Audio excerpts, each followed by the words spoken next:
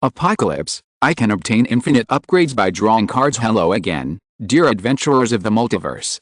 Thanks for joining us once more on this epic journey. Remember, this story is pure science fiction from our wild imagination, so don't go trying to summon dragons in your backyard. The rights of this amazing novel belong entirely to its original author. We are only the narrators. Do you want more adventures? Show some love to our YouTube channel with a subscription and a like, and if you want exclusive content, our Patreon is waiting for you with open arms. Chapter 726: The Power of a Single Arrow.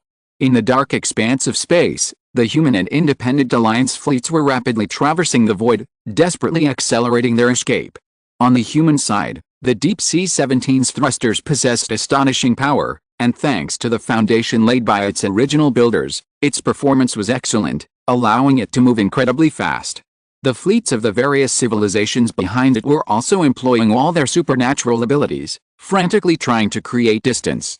Behind them, although the main force of the super civilization Trojan Horse civilization had been temporarily left behind, that terrifying and enormous blood-red eye was getting closer and closer. It was a high-energy level life form within the Trojan Horse civilization fleet, chasing after humanity and the Independent Alliance. Its ghost ship was undoubtedly more advanced and faster, closely following behind. Although there was initial distance, it started later, but it was constantly closing the gap with humanity and the Independent Alliance. As a high-energy level life form, its power was concentrated into a straight line, pursuing them even faster than its own ship, and it was about to touch the tail of the Independent Alliance fleet. The human fleet, having reacted the fastest, was now the fastest, already at the forefront of the entire fleet. The Tuga civilization, watching humans run the fastest, was inexplicably furious and indignant. "Damn it, this human civilization is too fast!" they exclaimed. They had been hoping that humans would draw fire and absorb lightning strikes at a crucial moment, but they hadn't expected humans to be so fast. What about the previous agreements? Who would shoulder the burden? Those were just agreements. In a real situation, what I do is none of your business. The Deep Sea 17, though seemingly massive, was primarily derived from an advanced civilization. Humans had extensively modified it. Although human technology wasn't particularly advanced, this behemoth's maximum speed, while not matching the fast ships of truly advanced civilizations, was still enough to outrun the fellow Daoists of the Independent Alliance. Therefore, it was now in the lead. With pursuers behind, those in front were naturally safer than those behind. Whatever their plans, they couldn't outrun humans, and there was nothing they could do. But at this moment, the situation was not optimistic. The Super Civilization Alliance's massive energy level was closing in, its power terrifying, shaking the cosmos, especially with the Trojan virus it carried. No one dared let its power get close.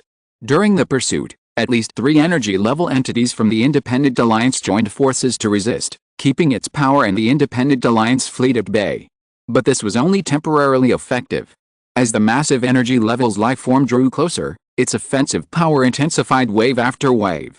In fact, even if its massive energy level didn't gain the upper hand, it wouldn't matter, because if it infected even one life or one spaceship, the Trojan virus would spread rapidly, forcing the Independent Alliance's fleet to slow down. At that point, the Trojan civilizations behind would catch up and encircle them, leaving humanity and the Independent Alliance with no way to escape. The previous Ziki civilization was a prime example. This was the Super Civilization Alliance's trump card. The Trojan civilization's fleet was everywhere. They absolutely could not stop, absolutely could not get caught up in a tug-of-war. Although human civilization was in the lead, it understood that at this moment, it was impossible to remain unscathed. Humanity has not yet completely broken through the blockade of the Super Civilization Alliance, and its own collection of information about the stars is insufficient. To continue, it needs information from the Independent Alliance. It can afford to watch the Independent Alliance suffer losses, but it cannot afford to watch them all perish. The loss of one alliance would be detrimental to humanity. Therefore, at this moment, Lin Qun flew out of the Deep Sea 17. Donning the Fiery Sun armor, the effects of the Fiery Sun power instantly activated, instantly boosting Lin Qun's source energy realm. He reached the 10th level of the sword control technique, directly jumping from source energy 1 to source energy 2. With good fortune, the all-secret technique was activated. 10 times the combat power, Lin Qun's strength surged. Although still below the great source energy level, His power was approaching that of a great source energy level life form. Of course, these enhancements alone were not enough for Lin Qun to cross major realms and reach the true great source energy realm. They only allowed him to reach a high level of combat power below the great source energy level. At the same time, the soldier's secret technique was activated. The Hawaii bow, clutched tightly in his hand, seemed to connect with his very bloodline in an instant. He wielded it with effortless mastery, as if practicing 100 variations. Lin Qun still wore the bronze mask. At this moment, his power, though surging and astonishing, unmatched even by the most powerful source energy expert of the Independent Alliance, San Yixin, was contained within, showing no sign of its power. His dark crimson figure flew directly out of the deep C-17, synchronizing with a massive starship above. He suddenly turned into the starry sky, drew his bow, and aimed an arrow straight at the depths of the galaxy behind him. The bowstring was drawn taut like a full moon. At this moment, multiple powers of Lin Qun were activated. His own dark energy and the power of rules flowed like a golden waterfall, permeating the entire Hawaii Sun shooting bow. The entire Hawaii Sun shooting bow shone brightly at this moment. With Lin Qun's power infused, combined with the amplification of the weapon through the soldier's secret technique, the sun shooting bow gradually brightened. It was connected to Lin Qun's bloodline. At this moment, it was as if he had already trained it countless times.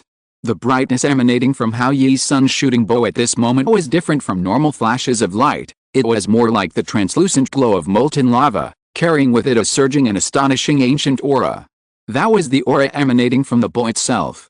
Most importantly, Lin Qun clearly felt that the bow was now connected to his bloodline. It was the enhancement from the soldier's secret technique that allowed him to wield the bow with clear power even on his first draw. Meanwhile, the entire fleet continued its accelerated advance.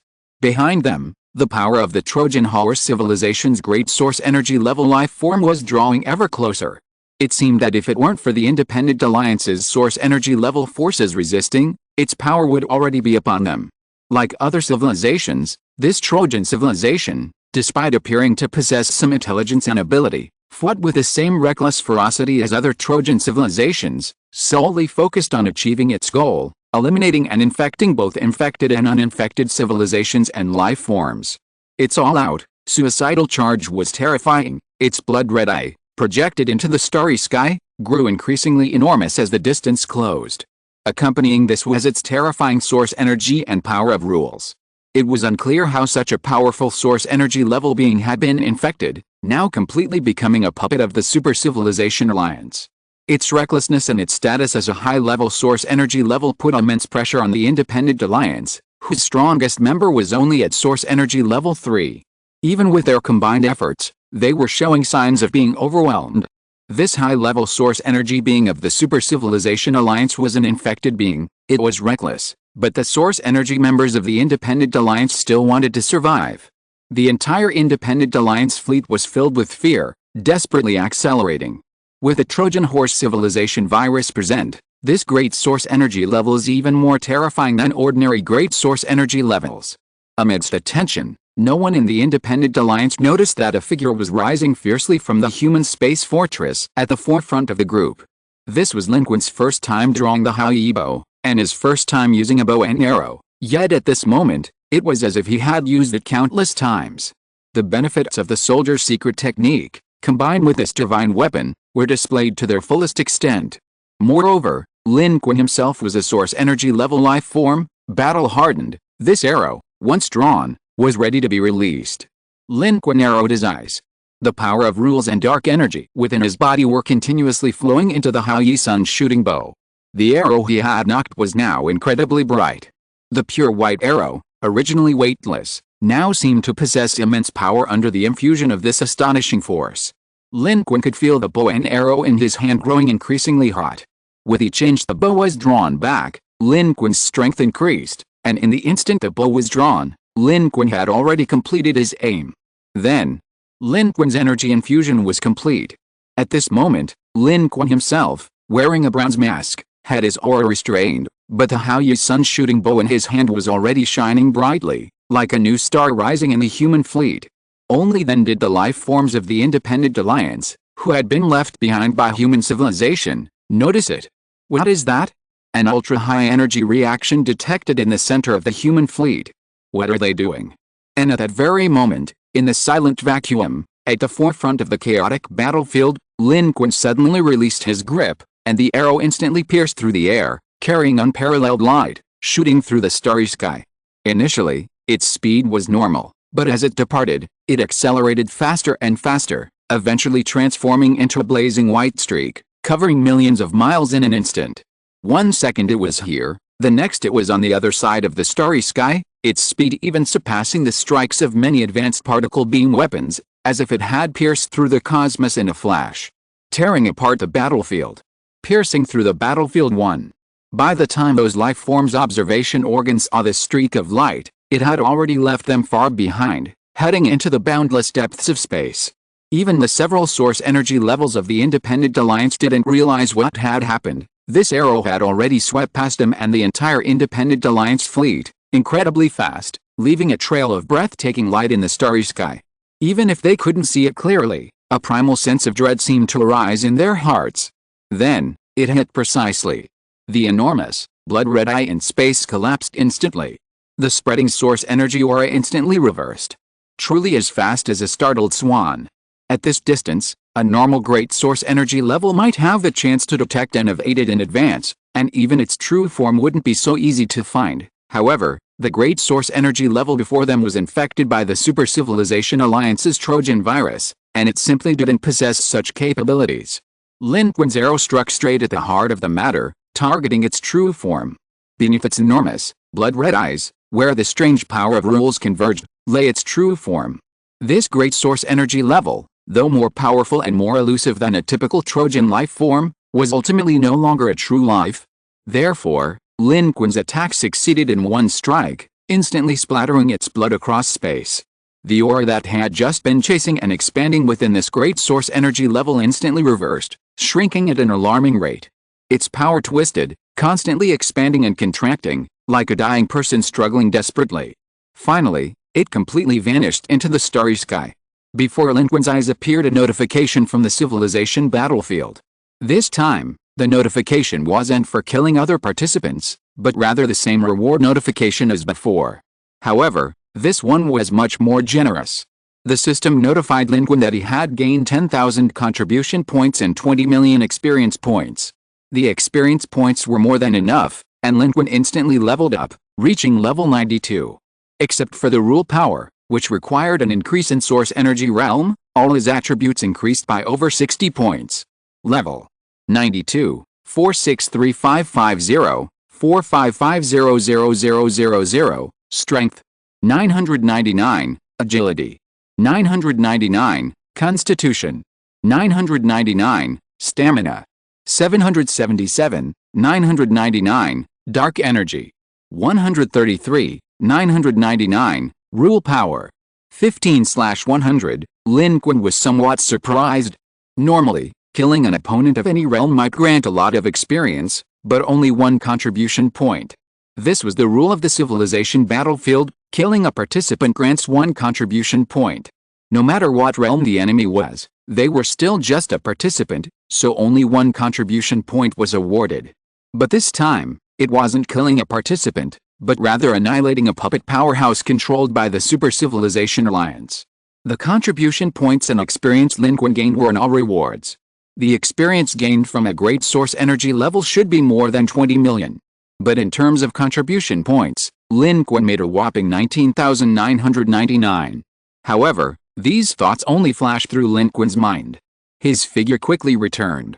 The Hawaii Sun shooting bow had a total of 7 arrows. He had already used 1, leaving 6. And the terrifying power of this arrow far exceeded Lin Qun's imagination. Although it could kill in one hit because the opponent was a controlled Trojan horse great source energy level life form, this also meant that Lin Qun's Hawaii bow, when used at full power, could slay a great source energy. With a soldier and all secret techniques, plus the flaming sun armor, Lin Qun, a source energy level 1, directly possessed the ability to instantly kill source energy beings. How terrifying! No wonder there were so few arrows, requiring a special ability to create more. This Hawaii Sun shooting bow was truly ferocious, worthy of being a weapon capable of shooting down 9 suns. And the scene, if it was beyond Lin Qun's imagination, was simply terrifying for the many civilizations of the Independent Alliance. The Trojan horse, a high-level energy being, struggled for a while before dying. It was only after this brief struggle that the members of the Independent Alliance realized what had just happened. What's going on? The high-level energy being that was chasing us was killed? Who did it? What happened? I didn't even see what that was. Even the energy-level beings of the Hao-Ke civilization were somewhat terrified. What kind of power was this? To instantly kill a high-level energy being, killing a mere energy level 1 ordinary energy being like killing a chicken would be as easy as killing a chicken. This, it seems to be human civilization. The energy level being of the two Gu civilizations said with difficulty. The Ethan civilization was also shocked. Eisen said, it's human civilization. We've confirmed it. Just now, there was a brief burst of extremely high energy fluctuations in the human civilization fleet ahead, but we don't know how they did it. They just succeeded in achieving this result. As the only energy level 3 being in the Independent Alliance, Eisen had felt immense pressure facing the Trojan horse high-level energy being from the Super Civilization Alliance. It thought that perhaps it would have to abandon some of the civilizations in the Independent Alliance to escape. But it hadn't expected this outcome. A single strike annihilated a great source energy. The Eisen and Ethan civilizations were practically dumbfounded. They were desperately fleeing from the great source energy level, only to be instantly wiped out in a blink of an eye. Throughout the Independent Alliance, everyone was filled with complex emotions. They had all guessed that human civilization possessed some strength, but the current situation seemed to suggest more than just a little. However, everyone was focused on escaping, their attention entirely on what lay behind them, and almost no one knew how human civilization had accomplished this. Were there more skilled individuals among humanity, or did the human fleet possess super weapons? The Independent Alliance was shocked. They had previously been somewhat alarmed by the massive space fortresses of the human fleet, but now they were even more deeply shaken. Having a large spaceship was nothing special. There were plenty of civilizations that were easily defeated.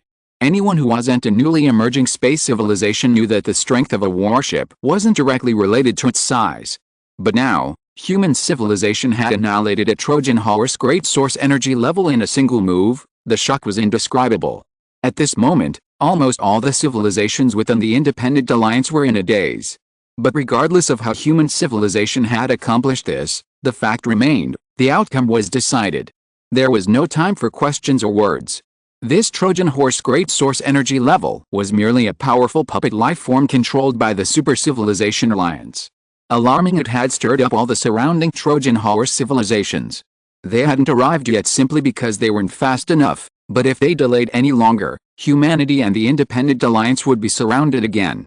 At that point, attracting countless Trojan horse civilizations, even more advanced ones, and top-tier Trojan horse powerhouses, they would be trapped unless Lin Qun possessed countless Haoyu arrows. Therefore, despite their surprise, no one hesitated. The human and Independent Alliance fleets continued their rapid advance, widening the distance and moving quickly towards the previous short-distance jump window. Meanwhile, Lin Qun returned to the bridge of the Deep Sea 17. Facing the astonished and shocked gazes of the onlookers, Lin Qun didn't speak immediately, but calmly and quickly replenished his energy. This arrow possessed boundless power, but it also consumed a tremendous amount of the power of rules and the dark energy of his own body. Lin Qun, as a source energy level cultivator, was almost completely drained. Previously, he would have needed to take countless pills to replenish it. Fortunately, now that he had reached the source energy realm, he could draw power from the universe to recover. The impact of being drained was not only less severe, but the recovery speed was also extremely fast. Chapter 727 4-Star System. The Bridge Command Center of Deep Sea Ship Number 17. Lin Qun quickly recovered and opened his eyes, only to see people in the command center staring intently at him, along with a large number of medical personnel, all with strange expressions. Li Zheng said, Mr. Lin, I heard before that you faced 2 sovereign-level beings in the Divine Kingdom's battlefield. Now I think you are being modest. You killed a great source energy level being with a single arrow, so you can probably crush a sovereign-level being too. Wang Qizheng, Chu Yaowei, and the others also looked at Lin Qun, their eyes sparkling.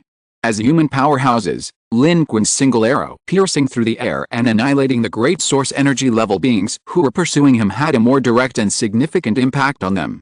Chu Yaowei said, it's getting harder and harder for me to catch up with you. Lin Qun scratched his head, actually wanting to tell Chu Yaowei, "Don't underestimate yourself, I have a cheat code, naturally I'm stronger than all of you." But he couldn't say such a thing, and even if he did, it would seem to be more damaging. Lin Qun simply said, "A prolonged battle won't work. We can fight anyone, no matter who we're fighting." Lin Qun was telling the truth. He now had many methods. With his enhanced combat power, although Lin Qun's strength didn't reach the level of a great source energy being, he possessed great source energy level weapons, making it easy for him to fight someone of that level.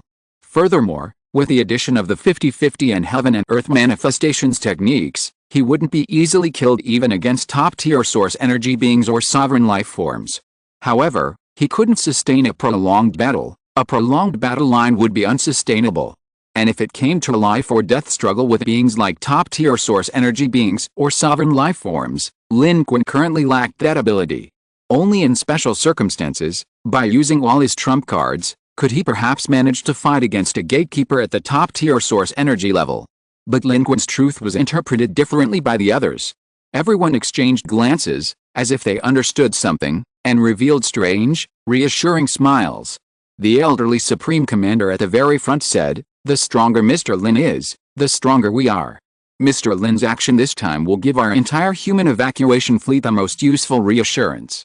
The elderly Supreme Commander's words sparked a jubilant atmosphere in the bridge, almost drowning Lin Qun.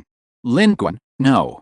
I really can only fight anyone, and if they're too strong, I can run, but you might not be able to run with me."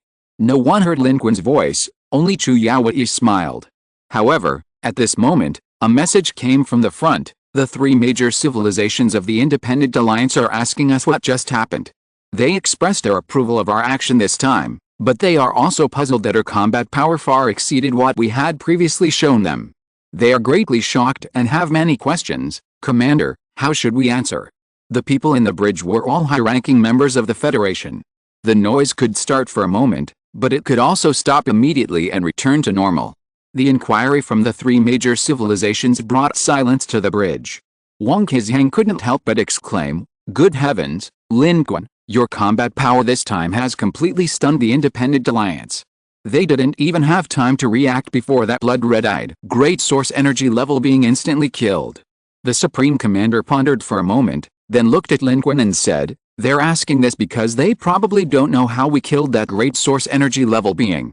What do you think we should say?" Lin Qun knew perfectly well. He was wearing a bronze mask, his Hawaii bow was incredibly fast, and with the massive size of the Deep Sea 17, it was quite possible that the Independent Alliance hadn't figured out how humans had done it in the chaos. The Supreme Commander wasn't very knowledgeable about high-energy matters, so he decisively handed the answer to Lin Qun. Lin Qun didn't stand on ceremony. After a moment's thought, he said, "Just say it's our technology. No need to say I did it. In the starry sky, there are many high-energy life forms, but beyond the level of evolved beings, they become increasingly rare and terrifyingly stable. In contrast, the weapons that advanced civilizations possess against high-energy life forms, while not something ordinary civilizations can have, are not as stable as those of high-energy life forms of the same level. Therefore, if they know we have life forms capable of instantly killing those at the great source energy level, the entire Independent Alliance would probably panic, thinking our strength far surpasses theirs, and they might even flee. It's better to let them believe we have some advanced ultimate weapon, and combine that with our Deep Sea 17 giant ship's answer. That would be more convincing." Mr. Lin is right, Chen Weiyang nodded upon hearing this. The Independent Alliance seems large in scale, but in reality, it's all bark and no bite. They dare to cooperate with us because they think we're not much stronger than them. But if they thought we were far stronger than them, they might not dare to cooperate with us at all. Right now, we've just broken through the first line of defense. We don't know where the next two lines are yet, and we still need the Independent Alliance. The role of the Independent Alliance had already been fully demonstrated during this breakthrough of the first line of defense. Along the way, although there was an unexpected incident at the end, it was almost without serious consequences. During the close call between humanity and the Independent Alliance, they also witnessed countless civilizations recklessly crashing into the Trojan horse civilization, getting bogged down in a quagmire of battle, and ultimately being annihilated. The Independent Alliance still holds great value for humanity. In space, humanity's experience is still too limited. The Independent Alliance is a crucial link in successfully breaking through the blockade of the Super Civilization Alliance. And immediately, human civilization responded swiftly according to Lin Qun's ideas. At this time, the fleets of both humanity and the Independent Alliance were also in operation, quickly widening the distance between themselves and the pursuers who were further away behind them. Because they had broken through the first line of defense, the Trojan horse civilization's pursuers were behind them, making it difficult to form an early interception on their flanks and in front, thus making them relatively safe. And it was at this moment that the three major civilizations asked their questions. This wasn't just their question, it was a moment of shock and bewilderment for the entire Independent Alliance. Just as Wang Qizhang had jokingly remarked, they were truly dumbfounded and stunned.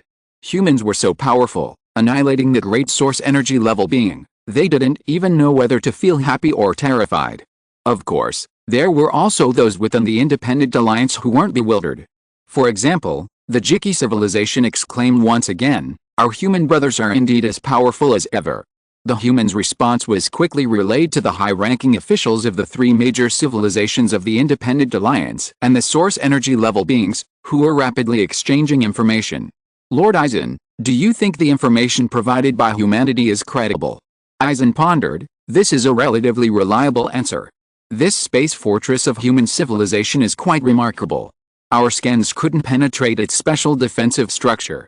Their technology may be more advanced than it appears, perhaps they truly possess such a weapon." The representative of the Haokei civilization said, "I also think this is a relatively reasonable explanation. If this human civilization truly possessed a life form capable of annihilating a great source energy level life form in a single strike, we should have detected it.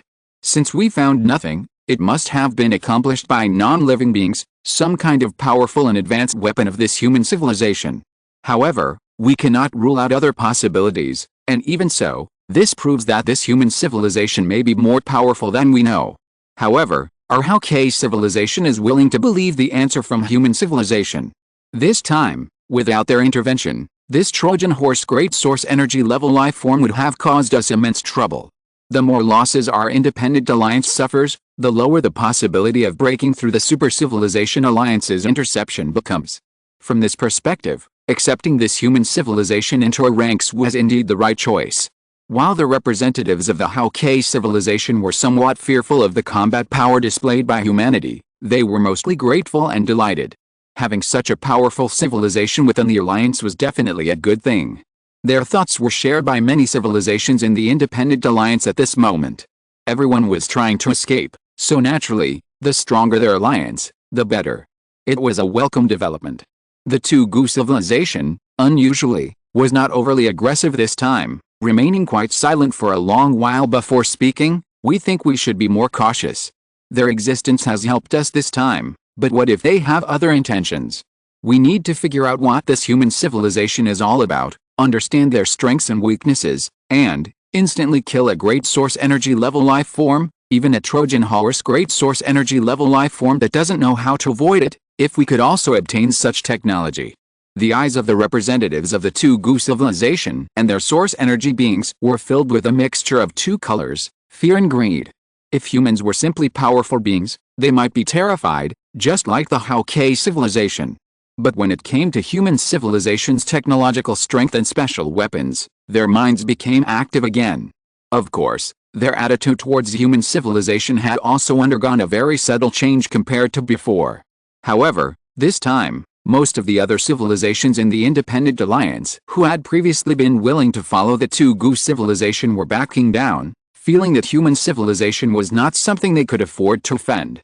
The power of a single strike had almost completely subdued the Independent Alliance, a subdued one filled with trepidation. Even those civilizations that believed a strong human civilization was beneficial to the Independent Alliance couldn't help but feel fear. After all, human civilization wasn't their own. And who knew what the future held? This was the most normal suspicion and fear among civilizations in space. Ethan's civilization, Eisen, pondered for a moment, then warned, "Tugu civilization, I advise you not to have any ulterior motives. We, the Ethan civilization, only want to survive and reach the second arm alive. We don't want to wage pointless wars for any seemingly tempting benefits.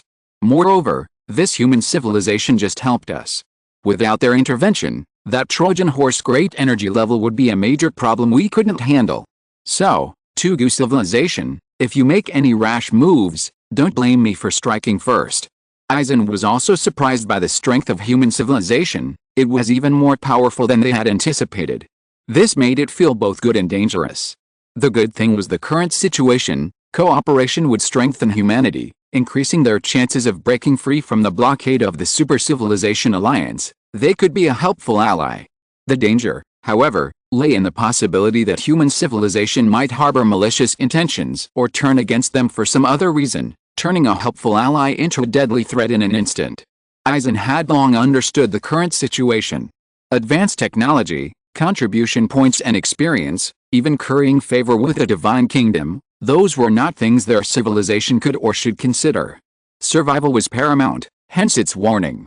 Its attitude represented the attitude of the Aizen civilization, and the attitude of the Aizen civilization, as well as that of the vast majority of independent alliance civilizations, including the Hauke civilization.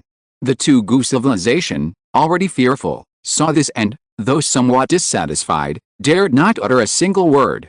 Aizen then withdrew his gaze and concluded, regardless, this human civilization is following us because they need our information and the passage through the third canyon to reach the second canyon. This means that, at least until we reach the second canyon, this human civilization will not be our enemy. They have strength, and we have information and resources. This is the basis of cooperation. I think this human civilization will not be our enemy, and we don't need to be wary of them now. In that case, the stronger they are, the better for us. Isn't that what happened this time? Without the human civilization, at least a third of our members would probably be left behind. And now, we don't even know if we can reach the second canyon alive.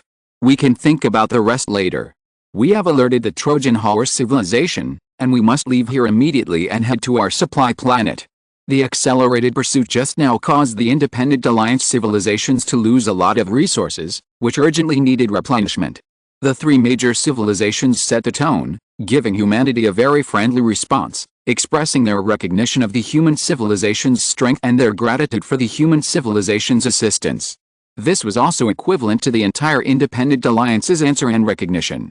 The independent civilizations were never truly one. Their formation stemmed from differing motivations, a collective effort to survive and escape the third arm. Humanity joined in the same way, and for the many civilizations within the alliance, it was perfectly acceptable. As Ethan stated, whatever anyone's intentions, they were meaningless and posed no threat to anyone until they all left the third arm together. Moreover, some civilizations, gradually realizing the gravity of the situation, even felt a sense of gratitude towards humanity. Without human intervention, the independent alliance might not have been able to escape the great source energy level so quickly, and many civilizations might have suffered heavy losses. They remained supportive of continued cooperation, believing Ethan's civilization had made a wise move. However, no one mentioned humanity's failure to hold the line as agreed during this war. This wasn't because they had forgotten, but because the power and fleet size displayed by humanity were terrifying. They hadn't held the line, and they had even annihilated the great source energy level that was pursuing them. What could anyone say? Humanity's response to the independent alliance was not surprising, consistent with their own assessment. Li Zhang said, "We displayed such military strength, yet we weren't an absolute threat. Everyone was fleeing for their lives. The vast majority of civilizations in this independent alliance are probably frantically trying to curry favor with us." Indeed, this was the case. After this battle, most civilizations in the independent alliance, who had previously been wary and resistant to the newcomer, human civilization, were now privately contacting them. Previously, the three major civilizations that humanity had always communicated with, aside from normal exchanges, hadn't proactively contacted humanity. This time, except for the Tugu civilization, the Yiseng civilization and the Hauke civilization all privately communicated with humanity. Although they didn't provide any crucial information, their goodwill was unmistakable. This reality once again confirmed the old saying, "A weak nation has no diplomacy." With strength, you don't need to take the initiative, everyone around you will want to know you. Human civilization suddenly became the most sought-after entity in the independent alliance. The atmosphere seemed to improve dramatically. Its status rose, and it even seemed to be on par with the three major civilizations of the independent alliance. After this battle, human civilization had almost firmly established itself in the Independent Alliance. Except for a few civilizations, all other civilizations had acknowledged human civilization's existence. In this atmosphere, the human and Independent Alliance fleets successfully shook off the Trojan horse civilization's pursuers, completely escaping the first line of defense of the Super Civilization Alliance. However, the civilizations remained vigilant. After reaching their pre-designated target location, they initiated short-distance jumps. After 2 camouflage jumps, they finally arrived at the supply depot chosen by the Independent Alliance, a quadruple star system located on the edge of the third spiral arm. This system contained 4 stars. A quadruple star system, they were paired up, each exhibiting a binary pair pattern. Each pair of stars formed a single pair, with one pair located at the center of the system, while the other pair was billions of kilometers away, their intersecting orbits creating a breathtakingly beautiful and strangely intertwined cosmos. In this quadruple star system, the planets exhibit a peculiar orbital pattern. Normally, within a star system, the planetary disk should align with the rotation direction of the main sequence star, as is the case in our solar system. However, this is not the case here. The planetary disk rotates perpendicular to the star system, and the orbital plane of the quadruple star system intersects the orbital plane of the planets in this system at a 90-degree angle, like two elliptical planks crossed horizontally. In the quadruple star system, the central binary pair consists of 2 large planets, while the 2 smaller stars form the secondary binary pair.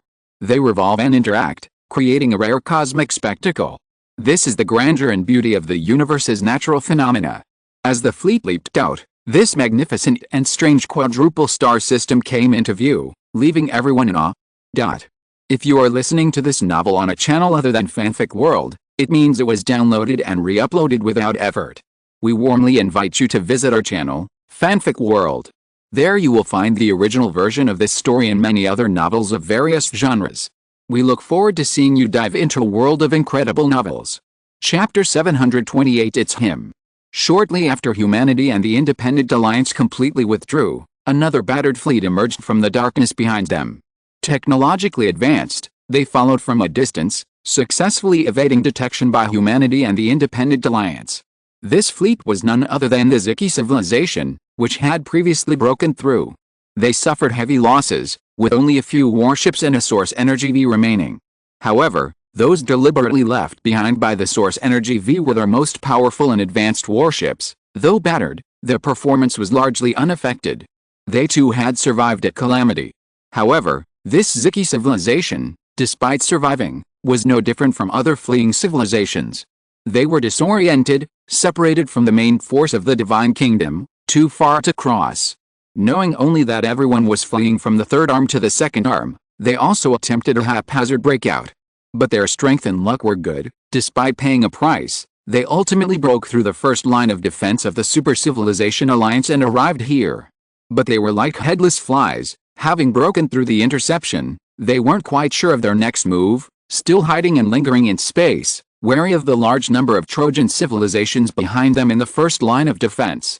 However, this also led them to unexpectedly witness the situation of the humans and the Independent Alliance breaking through behind them. My lord, we've confirmed that the life form on that giant spaceship in the Independent Alliance seems to be the civilization called humans that the Divine Envoy is looking for. But the material of their giant ship is very special, we can't scan it. This information was only confirmed through some of their external spacecraft, and we can't be completely certain. What should we do? Inside the Ziki civilization's warship, a Ziki civilization life form was respectfully reporting to its Source Energy Level 5 life form. They had discovered a battle between the humans and the Independent Alliance and the Trojan civilization, but instead of fleeing immediately, they had secretly followed. This was because they were surprised to discover that one of the civilizations in this Independent Alliance might actually be the Divine Envoy's target.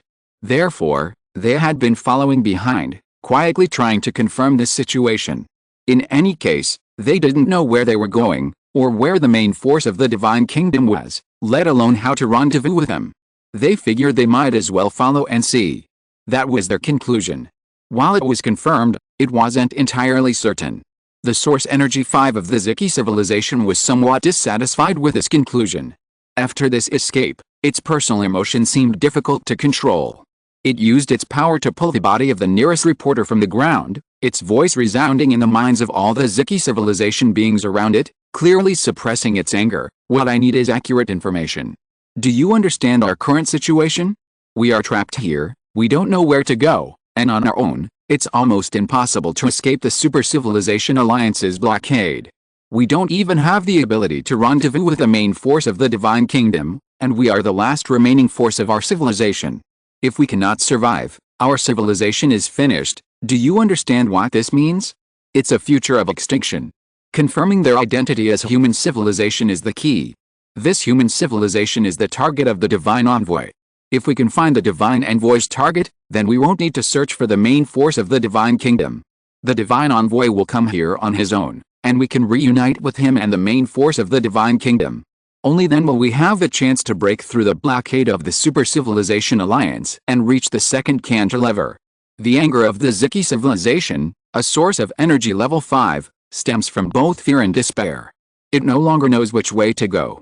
Its capabilities are insufficient to reunite with the main force of the Divine Kingdom. The power of the Super Civilization Alliance is everywhere.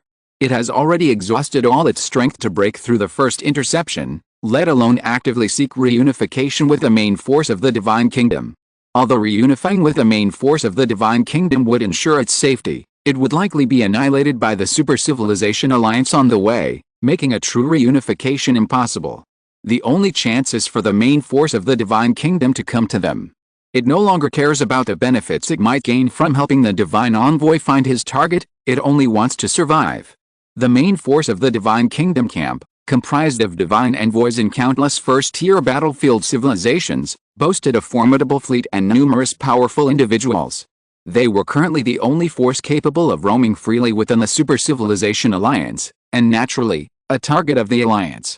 Even as a target, their chances of survival were far better than those of these isolated, mediocre civilizations. How could a mere, insignificant, and weak civilization like the Ziki civilization possibly persuade divine envoys and the Divine Kingdom's army to come here specifically to welcome them? The only way was to find the human civilization the divine envoys sought.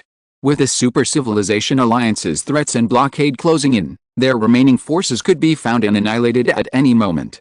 Yet, they still couldn't confirm whether this was a large force of human civilization or just a few individual lives from different human civilizations within the Independent Alliance. How could they not be anxious and furious? And now, your answer to me is that it can't be completely certain. We've lost track of them for now. Their jump path is very complicated. My lord, please calm down. We did our best. All the Ziki civilization beings around were terrified. Only one Ziki civilization evolver had a cunning look on his face and said, my lord, I think it's not important whether we can confirm it or not. There are indeed human civilization beings here. That's true. We just need to send out some information, pretending that we are severely damaged and have limited transmission capabilities, and report the confirmed information. Then, we can send it to the Divine Kingdom and tell the Divine Envoy that this is the human civilization that the Divine Envoy is looking for. In this way, they will come, right? As long as the Divine Envoy brings the army of the Divine Kingdom here, we can join the main force, and our civilization will be saved. The being that had just been pulled up by Ziki Civilization's Source Energy 5 was now being forcefully thrown away. The Source Energy 5 turned to this evolver, leaned down, and said with terrifying pressure, "You want to deceive the Divine Envoy. Do you know, if our information is wrong, the Divine Envoy will also destroy us." Faced with its own enraged Source Energy 5, the evolved being from the Ziki Civilization, who had offered its advice, fell to primal fear. But it still raised its head and said, "But sir, I think it's highly likely that it's the main fleet of the human civilization. And if we don't do something, we're destined to remain trapped under the Super Civilization Alliance's blockade, aren't we? Deceiving the Divine Envoy might offer a chance, but if we don't even try, we'll truly have no chance." Upon hearing this, Source Energy 5 of the Ziki Civilization fell into a long silence. Finally, its figure disappeared into the darkness, only a cold, silent voice emanating from it, suppressing its anger as it issued the order, "Do as it says. Continue searching, find out where the Independent Alliance and the human civilization have gone. Under the Super Civilization Alliance's blockade, they can only perform short-distance jumps. They've likely gone to resupply, They certainly can't have gone far. Find them, confirm their identities, this is crucial. Subsequently, the remaining fleet of the Ziki civilization sent an intermittent encrypted message through a quantum communication device. This message, processed by the Ziki civilization, appeared to have a weak signal, yet it quickly reached the fleet of the distant Divine Kingdom faction. That location, a vast and desolate expanse of space, was precisely where the Divine Envoy Because resided. He was the Divine Envoy of the Divine Kingdom, and the main force of the Divine Kingdom faction surrounded him. The Divine Kingdom's forces around him remained thriving, vast and powerful, having successfully broken through the Super Civilization Alliance's blockade and were now behind the Super Civilization Alliance's first line of defense, temporarily escaping their pursuit. With the Third-Armed Divine Kingdom faction having suffered a complete defeat, the Divine Kingdom force he possessed was already quite formidable and sizable. However, unlike other civilizations that traversed using various methods, they had fought their way through, paying a considerable price. But with a Divine Envoy as their leader and a large fleet of cannon fodder, it wasn't difficult for them to be stopped at the first line of defense.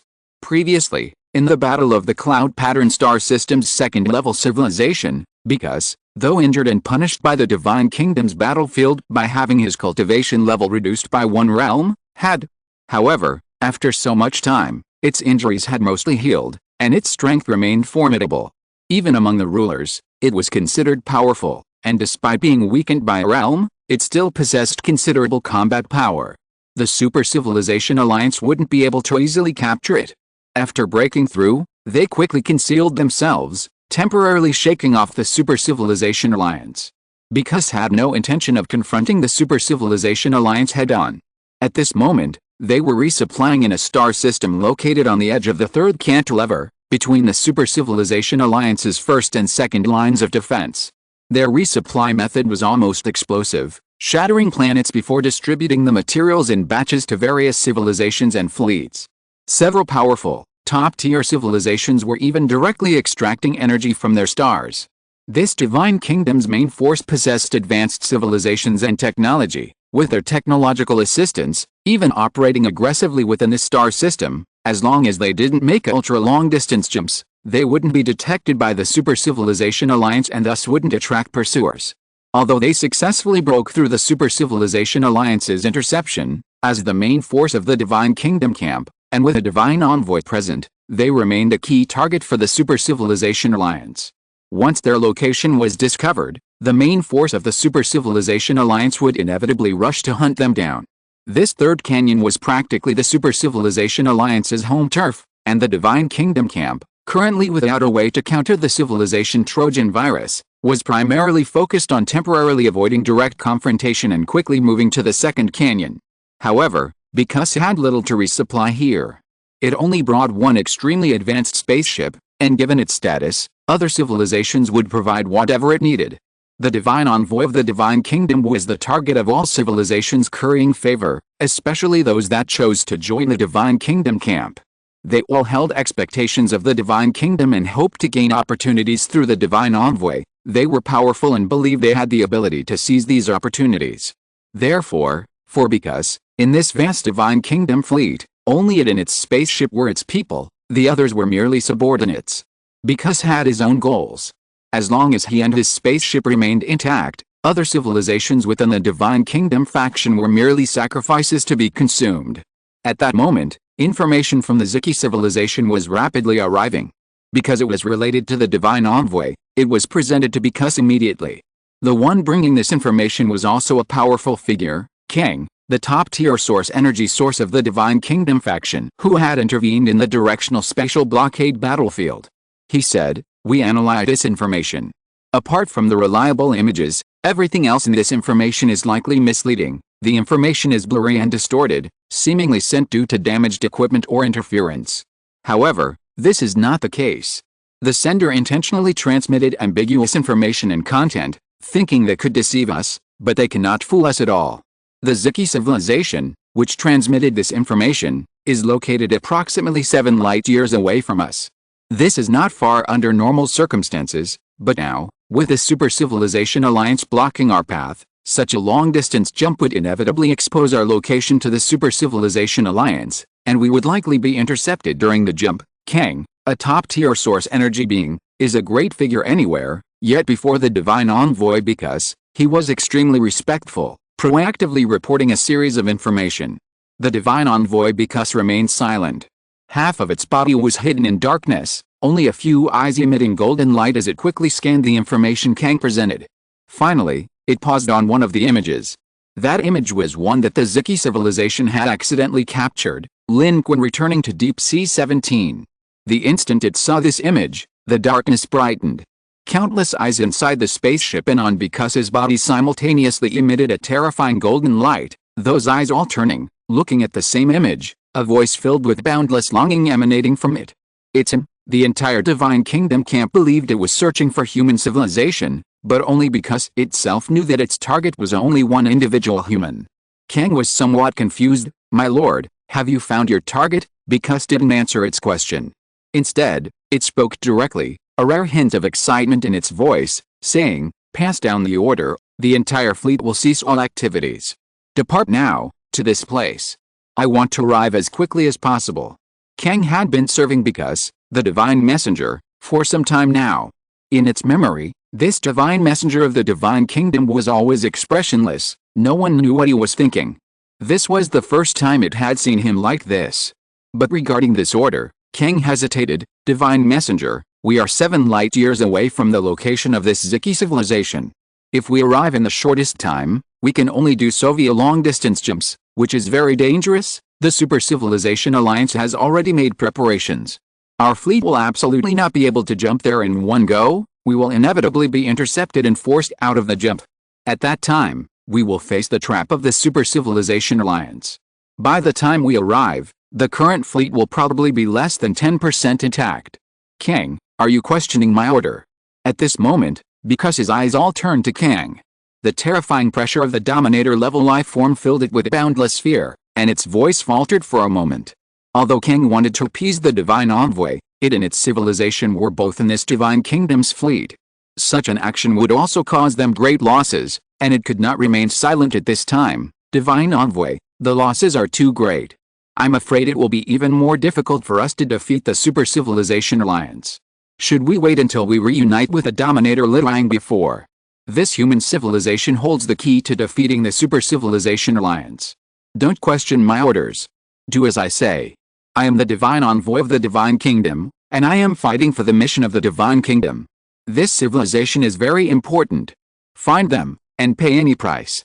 I will remember the civilizations that have declined because of this, especially those who followed me to achieve great things. They will have the opportunity to go to the divine kingdom. You know, as long as you can enter the divine kingdom, what are the losses of your civilization? Because his countless eyes shimmered with a dreamlike light, each a different color. Its words convinced Kang. It wasn't just the promise of the divine kingdom. Most importantly, this was a divine messenger of the divine kingdom, and its reckless actions must be for the kingdom's goals. I shouldn't have questioned you, divine messenger. I will issue the order now. The light in because his eyes dimmed, and darkness once again swallowed the space. Very good, go ahead. As for our actions, there's no need to inform the Shadow Overlord, it has more important things to do. Kang retreated with unease and trepidation. In the darkness, however, because felt a surge of wild joy. Only it knew why it had come. The God Kingdom's goal? Hell, its own goal was the most important. In the last battle of the Cloud Pattern Star System, because was shocked by the Southern Heavenly Gate, but as an Overlord-level life form, it later deduced, after careful consideration, that the Southern Heavenly Gate and the terrifying world of powerful beings behind it were also part of this human superpowers. And this made it set its sights on it once again. Moreover, it craved it even more. Such power was too incredible. Human, in the previous directional spatial blockade battlefield, I arrived a step too late. Fortunately, you weren't killed by others. Now I've finally found you. This time, you can't escape. Your power will all be at my disposal. Chapter 729 The Second Interception. The Boundless Starry Sky. At the edge of the third spiral arm, the quadruple star system is approaching.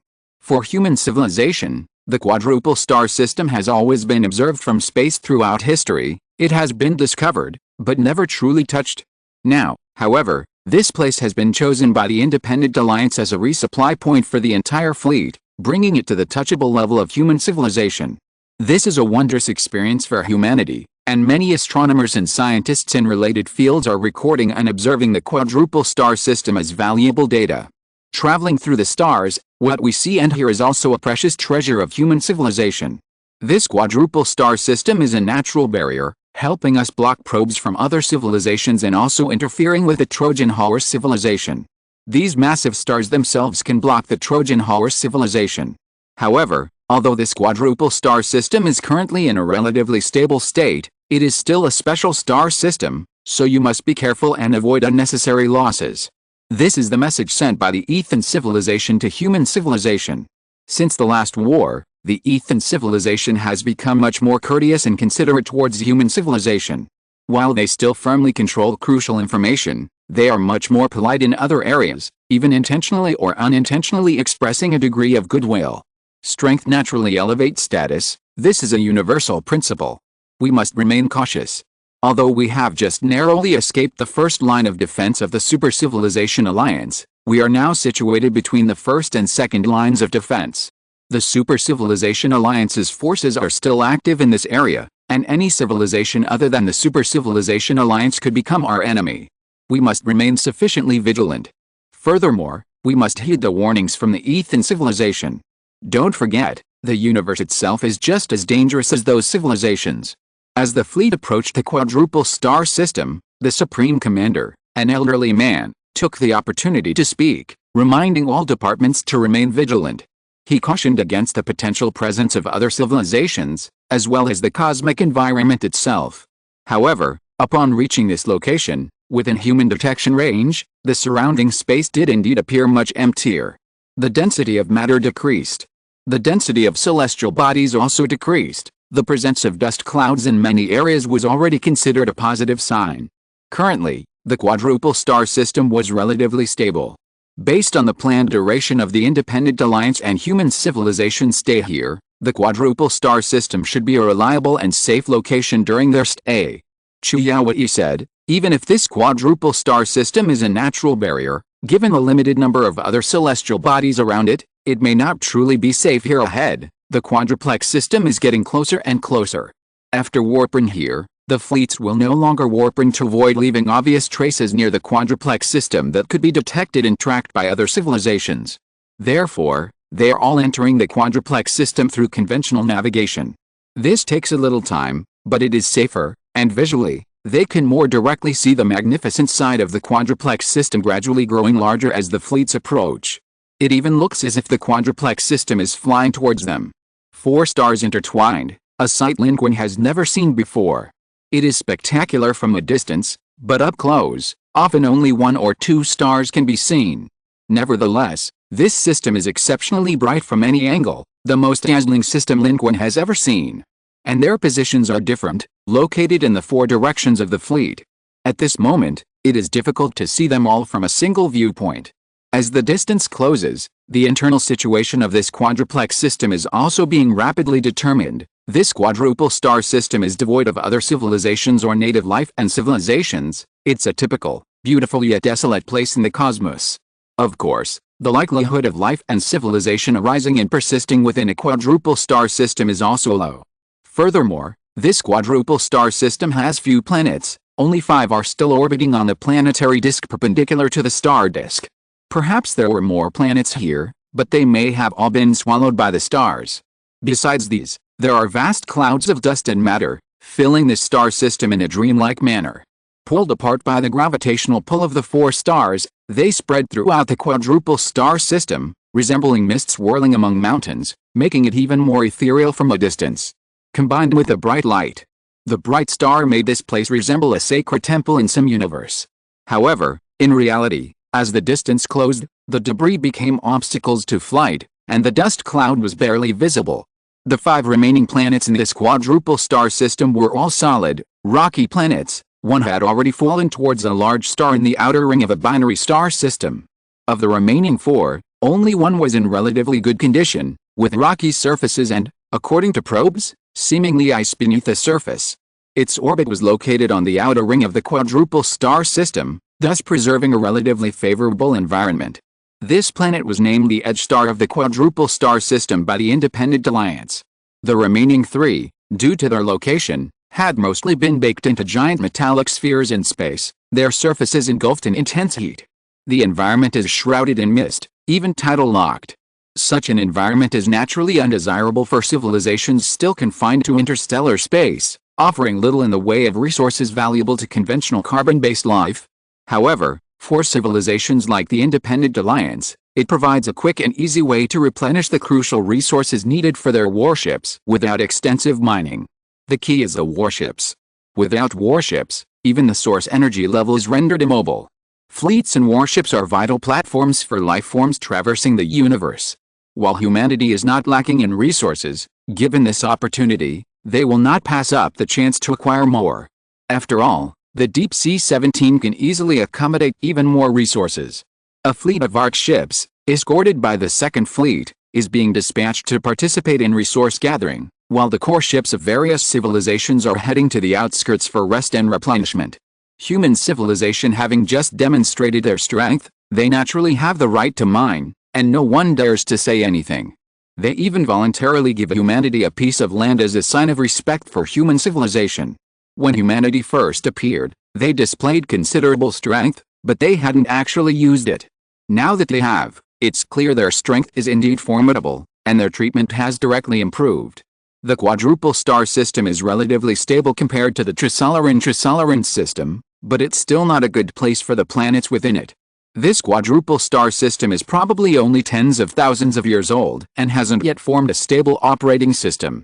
As the Ethan civilization said, its current stability is only relative. However, since we won't be staying here long term, we don't need to worry about anything. This is the assessment of the Federation experts. Entering this quadruple star system, humanity is being drawn to this dreamlike and wondrous place. Such a place was once an absolute danger to the humans of Earth, but now, it's nothing. Coming here even gives people a strange feeling of interstellar exploration, allowing them to briefly forget the dangers behind them. In fact, while other civilizations' ships dock at the mountainous edge of the planet for rest, humanity doesn't need to land, nor can it. The massive Deep Sea 17 has become a terrifying satellite on this edge of the planet, stretching across the sky. Around it, many Independent Alliance civilizations watch with envy. Truly amazing. If only our civilization had such a giant ship, no wonder they didn't seem to lose much population. They're so powerful. If our homeland hadn't been conquered by the Super Civilization Alliance, the number of survivors would be no less than that of human civilization. This human civilization is a powerful one, possessing such a fleet and such space fortresses, they must have participated in at least one civilization battle. I've heard that only powerful civilizations that have repeatedly participated in level 2 civilization battles would specifically build behemoths-like space fortresses for their own civilization. What do you know? Many civilizations are no longer confined to fixed planets. Therefore, they've built giant spaceships to move through space, going wherever they want. They may not have participated in civilization battles. The three major civilizations making the right choice by absorbing them this time. I want to go and see their spaceships. My civilization.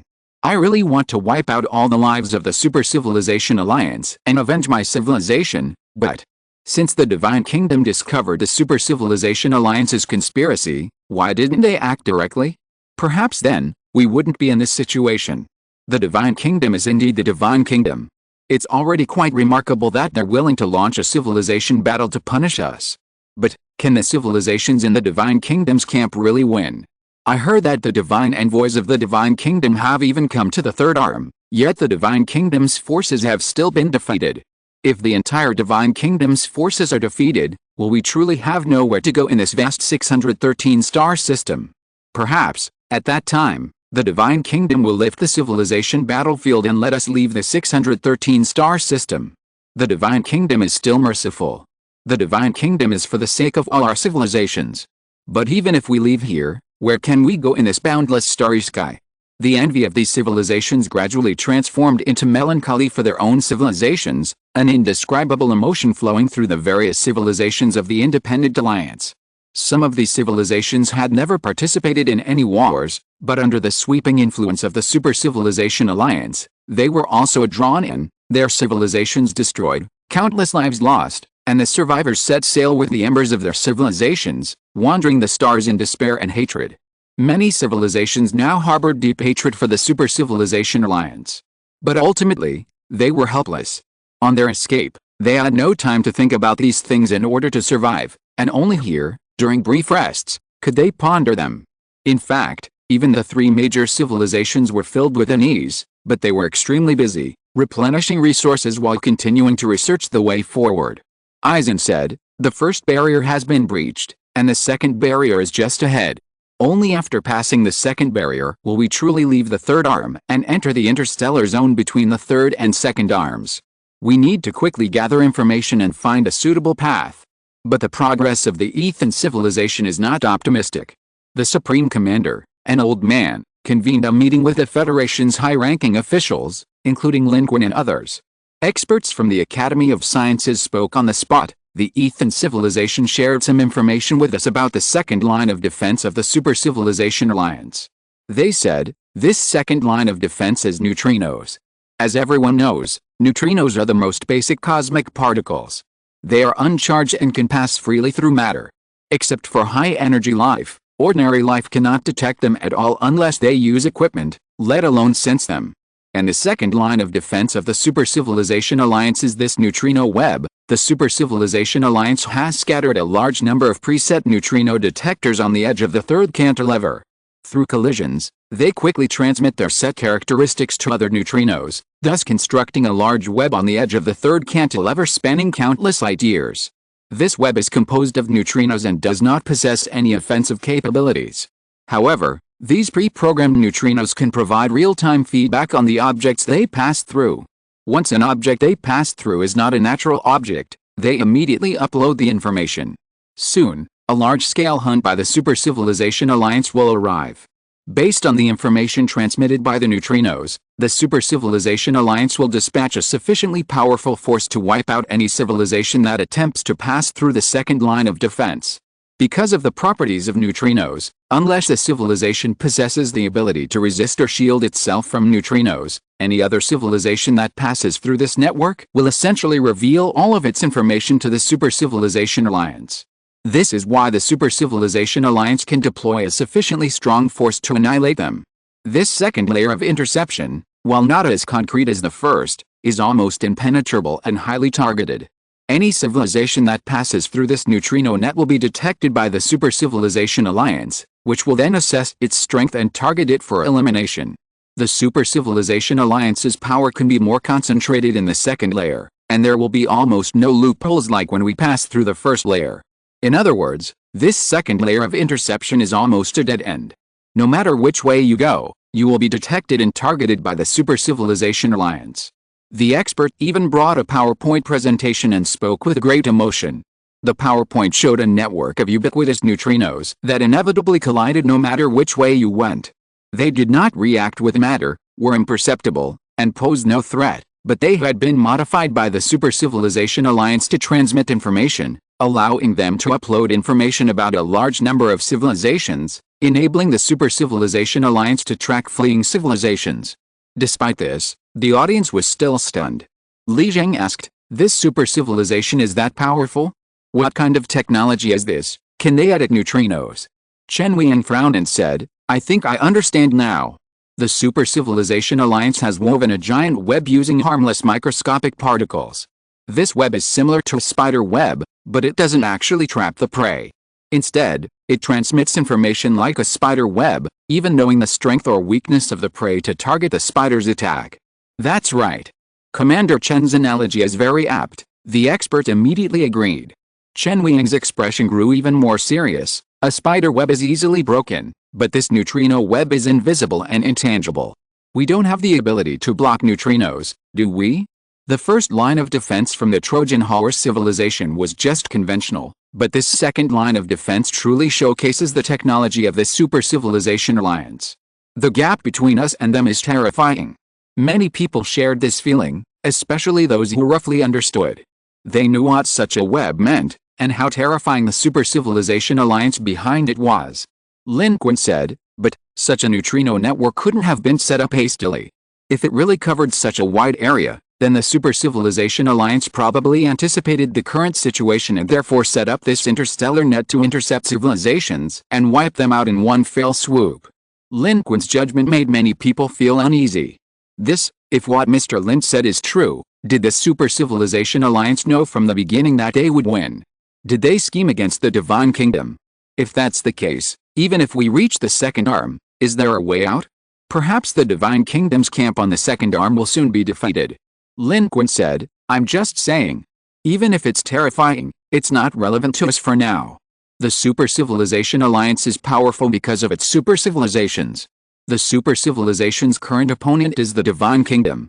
Annihilating all civilizations may have been their initial plan, which is actually a way for them to weaken the Divine Kingdom's camp, because all civilizations other than theirs can join the Divine Kingdom's camp. But at least we won't be facing such a powerful super civilization right now. Our most urgent task should be how to break through this second barrier. Supreme Commander, the Ethan civilization took the initiative to inform us of the second barrier in advance. Perhaps they had no other choice but to pool their resources. Lin Qun's words brought everyone back to the main topic, and they looked at the old Supreme Commander. Telling everyone what the second barrier wasn't the goal, the important thing was how to deal with it. The old Supreme Commander nodded and said, Mr. Lin is right. This second barrier was airtight, impossible to bypass by chance. The Ethan civilization said, perhaps the only option was to force it through. But that's not a good method. They also want to hear our opinions. Are there any other ways? This question silenced everyone. The technology here, this neutrino net, was a technological crushing force of a super civilization. Unless they possessed comparable technology, what could they do? Perhaps, as the Ethan civilization suggested, they could only force it through. But a direct assault was far too dangerous. This Super Civilization Alliance had set up this blockade specifically for targeted annihilation. What was the difference between a direct assault and suicide? The technological strength displayed by the Super Civilization was already terrifying. Lin Qun wasn't confident that a direct assault would likely result in certain death. However, at this moment, a voice suddenly rang out from an inconspicuous corner of the conference room, perhaps I have a way to get through this neutrino net without firing a single shot. Chapter 730 The Secret of the Star Road. Inside the conference room, everyone's gaze shifted towards the direction of the voice. In the corner of the room stood a shifty-looking weasel-like creature. It was Papadu. It was an advisor to the Federation, and had actually been part of the bridge team recently, but it rarely spoke, and when it did, it was mostly to flatter Lin Qun, almost to the point of being ignored. Until now. Papadu, do you have a solution? The Supreme Commander raised an eyebrow, looking at it. He was also deeply worried about the information provided by the Ethan civilization and this problem. This concerned the future of all human civilization and the Independent Alliance. In fact, before convening this high-level meeting, he had already discussed and researched the issue with Federation scientists, but the results were disheartening. Currently, with humanity's capabilities, there was no technical solution. The method suggested by the Ethan civilization was the most rudimentary, but it seemed to be the only solution at present. However, it wasn't the best option. The Supreme Commander hoped to find other possibilities. Therefore, he had gathered everyone to see if they could find a strategic solution. They wanted to pool their wisdom and resources, looking beyond the experts and existing human technology, to see if they could gain anything. Even Lin Qun frowned, at a loss for what to do, and the Supreme Commander's heart sank. Unexpectedly, at this moment, the Yunbei civilization, whose presence had been relatively low recently, stood up. Not only the Supreme Commander, but Lin Qun's gaze immediately shifted as well. Lin Qun truly had no solution to this problem. He had many cheat codes, but none could solve a real technological problem, especially one involving neutrinos. Could he simply use a teleportation portal to cross over? A jump was also an option, but the problem was that no one could guarantee a successful jump. However, a jump over too long a distance would attract the attention and tracking of the Super Civilization Alliance, which was essentially no different from being discovered by the neutrino web. But seeing Papadu stand up, Lin Qun narrowed his eyes, looking at the creature. Since arriving at Xianyu 2, these Yunbei civilization beings had suddenly become obedient, but they no longer contributed anything useful.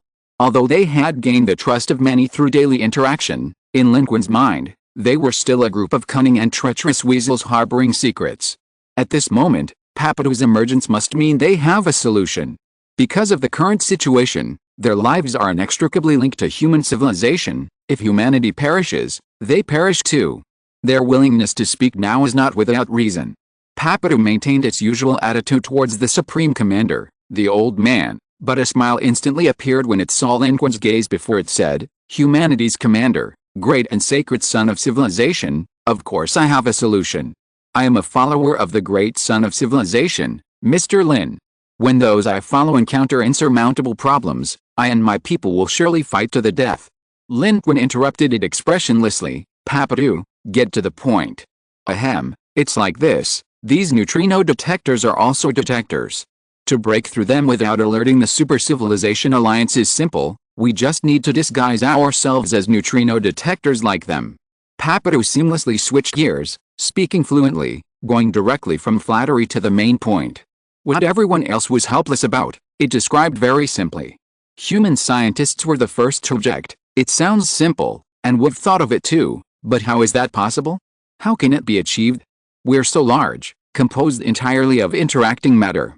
Neither humanity nor the Independent Alliance can disguise themselves as neutrinos, let alone as a neutrino detector they've deployed. That's incredibly difficult. Even if we could, we wouldn't even know the exact location or characteristics of the neutrinos modified by the Super Civilization Alliance. How could we disguise ourselves? We couldn't even learn it."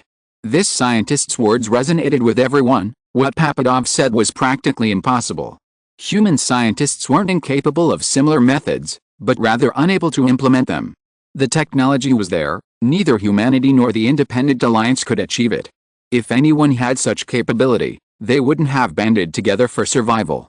In response, Papatou, with his sly, weasel-like eyes, said, "You can't do anything, but since I brought it up, it means I naturally have a solution. As for what the Super Civilization Alliance's detector looks like and what its characteristics are, we don't need to deliberately find their detector to solve the Rubik's Cube. Your human world has something called a chameleon, which changes according to its environment. We just need to be able to change according to the environment and disguise ourselves. As for the characteristics of the Super Civilization Alliance's neutrino detector, it's very simple. Doesn't their detector spread and propagate by influencing other neutrinos? We don't need to deliberately find it or disguise ourselves. We just wait for it to bump into us, and then use our pre-prepared disguise to change according to its influence. Isn't that enough?" Lin Qun listened, not quite understanding, but recalling the information deception techniques Papatou had previously used, which had fooled numerous powerful second-level civilizations participating in the battlefield. Papatou's words caused a stir among the crowd. Some seemed thoughtful, while others immediately dismissed the idea as unreliable. Lin Qun, however, looked up at the elderly Supreme Commander. Their eyes met, and the Supreme Commander seemed to understand Lin Qun's meaning. He didn't speak publicly but instead rose and left with Lin Qun for a private discussion. Lin Qun stated bluntly, "Papatou and the Yunbei civilization harbor deep secrets. Although they seem unreliable, they've never let us down in crucial moments. Their technology and methods far surpass ours, especially this disguise technique. They've helped us with it before. If they say it's possible, it might actually be. After all, if we're finished, they're finished too. They wouldn't betray themselves, we're all in the same boat, so there's even less reason for them to betray us. Anyway, there's no better way. Compared to the Independent Alliance's method, this would be much better if it succeeds. Since we have no other choice, I think we should let Papatou try it. If it works, it will be entirely beneficial. If it doesn't work, it's just the same as the plan to charge straight through, no different. But if it succeeds, we can directly and smoothly pass through this second barrier. This super civilization's methods are too powerful. If we really confront them head-on, I'm afraid. The Super Civilization Alliance's layout in the starry sky, encompassing all civilizations, is terrifying. If we really have to fight them, Lin Qun isn't 100% confident. The Supreme Commander glanced at Lin Qun and said, "I have the same thought. Having a way is better than having no way at all. Let's let Papatou try." However, the Supreme Commander quickly changed his tone, saying, "But we're not alone now. We're acting together with the Independent Alliance. If we use Papatou's method, the Independent Alliance will have to use it too. This Ethan civilization is clever, they shared this problem, but they haven't mentioned the third line of defense." Lin Qun's eyes gleamed, And he spoke quickly. That's simple. We might as well let the Independent Alliance use Papadou's method together. Papadou is willing to help, but they probably won't give us the technology, so we won't lose any technology. We can use it together, and the Independent Alliance is indeed useful to us, but we can't give it away for free. Let's tell the Ethan civilization that we have a method, but they have to exchange it for information about the Super Civilization Alliance's third line of defense and the route to the second cantilever. An equivalent exchange. That's a good suggestion. The Supreme Commander's eyes lit up. The situation of the second cantilever is unknown. Real-time observation over extremely long distances in space is extremely difficult. The information humanity can currently observe about the second cantilever is primarily from before the opening of the Special Civilization Battlefield number 613. The current situation is unclear. Under these circumstances, a hasty entry could easily lead to the battlefield between the Divine Kingdoms and the Super Civilization Alliance on the second cantilever, a classic case of escaping one danger only to fall into another. Therefore, even if heading towards the second cantilever, a suitable entry point must be found. Given enough time, humanity could find it on its own, but the current situation is too volatile. It's too late for humans to search independently. The Independent Alliance's unique nature and prior preparations have allowed them to grasp this information and determine a safe entry point to the second cantilever early on. This is precisely the value the Independent Alliance can offer to human civilization. Lin Qun directly stated, "Contact the Ethan civilization. Isn't their commander their source energy? I'll talk to them directly." While the Papadou plan was decided to be implemented, some remained apprehensive. But Papadou itself was overjoyed to have gained Lin Qun's support, saying, "The great and sacred Son of Civilization has recognized and supported me, which proves that I have won the favor of the Son of Civilization. Son of Civilization, this makes me feel extremely honored, and I will do my best." To this, Lin Qun directly said, "Don't worry, I will have Chu Yaowei and Little Mudfish keep an eye on you. If you try anything funny, Little Mudfish will eat you up immediately." After its previous feast, Little Mudfish's current size is approaching 200 years, which is quite astonishing. Combined with its devouring ability, it can eat all the remaining 30-odd Yanbei civilization beings among humans in one gulp. It is one of the few beings that Papadou and the others, besides Lin Qun, are very afraid of. Upon hearing this, Papadou's face turned unusually green, and he couldn't even muster the flattery he was looking for. He said, "Don't worry, Son of Civilization. We understand the saying, if the lips are gone, the teeth will be cold. The Super Civilization Alliance wants to wipe everyone out, and we want to run too." After Lin Qun left, Chu Yaowei, who had been watching this scene with her arms crossed, said, "You're not afraid of other humans, but you're afraid of Little Mudfish. Why is that? Besides, you haven't even seen it many times, have you?" "You don't understand," Papadou said, one of the few people who was relatively polite to Chu Yaowei. "With you, we can communicate. How can a creature whose mind is only focused on eating not be frightening?" Chu Yaowei's lips twitched. "You'd better not say that to Little Mudfish, or you might be digested tonight." Although Papadou and his group seemed unreliable, under the authorization of human civilization, they quickly got to work. The Supreme Commander, the Elder, assigned them a considerable number of people. Lin Qun also learned that Papadou's plan was to create a batch of special materials, like a coating, to cover the entire human behemoth. Then, all the ships would be retrieved, and the behemoth would pass through. Humans would help prepare all the materials, but Papadou would handle the core technology design themselves. Lin Qun watched without saying anything, but he became increasingly certain that these Yanbei civilization beings were still hiding their true strength. They had been concealing something from humanity. But they wouldn't tell him if asked. When the time came, like now, they would naturally reveal themselves. They also needed to survive, so they had to bring out their hidden technology. As the project began, the scientists who had initially harbored doubts fell silent. They began to consider the same thoughts as Lin Qun. In recent years, human technology had advanced, and they all felt that humanity was not much different from the Yanbei civilization beings like Papadou. But the current situation clearly showed otherwise. Experts from the Academy of Sciences even approached Lin Qun, saying, "These Yanbei civilization beings are definitely not simple. Their weasels have secrets in their minds. They are not a weak civilization that steals people. They can counter the neutrino technology of a super civilization. They cannot be simple." The feasibility of Papadou's plan was confirmed, and humanity formally proposed to the three major civilizations of the Independent Alliance, humanity has a way to break through the second line of defense of the Super Civilization Alliance. Upon hearing this news, the three major civilizations were all astonished. We are all helpless. Human civilization has a way? This is the technology of the Super Civilization Alliance. The Tuga civilization was very skeptical. The Hauke civilization stated, human civilization possesses the technology to annihilate beings at the great source level, proving their technological advancement surpasses ours. They have a way, and it's possible.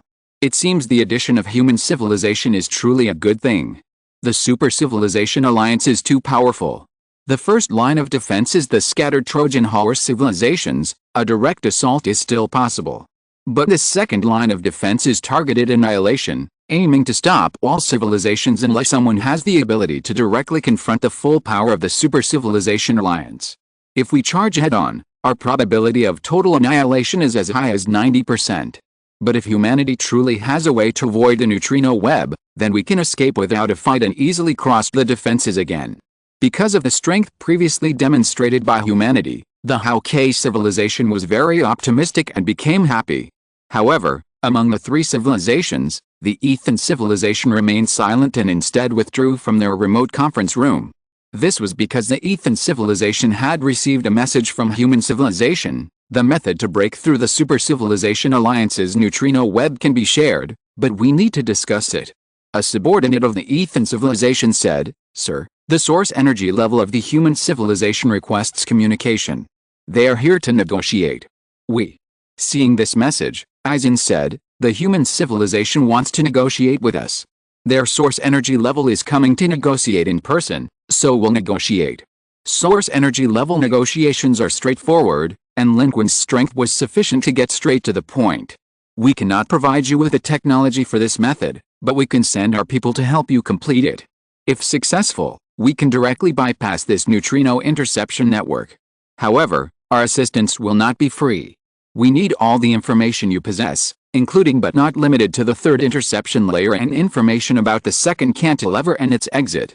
The source energy level representatives of the two civilizations met via holographic projection. Many staff members from each civilization were present, all watching this scene with some tension.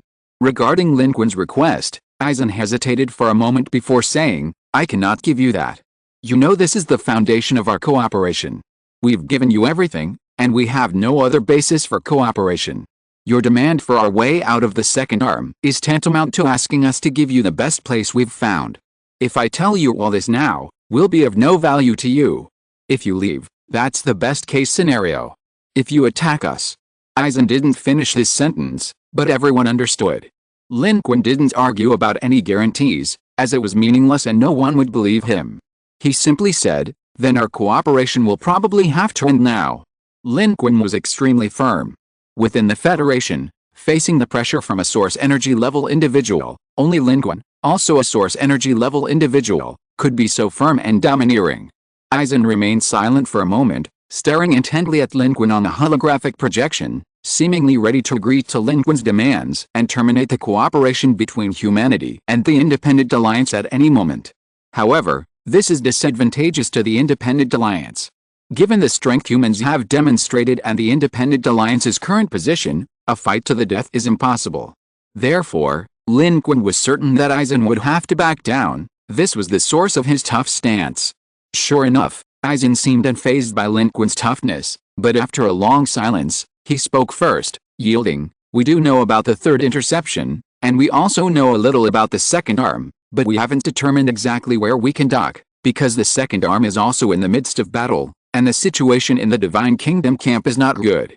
But as I said, I can't give you this information in advance. However, you can rest assured, we only want to leave here alive and reach the second arm.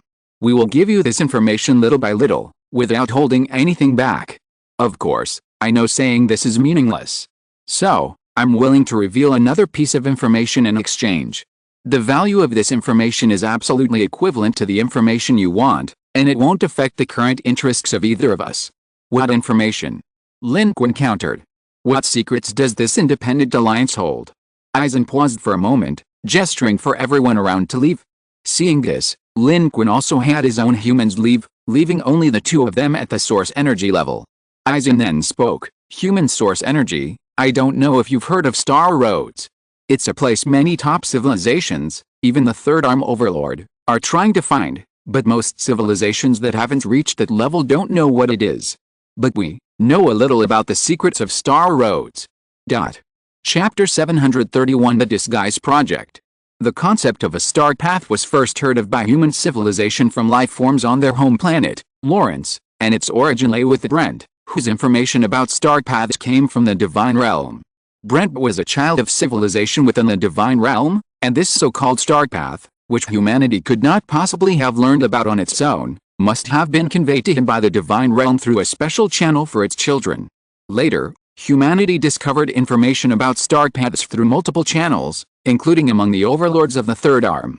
These civilizations knew that their superiors were searching for star paths, and that their missions were part of it, but none of them knew what star paths truly were, nor did they seem to have found them.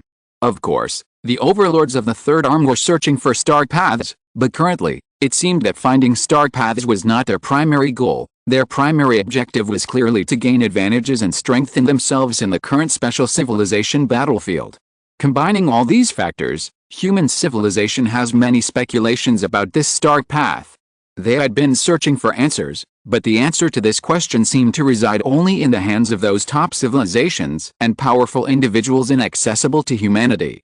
Even now, with humanity having evacuated Xianyu as a whole, the question remained unanswered. Unexpectedly, the Ethan civilization claimed to possess this information. Lin Qun pondered for a moment and said, "If your information is true, then so be it." In truth, Lin Qun believed what the Ethan civilization said. While they were unwilling to provide all the information now, they wouldn't hide it from humanity either. When necessary, they would naturally share it, just as humanity feared the Independent Alliance for information, and the Independent Alliance feared humanity. The stronger humanity became, the more afraid they were. A deadlock might not yield the desired result for either side. The information about the star path was equally significant. It wouldn't be surprising if other civilizations were searching for it, but Brent, chosen by the Divine Kingdom as a child of civilization, was also searching for it. This was likely at the behest of the Divine Kingdom. Now it seemed that the Divine Kingdom's instruction must have its significance. For example, in this special civilization battlefield in Star System 613, initially, no one had heard of this so-called Super Civilization Alliance, and some even thought the Divine Kingdom was exaggerating its threat. But now, everyone can only say that the Divine Kingdom was far-sighted and predicted the threat of the Super Civilization Alliance in advance. Without the Divine Kingdom, these civilizations would have suffered even more. Now, more than half of the civilizations in the Independent Alliance would have been completely wiped out long ago, and there wouldn't even be any remnants left. Therefore, regardless of what the Divine Kingdom is really like, Lin Qun also cares a lot about their warnings. Aizen said, "We also obtained this information from other civilizations.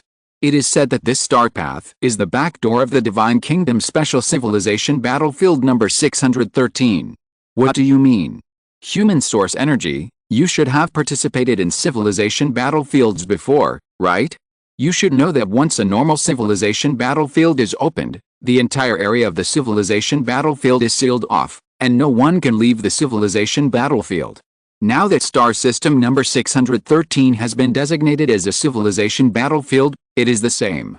Under the sealing off of the civilization battlefield, no civilization can leave this place. Once you leave the area of star system number 613, you will be judged as an escapee and will be eliminated. Of course, under the sealing off, whether there is a way to get out is another matter, but the rules are like this. So now everyone can only escape from one arm to another for refuge, instead of leaving here directly. This sealing off has locked down the Super Civilization Alliance, and it has also locked down the possibility of other civilizations outside the Super Civilization Alliance escaping.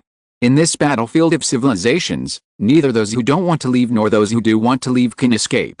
The Divine Kingdom seems to have intervened early, helping the civilizations in Star System 613 avoid being unknowingly wiped out by the evil Super Civilization Alliance. But isn't this also forcing our civilizations to help the Divine Kingdom resolve this Super Civilization Alliance?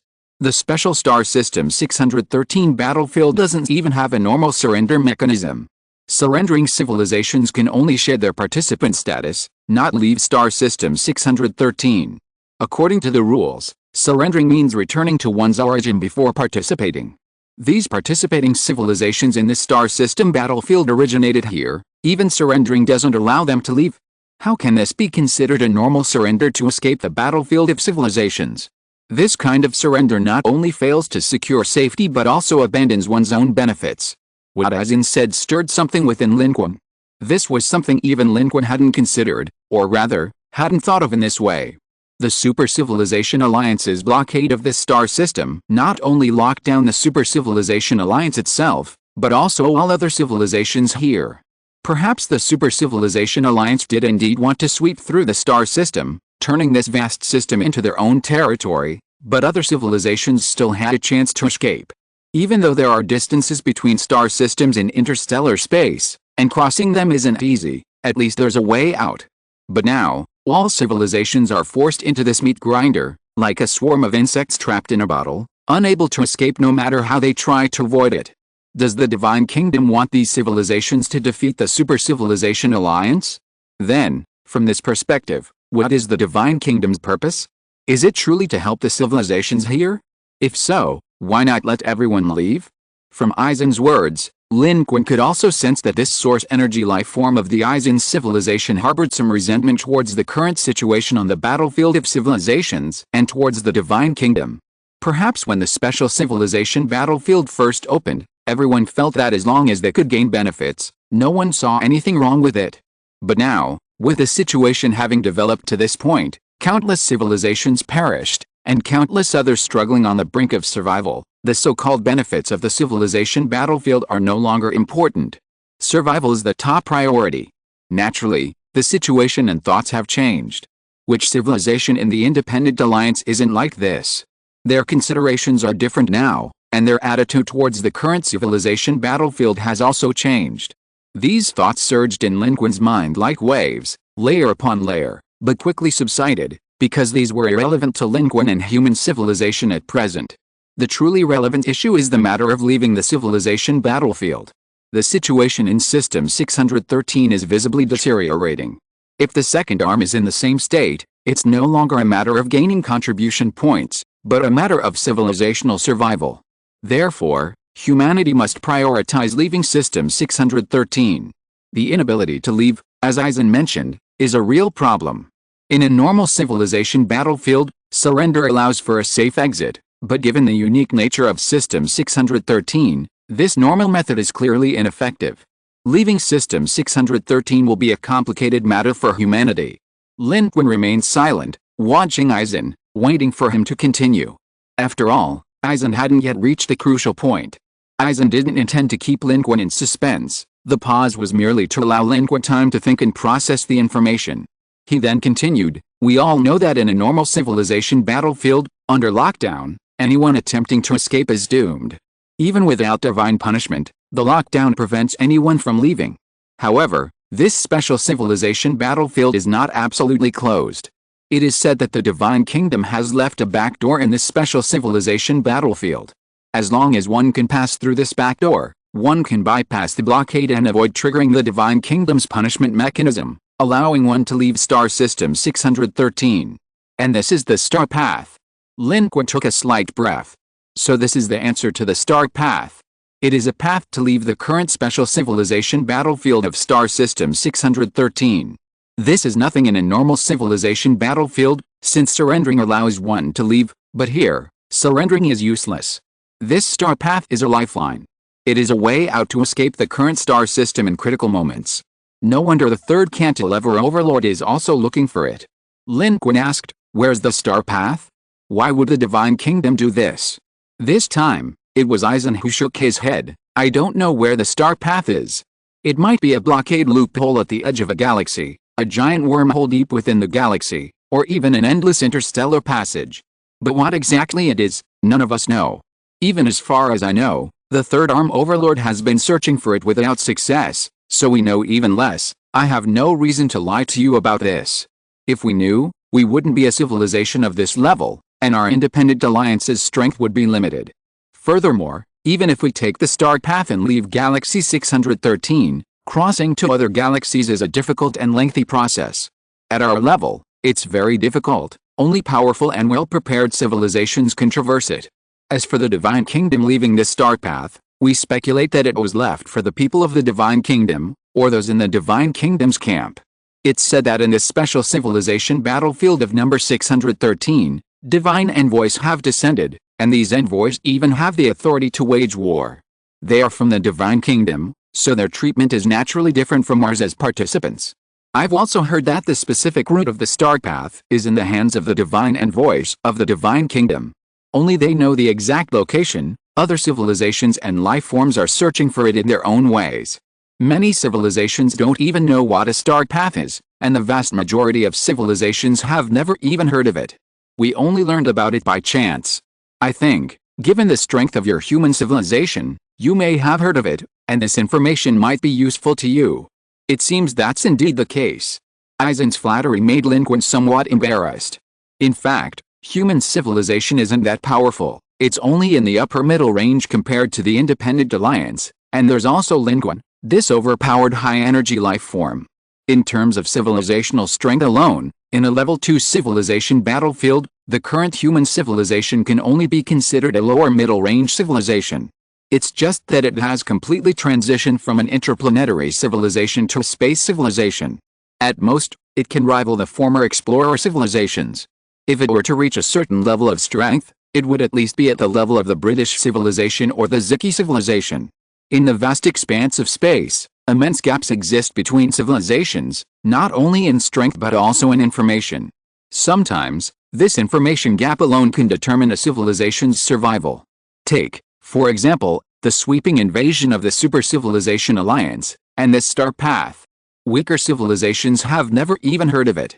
Powerful civilizations, however, already know it and began searching for it before the situation worsened.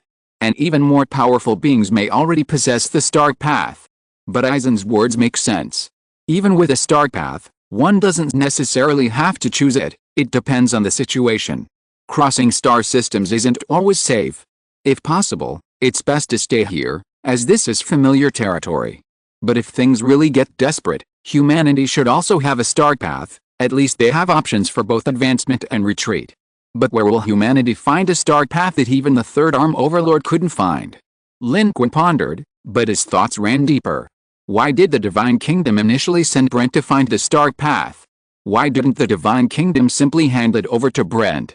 The second question might be easy to answer. Brent is a child of civilization, not a messenger of the Divine Kingdom. The Divine Kingdom has no obligation to give him ready-made things. At most, it can offer him some guidance as a child of civilization. And this guidance is the star path. So, Lin Qun paused for a moment, then said, "We understand. Our cooperation continues, and our assistance will arrive soon. Transforming the entire human race and the Independent Alliance requires a vast amount of materials and resources. This time, the Independent Alliance's supply plan played a crucial role. This quadruple star system possesses all the resources needed for the transformation, and in ample quantities, sufficient to complete the camouflage of the entire human race and the Independent Alliance. Of course, the most material-intensive component is actually humanity's Deep Sea 17. Deep Sea 17 is 1,500 kilometers in diameter and has a spherical structure, making it extremely large. Therefore, humanity has gathered all its fleets and entered Deep Sea 17, preparing to coat it with a coating, thus completing the task in the shortest possible time. The various civilizations of the Independent Alliance are using the same approach. Large ships enclosing smaller ships save time in this way. After all, their current location is extremely dangerous. The sooner they can finish preparing to leave, the better. Papadou's status soared, making him the chief architect of the entire human and Independent Alliance's camouflage project.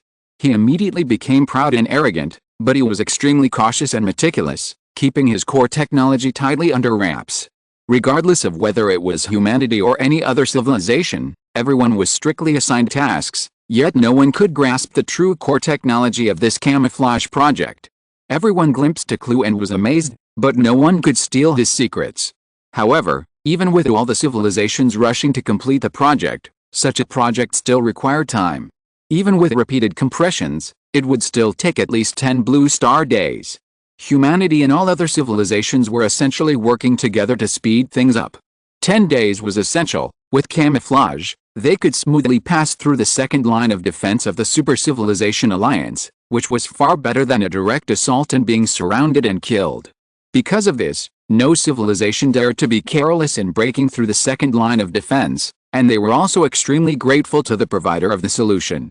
This human civilization is truly formidable. Even the three major civilizations of our independent alliance couldn't come up with such a plan, yet humans can. We have no idea how this is done, how they disguised it. The technology is far inferior. It's said this is to deceive the neutrino detectors deployed by a super civilization. Our civilization doesn't even have the theory of such a method, yet they've already put it into practice.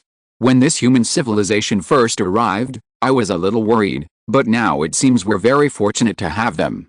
The status of the human civilization rose sharply, its prestige among the many civilizations of the Independent Alliance reaching its zenith. The Tugu civilization, however, harbored other thoughts, if they could acquire this human civilization's technology. But for now, this thought remained just that, thought. Given humanity's strength and the warning from the Ethan civilization, they dared not do anything.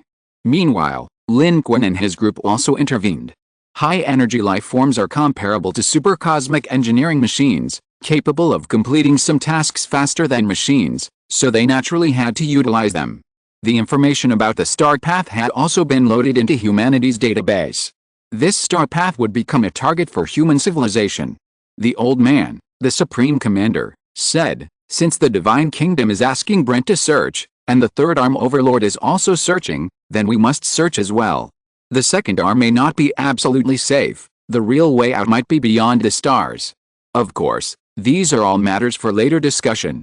The immediate priority is to expedite the camouflage process, allowing the entire human and independent alliance fleet to withdraw from the quadruple star system and break through the second barrier.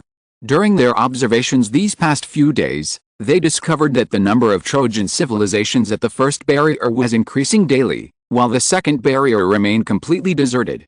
Many civilizations had already broken through from the first barrier to this location. Because their numbers had decreased, the Super Civilization Alliance could concentrate its forces here to deal with civilizations attempting to cross the second barrier, gaining a significant advantage. The neutrino web of the second barrier had become a death trap for the remaining civilizations. A chilling terror permeated the quiet of the starry sky. On the 9th day after arriving at the quadruple star system, and the 6th day since the camouflage project began, an advanced spaceship swept across the edge of the quadruple star system. Its advanced technology went unnoticed by any of the human or independent alliance civilizations present. But it suddenly paused, then sent a message into the dark starry sky behind it. About 2,000 astronomical units away from the quadruple star system, the Divine Kingdom's army was resting. Compared to before, their size had shrunk considerably, almost by half. This was a consequence of the forced jump. They had been discovered by the Super Civilization Alliance, and because, in his haste, had sacrificed many civilizations. Because, however, had successfully reached this place, stepping over the corpses of those Divine Kingdom civilizations, temporarily shaking off his pursuers. He had been searching for traces of human civilization. Despite this, the Divine Kingdom's fleet remained vast, terrifying, and advanced. Here, undetected, they remained silent, sending out probes to search everywhere. Now, with the transmission of information from this advanced spaceship, inside the Divine Envoy's ship, countless eyes of Because lit up simultaneously. "This is it, we've found them." Chapter 732 The Fleet Covering the Stars. 10 days after the arrival of the human and independent alliance fleet in the quadruple star system, and the 7th day since the camouflage project began. Deep Sea 17. Lin Qun's room. Lin Qun ended his brief seclusion and slowly opened his eyes. He then walked out of his room into the long corridor. His room, located at the deepest part of Deep Sea 17, was a residence specially prepared for him by the Federation as humanity's first human. There was no one else around, making it very quiet. Special security guards were stationed around the perimeter to prevent anyone from accidentally disturbing Lin Qun, and they themselves were very careful not to disturb him. It might seem like an ordinary location, but because Lin Qun lived there, it became extraordinary. Standing there, Lin Qun felt a sense of disorientation, as if he had returned to the New Hope. However, the interior of Deep Sea 17 did not allow him to see the outside world. Lin Qun's location was at the very deepest level of Deep Sea 17, with a security level equivalent to that of the Supreme Commander, the Elder. Naturally, he could not directly observe the starry sky outside Deep Sea 17 through the windows. Lin Qun was quite satisfied with this arrangement, as it was beneficial to his cultivation. He had long since grown accustomed to not being able to see outside the window. In fact, most humans had gradually become accustomed to it. Because the outer layers of Deep Sea 17 were all defensive and war-oriented, the living areas were far from the outer layers, and no one could directly see the starry sky outside. They could only observe the outside world through equipment screens. Having ventured into space for so long, everyone had gradually gotten used to it. During these days, Lin Qun hadn't been idle.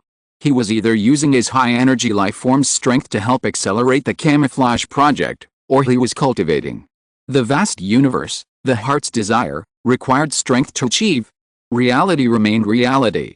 Just as poetry and distant places are worth pursuing, but pursuing them requires personal strength. Lin Qun knew he had to further improve his strength. In the starry sky, strong individuals were few, but also many. The number of strong individuals was relative. Lin Qun himself was Biku's target. Currently, on his escape route, with a pursuit and interception by the Super Civilization Alliance, fewer and fewer civilizations were surviving, and the surrounding matter was becoming increasingly sparse. This meant that the possibility of encounters between civilizations was amplified.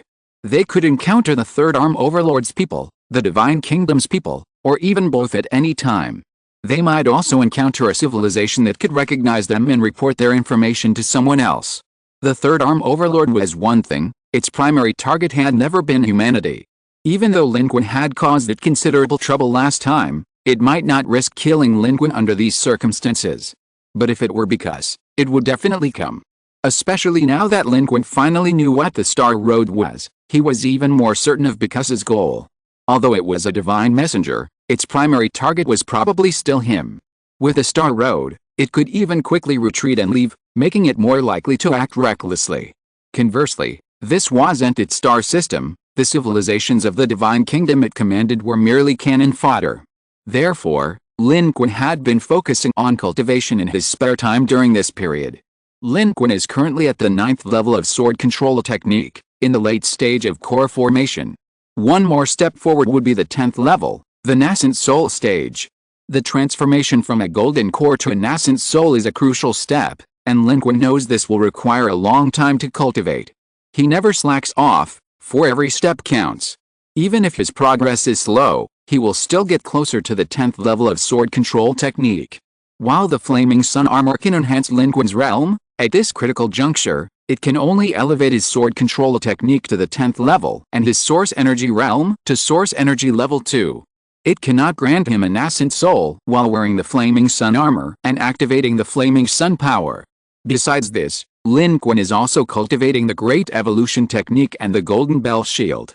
The Great Evolution Technique has reached a bottleneck, but Lin Qun has successfully advanced the Golden Bell Shield, currently reaching the 5th rank, just one step away from the 6th rank. Upon reaching the 5th tier, Lin Qun clearly felt that his Golden Bell Shield had become even more powerful. The 5th tier Golden Bell Shield offered both internal and external defense. When activated, every cell in Lin Qun's body was under the power of the Golden Bell Shield, truly making him as solid as metal, possessing astonishing defensive capabilities, even stronger than a typical source energy level 1 user. Moreover, this level of the Golden Bell Shield not only provided defense but also allowed for attacks. A single punch, enveloped in golden light, could split mountains and shatter rocks. Lin Qun felt it was like a source energy version of Wang Kezhang's ability. The reason it was a source energy version was naturally because Lin Qun's ability could contend with the power of rules. The power of this 5th tier Golden Bell Shield, combined with Lin Qun's special power of rules, could reach the same level as the source energy power of the Explorer civilization, invincible in close combat, every punch possessing supreme power. This was its formidable strength. Lin Qun was quite satisfied with this improvement. He had many methods, cultivating comprehensively. Any change in any technique could bring him a significant boost.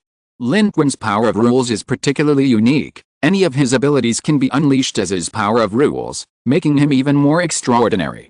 Now, Lin Qun has emerged from his room to discuss the next steps of the plan with the three major civilizations. Guiding Lin Qun is an acquaintance of his, Wang Han. He couldn't help but exclaim, "Mr. Lin, Papadu has really been reliable this time."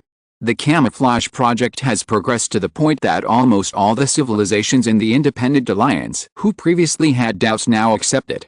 Papadu's camouflage coatings are extremely advanced, and the Independent Alliance's attitude towards our human civilization can now be described as respectful. It had been a long time since Lin Qun had seen Wang Han, and he appeared much more mature. The Wang Han of their first meeting seemed a distant memory. This wasn't just due to his experiences. Wang Han was actually quite old, no longer the handsome young man Lin Qun remembered, but rather possessing the appearance of a middle-aged man. His own strength wasn't particularly strong, and his lifespan hadn't been extended much, so the marks of time were relatively clear. As a witness to the Blue Star era, Wang Han felt an indescribable pride and honor at the current respectful attitude of other civilizations. Lin Qun also felt a different kind of emotion. Human civilization used to seem vulnerable to being bullied and trampled upon, but now things were completely different. No one could trample on human civilization. These civilizations even had to be respectful to human civilization. But everyone knew that human civilization was not yet powerful enough, neither the best nor the worst, and could not solve the practical problems of human civilization. Humanity could not compare itself with weaker civilizations, but with powerful ones. Lin Qun asked, "Do they want to spy on our technology?" "Yes. But they haven't succeeded." Wang Han shook his head and smiled. "Even our Academy of Sciences couldn't get its technology from Papadu, let alone these Independent Alliance civilizations. However, these Independent Alliance civilizations don't know this. They only think it's our human technology and look up to us immensely. In the past, when they discussed plans, they mostly just symbolically sought our opinions. This time, they directly invited you and our military representatives to participate, which shows how much they value us. This Papadu and the Yunbei civilization are indeed strange. To this day, we still haven't figured out all their secrets. Our people have secretly searched and investigated, but no one has ever seen or heard of this Yunbei civilization. These are all classified information. But given Lin Qun's rank, he can speak freely, and Wang Han didn't hold back at all.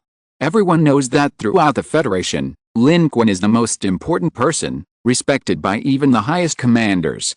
There's no need to hide any secrets from Mr. Lin." Lin Qun nodded in agreement. "In the starry sky, the strong have the right to speak. The weak don't even have the chance to speak. And the Cloud Cypress civilization beings like Papadu do indeed possess technology and methods, and they are also very cunning. Humans can't even steal their technology, let alone the Independent Alliance, which is separated by a layer of barriers." Lin Qun wasn't surprised by this result. Wang Han also mentioned that although the Independent Alliance still had some minor actions during this period, the relationship between the two sides was much better than before. The civilizations within the Independent Alliance are unique. They band together for mutual support and are now gradually accepting humans, showing more and more goodwill towards human civilization. This is related to human strength, which humans are happy to see, as it makes cooperation easier. Lin Qun was somewhat moved by this. Such interactions between civilizations are normally rare in space. After all, space is dark and cruel, a veritable dark jungle, where civilizations often find themselves in a life-or-death struggle.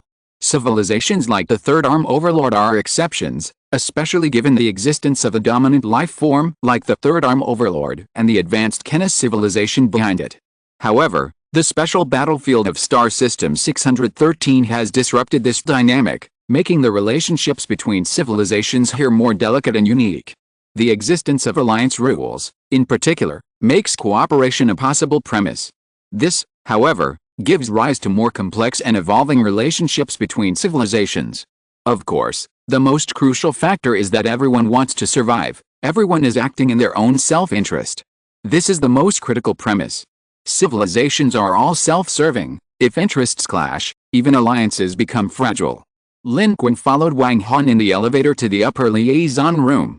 Chen Wiang, as the military representative, was also waiting there. Soon, projections of the three major civilizations and some civilizations from the Independent Alliance appeared one after another. Aizen of the Ethan civilization first welcomed the humans.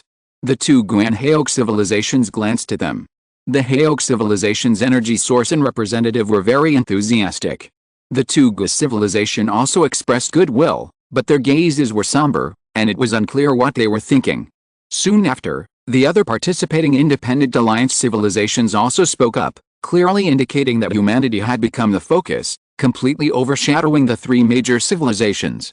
These other civilizations in the independent alliance were merely participating, their strength was insufficient, and they had little say. The main decisions were still made by the three major civilizations. Now, with the presence of human civilization, it was simply a matter of the four civilizations making the decisions. Eisen said, thanks to the technological support provided by humanity, breaking through the second barrier should no longer be a problem. This time, we have gathered all parties mainly to discuss the matter of crossing the third cantilever to the intermediate boundary region between the second and third cantilever arms after breaking through the second barrier. This boundary region has two main dangers. The third barrier of the super civilization alliance is here. This is the first danger. This border region is sparsely populated due to gravity, making it difficult for us to replenish our resources and increasing the risk of encountering other civilizations. By other civilizations, I mean those not part of the Super Civilization Alliance's interception forces. Encountering them could easily lead to conflict. This is the second layer of danger. Therefore, based on the situation, we have formulated several routes and plans, hoping to help our entire independent alliance safely traverse this border region. Our purpose in coming here is to combine everyone's ideas and technologies to jointly verify and discuss the feasibility of these routes, and to choose the theoretically safest one. As he spoke, Eisen glanced at the humans a few more times. Human technology had astonished the entire independent alliance, and they naturally desperately needed human power. Lin Qun was actually quite satisfied with this. The independent alliance had already paved the way for humanity, which was exactly what humanity wanted from joining the alliance, not to advance in the dark. Humanity now shared the same goal as the independent alliance, wanting to reach the second cantilever as well, and was paying close attention to this discussion following the independent alliance's preparations. Although only Lin Qun and Chen Wian were present at the meeting, they were supported by an entire human technological team. Chen Wian was a military representative, possessing professional expertise, while Lin Qun was the source energy provider for humanity, a symbol of status and identity, representing humanity's importance. The source energy providers for other civilizations in the independent alliance, especially the three major civilizations, had also arrived. However, the meeting failed to reach a conclusion. Less than an hour into the meeting, an emergency alarm sounded. Communications were disrupted, and the meeting was interrupted. Multiple messages spread throughout the independent alliance. Large-scale jump detected. An unknown civilization fleet is approaching. They are enormous. They made no attempt to hide. They deliberately let us discover them. We are confirming. The same warnings and sounds echoed throughout the human and independent alliance fleets. All civilizations' surveillance radars sounded alarms. A massive fleet was approaching, and they were extremely aggressive, making no attempt to conceal themselves, appearing directly and forcefully advancing towards the quadruple star system, letting everyone here know of their arrival. Humanity immediately sounded the alarm as well. Who wouldn't be extremely cautious when occupying the quadruple star system? In 10 days, human and independent alliance detectors had practically covered the entire quadruple star system, and now, all were issuing warnings. Lin Qun and Chen Wian quickly left the conference room and went straight to the Deep Sea 17's Bridge Command Center. The Supreme Commander, an elderly man, had already arrived. The technicians, their hearts pounding, urgently reported, the situation is not optimistic. There are traces of unknown fleets everywhere. We are confirming their identities. But what we can confirm is that they are not a single civilization, but a cluster of civilizations. Li Zheng, who had been overseeing the command center, said, they came openly, their intentions are probably not friendly. Moreover, the fact that we failed to detect them beforehand proves their technology is advanced. If they didn't want to be discovered, we wouldn't have been able to find them. Lin Qun narrowed his eyes. On the central control display screen, the electronic radar of the quadruple star system showed that countless points of light had appeared outside the entire quadruple star system, all traces of an unknown fleet. Moreover, after appearing, they quickly contracted, their target being the edge star located at the very edge of the quadruple star system. This was also the current base of the core warships and members of most of the civilizations of humanity and the Independent Alliance. Lin Qun said, civilization group, is it a super civilization alliance? Or the third cantilever overlord? Or a divine kingdom? The distance between the two sides was rapidly closing. Both humanity and the Independent Alliance were on high alert. Countless warships rose into the air, and countless cannons pointed towards the starry sky.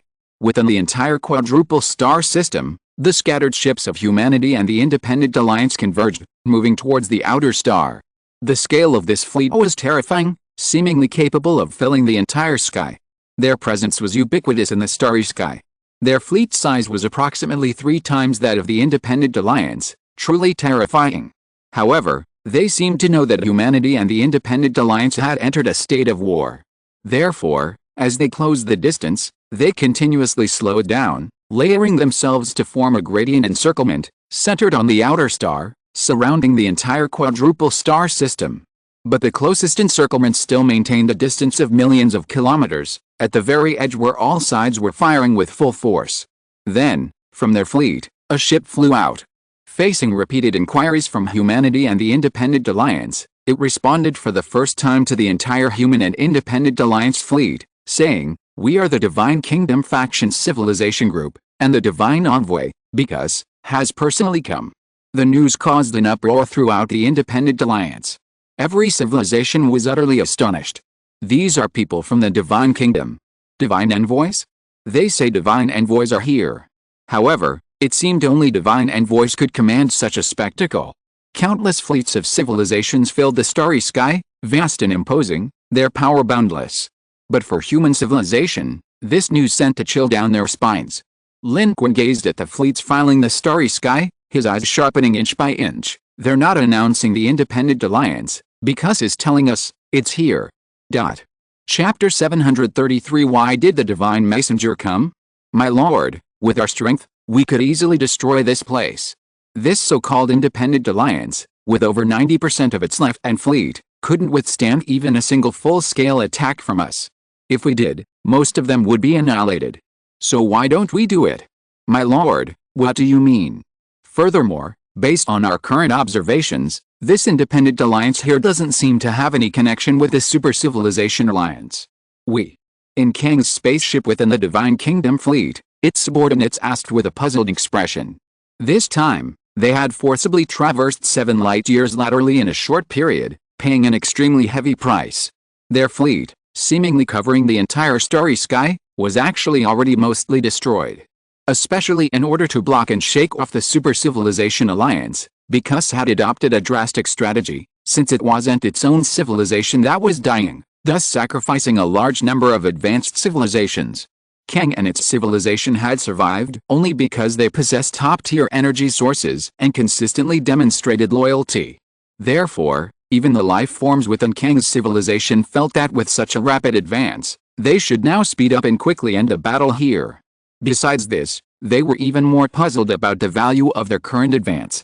Kang, however, stared intently at the rune-inscribed 3D spaceship of the Divine Envoy in the distant Divine Kingdom fleet, and after a long while said, "Perhaps, the Divine Envoy wants to live. It's worried about accidentally harming its target, or its target escaping in the chaos. Don't talk nonsense. We've already followed the Divine Messenger here.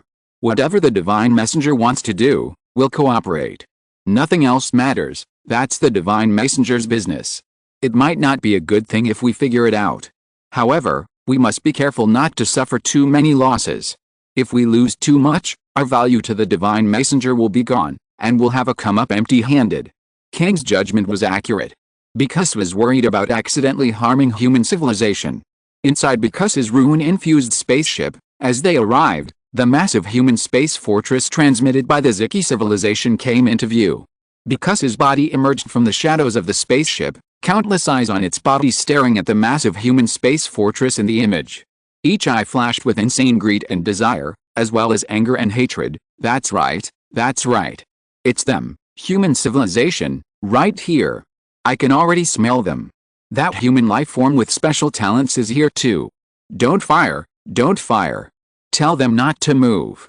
Anyone who dares to fire without permission, I'll be the first to crush their entire civilization. That human's talent is extraordinary, perhaps 1 in trillions of lives. If we fire, Even if we destroy their entire civilization and the Independent Alliance, he might still escape. Besides, if something goes wrong and we kill him, it'll be a huge loss for us. In the cloud pattern star system, if they dare to defy me, I will definitely annihilate their entire civilization. But before that, I must capture him alive. Capture him alive, obtain his talent. This is the most important thing. As long as I can obtain his ability, I can take another step forward, So what if it's not a divine kingdom? A divine kingdom still needs me. That Ziki civilization, their information is correct. Tell them that once I achieve my goal, I will bestow upon them great favor. It was a sovereign level life form, making no attempt to hide its emotions in private, but in action, it remained calm and knew exactly what to do. Its intentions and actions were exactly as humans in Lin Qun had judged. It didn't care about the goals of any divine kingdom, nor about the fleets of other civilizations around it. Those were unimportant, even potential sacrifices. Nothing was more important than its own affairs. Its own interests were paramount. Therefore, because its goal was solely related to its own interests, it came to System 613 with only this one spaceship. Everything else was disposable. Once it achieved its goal, it would escape through the star system. What did the mess here matter then? It was a divine messenger, not one of the participating civilizations here. Last time, it was routed by the celestial beings of the southern heavenly gate, but after realizing that it was also part of Lin Qun's power, it became even more frenzied. Such an ability, allowing an evolved being to fight a ruler, was something even it had never heard of. It was determined to seize it and make it its own.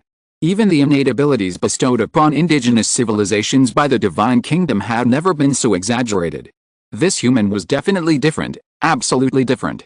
If possible, it would be best to take away this human's entire civilization to see if their civilization also had its own strangeness. Kang's judgment was accurate, and because had no intention of immediately taking action. As a ruler-level being, even one who could sit in the position of a divine messenger, no matter how arrogant it seemed, it would only be arrogant by using the lives and resources of others. It remained cautious and had even more greedy plans. It didn't act immediately. On one hand, it was worried about directly blowing up this human. On the other hand, because still hadn't forgotten the scene of being chased all over the place by this human's methods in the cloud pattern star system. The life that emerged from that door was terrifying, and it seemed to contain a complete system. Behind the door, there appeared to be even more powerful and invincible beings. This was what initially stunned it, leading it to believe that humanity was a branch of a super powerful civilization sent to train on the level 2 civilization battlefield. Only after escaping and reflecting on its experience did it realize its judgment was wrong. Although it was now certain that the methods Lin Qun displayed on the level 2 civilization battlefield were not the power of this human civilization, but rather a display of this human's innate abilities, it was still unsure whether this human could still display that power. If so, even combined, it and its current divine kingdom fleet might not be able to solve the problem. Moreover, if possible, it hoped to acquire more humans. Because coveted Lin Qun's innate abilities, yet also feared them. And therefore, the more it feared them, the more it wanted to acquire them. So, a rash attack was not a good idea. It needed to subdue its enemy without fighting. And it already had a plan in mind. At this moment, inside its 50-meter-long three-dimensional ruined spaceship, besides itself, there was a group of absolutely loyal beings from its own civilization. Their mission was to serve because, and now, they were relaying orders without hesitation, acting according to Biku's commands. The Ziki civilization was also in the fleet of the Divine Kingdom's army group. These days, they had been very uneasy, because they hadn't actually confirmed whether this was the human civilization that the Divine Envoy of the Divine Kingdom was looking for. Especially after discovering that the Divine Envoy had arrived, they became even more nervous. Facing the Divine Envoy and the Divine Kingdom's army, their source energy V was terrified, because if they were wrong, they would surely suffer the Divine Envoy's wrath. Only now, having received this news and the Divine Envoy's confirmation, did they breathe a sigh of relief, their tension turning into ecstasy and excitement. We bet right. We bet right. This is the civilization the Divine Envoy was looking for. This is the civilization the Divine Envoy was looking for. In the remnants of the Ziki civilization's defeated ships, there was a boiling and cheering atmosphere, and the evolved being who made the suggestion was surrounded by the crowd. It was as if, at this moment, their shattered fleet and their dwindling, endangered civilization had been reborn. At this instant, the leading source energy life form of their civilization spoke, looking at the one who had made the suggestion, and said with relief, "The future of our civilization, if I am no longer here, you will be our guide." The one who had made the suggestion, the Ziki civilization's evolved being, revealed a look of ecstatic joy. Then, this source energy life form of the Ziki civilization turned his gaze beyond the warship, towards the vast outer planet and the forest of humans and the Independent Alliance fleet, and slowly said, "We only hope that the Divine Envoy can achieve his wish as soon as possible. We don't ask for any extra rewards, as long as we can receive the Divine Envoy's protection and leave this place safely, that will be enough." The Ziki civilization was powerful. When the 613th Special Civilization battlefield opened, they had also harbored ambitions to advance their civilization further, to reach the level of a first-tier battlefield civilization, and even hoped to cultivate more source energy level life forms. But now, the bloody reality was before them. Those were all vain fantasies. Meaningless. The survival of any civilization is a miracle. The fate of other civilizations is beyond their control. They only hope that the Divine Messenger will achieve his goal quickly, expediting their departure from this hellish place, and then rewarding their contributions so that their Ziki civilization can survive for a long time. Many other civilizations within the Divine Kingdom share this sentiment. The brutality of the battlefield of the 613 star system level civilization is becoming increasingly apparent over time. This situation has led many civilizations to reevaluate this battlefield. Furthermore, because his advance is nothing short of reckless, many civilizations have been abandoned. Their long journey to a single objective, ostensibly for the Divine Kingdom's important goals, is actually fraught with fear, especially those with weaker strength who have watched helplessly as many powerful civilizations perished on their way. Their only hope now is for the Divine Messenger to achieve his objective and leave quickly. Following the Divine Kingdom and the Divine Messenger is solely for personal gain. But if lives and civilizations are lost, then those gains become meaningless. The Divine Kingdom's forces appear to stretch across the vast starry sky, but within its fleets, each civilization harbors its own agenda. Driven by the Divine Kingdom's greed, they have gathered here, and at this moment, all obey the commands of the Divine Envoy, because Kang also hopes they can end the battle quickly, as the commotion they've caused has attracted the attention of the Super Civilization Alliance. If their current actions are not resolved quickly, they risk being overtaken by the Alliance's massive army, plunging them into danger and stagnation. The Super Civilization Alliance's forces are terrifying, capable of threatening the entire Divine Kingdom civilizational group and even Divine Envoy because himself. But it and its civilization had followed the Divine Messenger to this point. Seeing that because wasn't prepared to act immediately, it couldn't say anything. It could only follow the information transmitted from the Divine Messenger's ship, ordering the entire fleet to move forward, positioning itself at the edge of the engagement, and infiltrating the ships of humans and the Independent Alliance, surrounding them, blocking information and warp drives, putting maximum pressure on the civilizations of the quadruple planet system, yet only firing deterrent shots without firing a single shot. Kang and the other life forms and civilizations hadn't been without doubts about the Divine Messenger because his decisions and plans. If it were another ruler, they would have already harbored suspicions and acted on them. After all, no life form or civilization that had reached this point was easy to deal with. But the Divine Messenger because was a Divine Messenger, behind him was the Divine Kingdom. These civilizations didn't understand enough, only believing that the Divine Messenger was acting under the orders of the Divine Kingdom, acting in the interests of the Divine Kingdom. And they, too, were acting for the benefit of the Divine Kingdom. Why would they disobey? Meanwhile, within the Divine Kingdom civilizational group, each civilization harbored its own ulterior motives and had its own ideas. Meanwhile, below, within and around the edge of the planet, the Independent Alliance was already in turmoil, gripped by boundless panic. Although the Independent Alliance was large, in terms of size and strength, it was incomparable to the Divine Kingdom's army. Seeing them arrive and surround them layer by layer, the feeling was like a mountain pressing down on them. Every civilization was gripped by fear, and all lives within the Independent Alliance were plunged into terror. The situation was terrifying.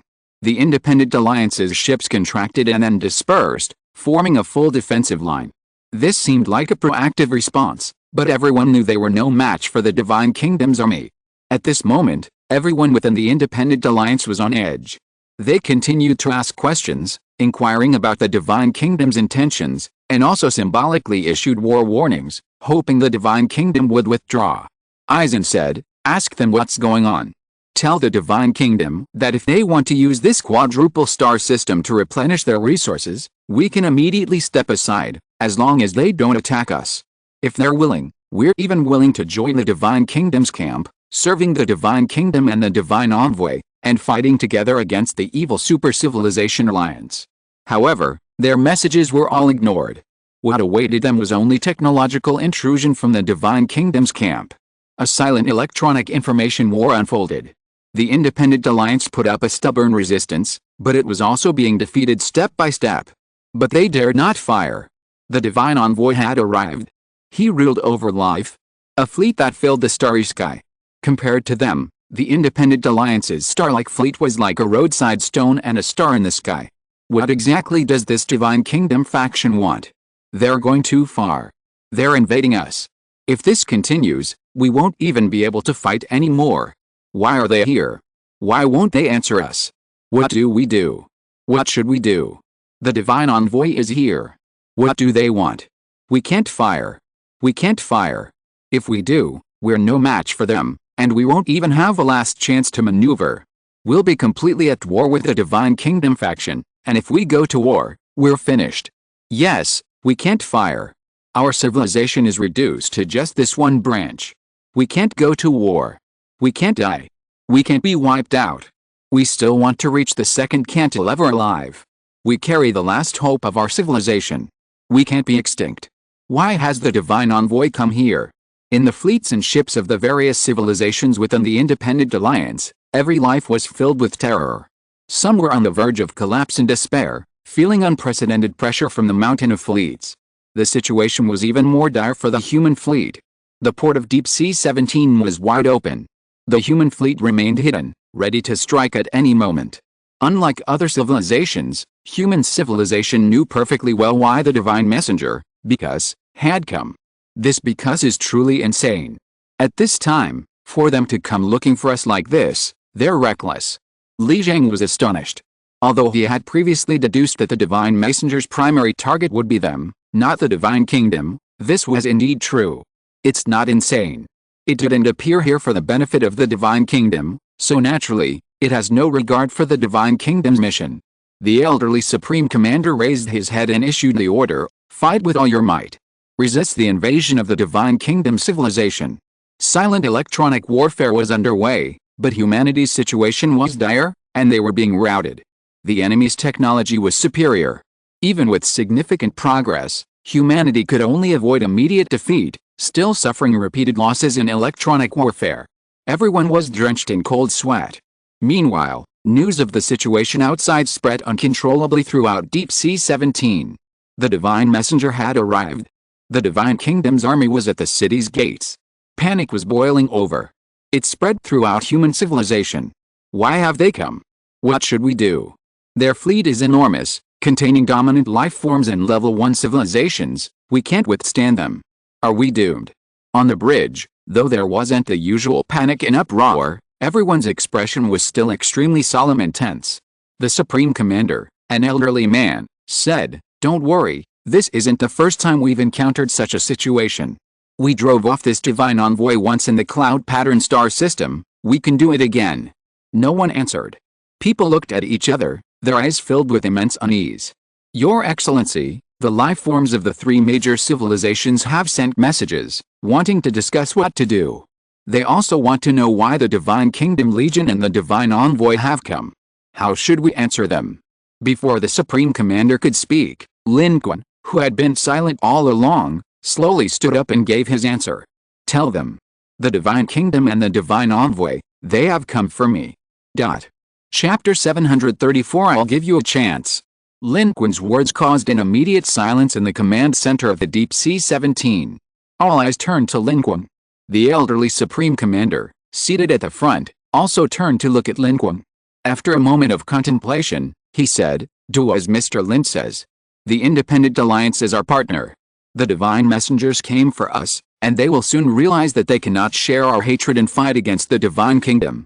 Our cooperative relationship with the Independent Alliance will inevitably end. Let's talk things out first, at least to avoid turning against each other. We still need the Independent Alliance's strength to break free from the Third Arm. Of course, this is on the premise that we can resolve this crisis, and that future. The elderly Supreme Commander was calm and rational. He immediately understood why Lin Qun wanted to answer this way. It seemed that with a formidable enemy at hand, joining forces with the Independent Alliance against the Divine Kingdom and its envoys would undoubtedly alleviate the pressure. Furthermore, informing the Independent Alliance that the Divine Kingdom's army and envoys were there for human civilization would ensure the Independent Alliance wouldn't participate and would remain neutral. However, from a rational perspective, such a scenario was impossible. The Independent Alliance wasn't stupid, nor were the envoys. They would surely know the truth. Rather than letting them find out themselves, it was better to reveal it openly now. However, in a corner, someone asked worriedly, "What should we do? Mr. Lin, are you confident?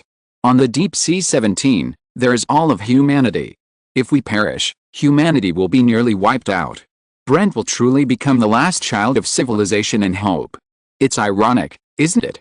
Immense pressure weighed on everyone. Even those on the bridge couldn't hide their panic. They had fought their way to this point, and now they led the entire human civilization. No one wanted to be defeated here.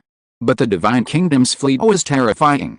Humanity's initial scans revealed at least 7 source energy level life forms, at least 1 top-tier source energy level, and 3 large source energy level beings, not to mention a divine envoy ruler above them.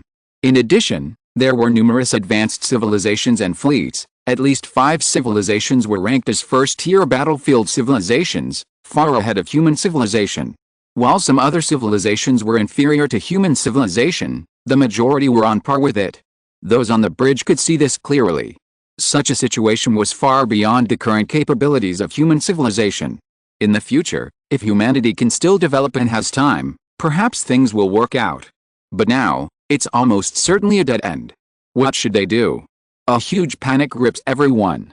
However, everyone still performed their duties. Under the orders of the Supreme Commander, the Old Man, and Lin Qun, they answered the questions posed by the civilizations of the Independent Alliance. Upon hearing this news, the entire Independent Alliance was stunned. What? The Divine Envoy came for this human civilization. My God, what's going on? What's the situation with this human civilization? The life representative of the 2 Gu civilizations said, "I said long ago, we should wipe out this civilization." The Ethan and Hao K civilizations were both stunned. They had never imagined that the Divine Kingdom and the Divine Envoy would appear here for a human civilization. Immediately, the civilizations of the various Independent Alliances felt a sense of relief. If the Divine Envoy and the Divine Kingdom's legions came for these humans, then are we safe? If we stay out of it, will the Divine Envoy and the Divine Kingdom still attack us? Should we join the Divine Kingdom in attacking this human civilization? I think we shouldn't. After all, we've been through a lot together, and human civilization has helped us. Besides, they're not weak either. Even if we help the Divine Kingdom, they might not do anything to us, we might even be wiped out. But without the technological support of human civilization, how will we traverse the neutrino web? Finally, Aizen decisively said, "We shouldn't intervene. The Divine Kingdom is too powerful, it might not be our support. Although human civilization has concealed its identity and strength, it has at least been with us. The Divine Kingdom's camp isn't our camp either. We don't need to kick them when they're down. Our Independent Alliance should stick together and just want to survive. Let's stay out of it. As for traversing the neutrino web, at least let's survive first." Its attitude represents the Aizen civilization and will influence the 3 major civilizations, and consequently, the entire Independent Alliance's behavior and decisions.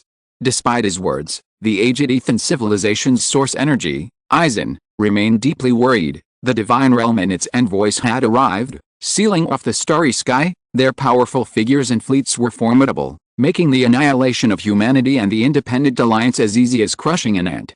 Even if the Independent Alliance refused to side with humanity, would the Divine Realm's legions and envoys truly grant them a way out? Why wouldn't they conveniently eliminate the Independent Alliance as well? Now, their concerns were no longer about the future, but about life and death. They had finally reached this point. Each fleet represented the last embers of their civilization, and no one wanted to be destroyed here. That would be a true catastrophe. annihilation for them and their civilization. While Eisen of the Ethan civilization was deeply troubled, many civilizations and beings within the Independent Alliance didn't share this sentiment. They felt that this might be a chance to escape annihilation, a chance for survival, and were somewhat pleased. While most of the Independent Alliance believed they could escape, humanity was already making intensive preparations to meet the threat of the Divine Realm's army. The Supreme Commander, an elderly man, issued the latest order: "We are preparing to break out. Release all fleets and advance in the opposite direction. If necessary, destroy the Edge Star as a cover. Mr. Lin, if the Overlord and the enemy's source energy attack, I need you to lead our human elites and fleet into battle to stop them. As long as we fight, if we can break through the blockade, we will surely escape. Or perhaps, we won't even need to break through the blockade. The Divine Kingdom camp and its envoys will undoubtedly be the targets of the Super Civilization Alliance. If they attack us from this location, it will surely attract the attention of the Super Civilization Alliance. Perhaps soon, the Super Civilization Alliance's forces will arrive, and then we will be able to break through the encirclement." A faint sense of panic and unease spread across the bridge, but the Supreme Commander, an elderly man, remained calm and composed, issuing orders with composure. His plan was nothing special, but at this moment, it was the only thing he could do. Because the enemy was too powerful. Human civilization had no other room to maneuver. Only a battle, a bloody path, was possible. Any other tricks were useless and meaningless. The Supreme Commander, an elderly man, knew that human civilization was once again standing on the brink of collapse, but this was not the first time. Human civilization had faced far too many such situations throughout its history. The Supreme Commander quickly issued a series of orders, not only because the situation was urgent, but also to stabilize morale and mobilize the troops, getting everyone busy and ready to fight immediately. He warned against wasting time and thought on panic and anxiety, as that would only further weaken their fighting strength and reduce their chances of success.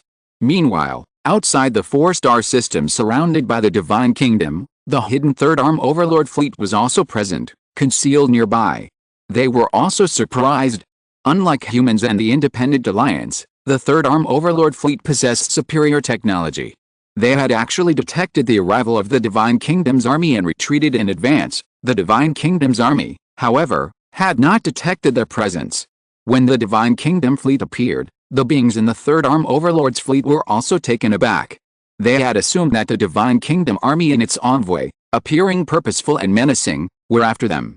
The Third Arm Overlord was alarmed, but it turned out that the Divine Kingdom and its envoy hadn't even noticed them. Their target was human civilization. Deep within the Third Arm Overlord's V-shaped flagship, it said with suspicion, "Is the Divine Kingdom's envoy, because, also targeting humans? Do they hold some great secret we don't know about?" Beside it, a top-tier source energy subordinate, an insect-like being, said, "Overlord, this time, the Independent Alliance and human civilization are definitely doomed. This envoy is being pursued by the Super Civilization Alliance, a fleet of super civilizations. They are equally determined to capture this envoy. I don't think human civilization is that valuable. The envoy's desire to annihilate them is likely on the orders of the Divine Kingdom, or perhaps they have some connection with the Independent Alliance. So, should we?" This insect-like being also thought the envoy had gone mad. As someone close to the third cantilever overlord and a top-tier source energy source, although not a being of the Kennis civilization, it knew about this human civilization. It was merely a surviving indigenous civilization, possessing the divine abilities and technology of a divine kingdom. This was valuable and rare to advanced civilizations, but was it really necessary for a divine envoy of a divine kingdom? It couldn't understand. It felt that the divine envoy's presence here for such a civilization might not be due to anything special about it, but rather to a mission and goal of the divine kingdom. Therefore, faced with both threats and dangers, it wanted to leave. But the third cantilever overlord simply said, "Don't worry, I'm here. They haven't discovered us. The Super Civilization Alliance certainly wants to kill us, but if we appear with the divine envoy of the divine kingdom, the divine envoy will be their primary target. I think the divine envoy's intentions are quite interesting." Meanwhile, humanity's breakout plan seemed to have failed from the very beginning. The invasion by the divine kingdom was achieving significant results in a short period. The true purpose of the divine envoy was now revealed. Their goal was not to quickly seize control of Deep Sea 17 from humanity, but rather to transmit information through the invasion of Deep Sea 17 between the Independent Alliance and human civilization.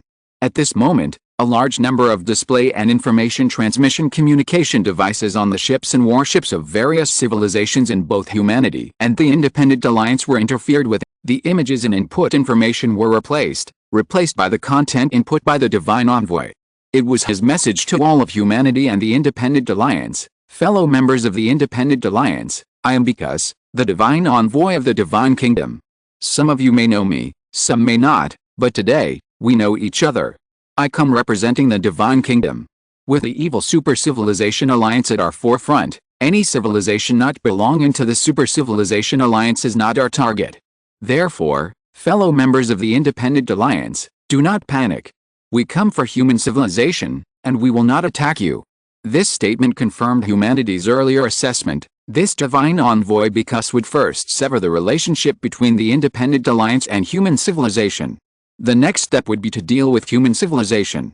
As expected, this message was repeatedly played throughout the Independent Alliance, and the invasion of the Independent Alliance by the Divine Kingdom civilization came to an end at this moment, seemingly to demonstrate, as long as you do not oppose the Divine Kingdom will not attack you.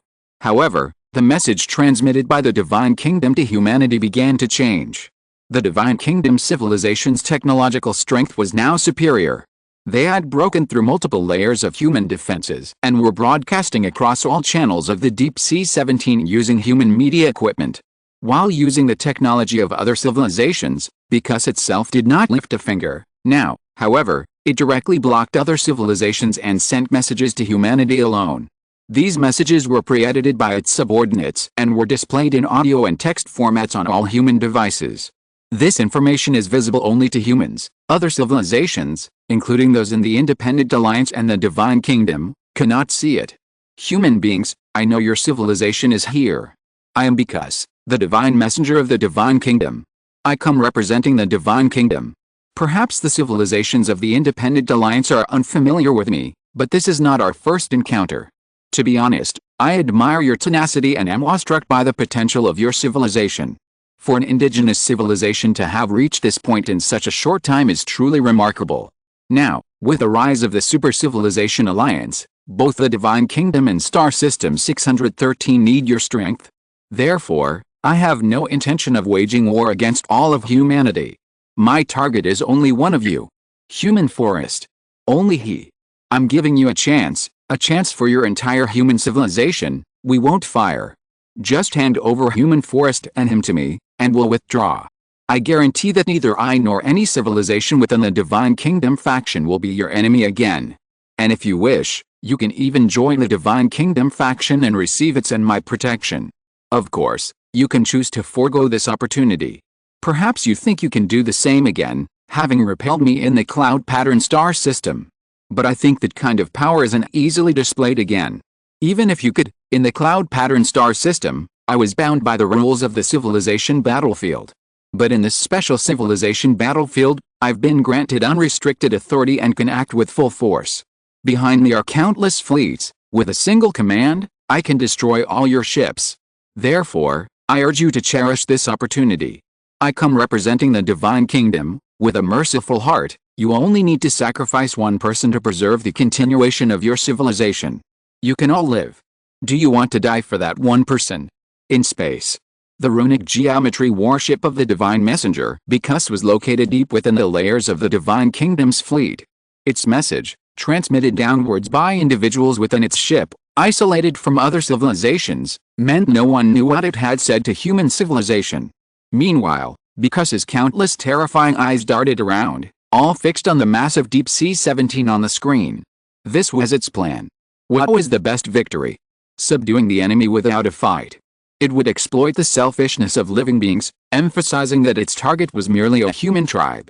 It would make human civilization hand over the person it wanted.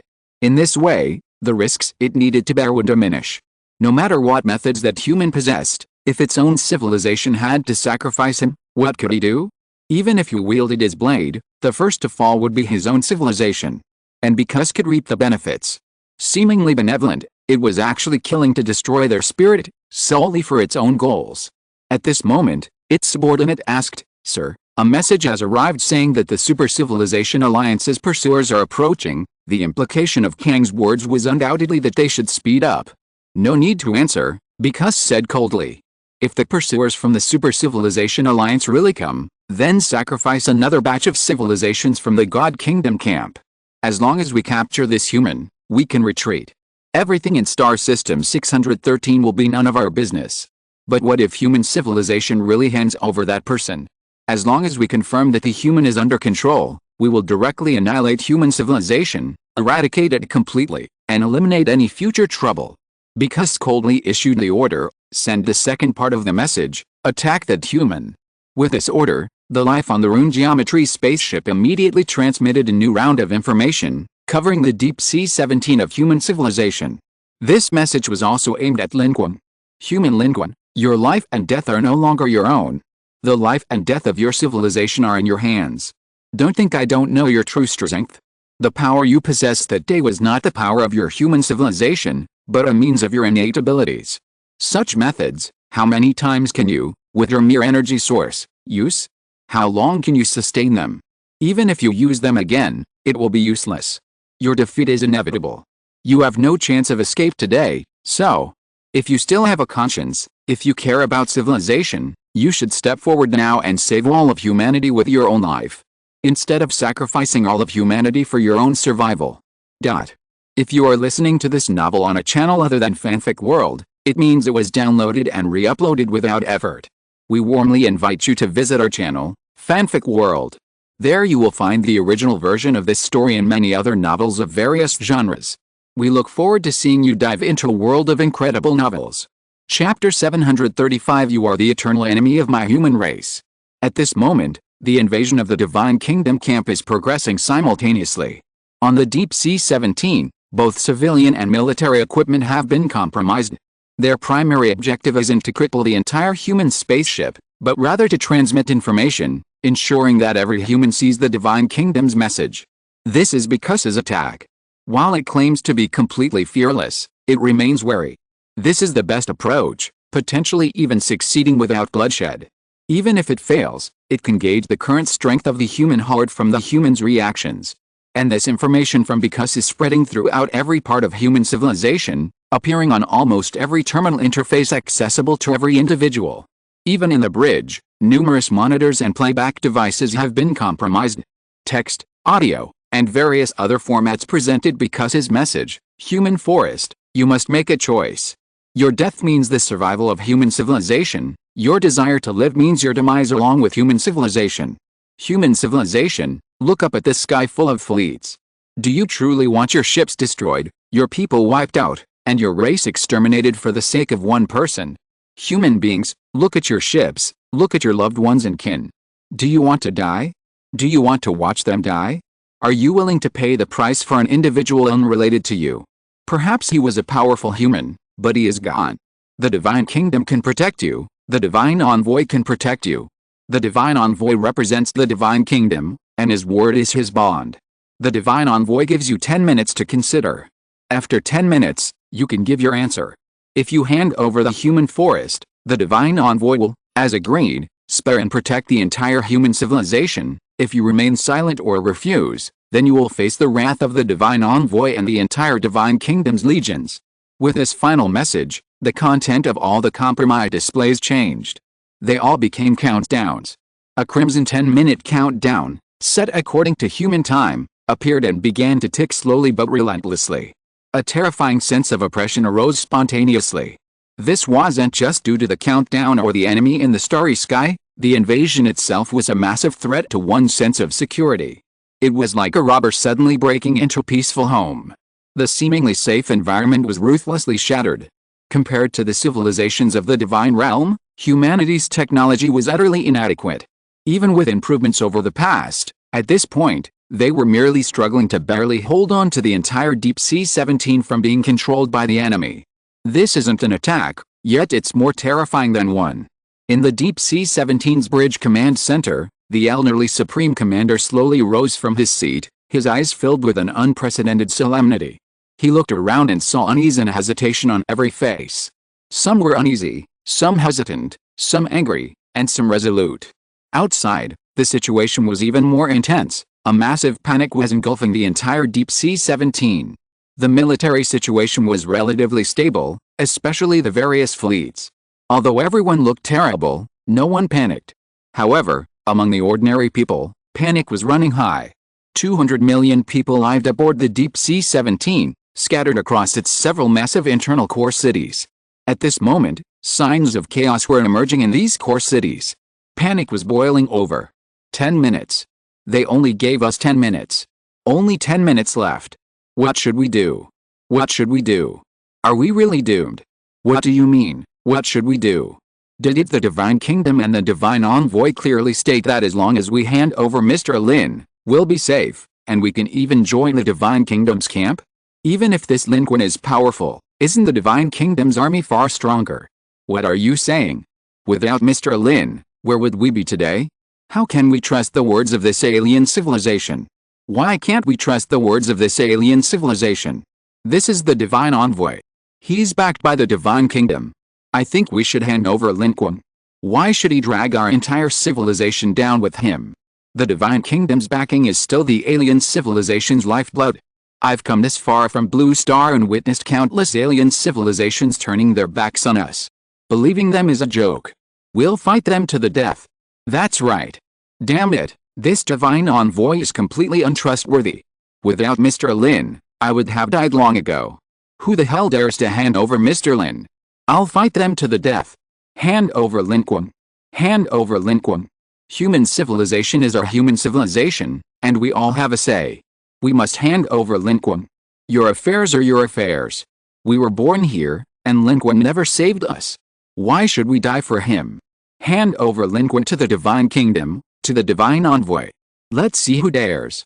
Whoever dares to hand over Mr. Lin, I'll kill them.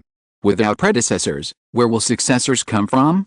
Although I was also born in the new Blue Star era, Mr. Lin is the strongest human being, the strongest of our race, and the one who turned the tide. I also support not handing over Mr. Lin. Does our human civilization have to survive by handing over our compatriots? Although I am not a warrior and have no special talents, I am willing to fight Mr. Lin to the death. Even if we die, we will die standing. Not only will we not hand over Mr. Lin, but no one else will. Such discussions erupted in the streets and alleys, and in various locations on Deep Sea 17. Some lower-ranking soldiers and some staff members were also arguing. Especially those born later on the new Blue Star, were most inclined to hand over Lin Qun at this time. Moreover, the situation was rapidly changing. The dispute gradually turned into an argument, and the argument into confrontation. Anxiety and boiling panic escalated into real chaos and instability. Within minutes, problems had arisen in various locations within the Deep Sea 17. In some areas, even riots broke out in a short period.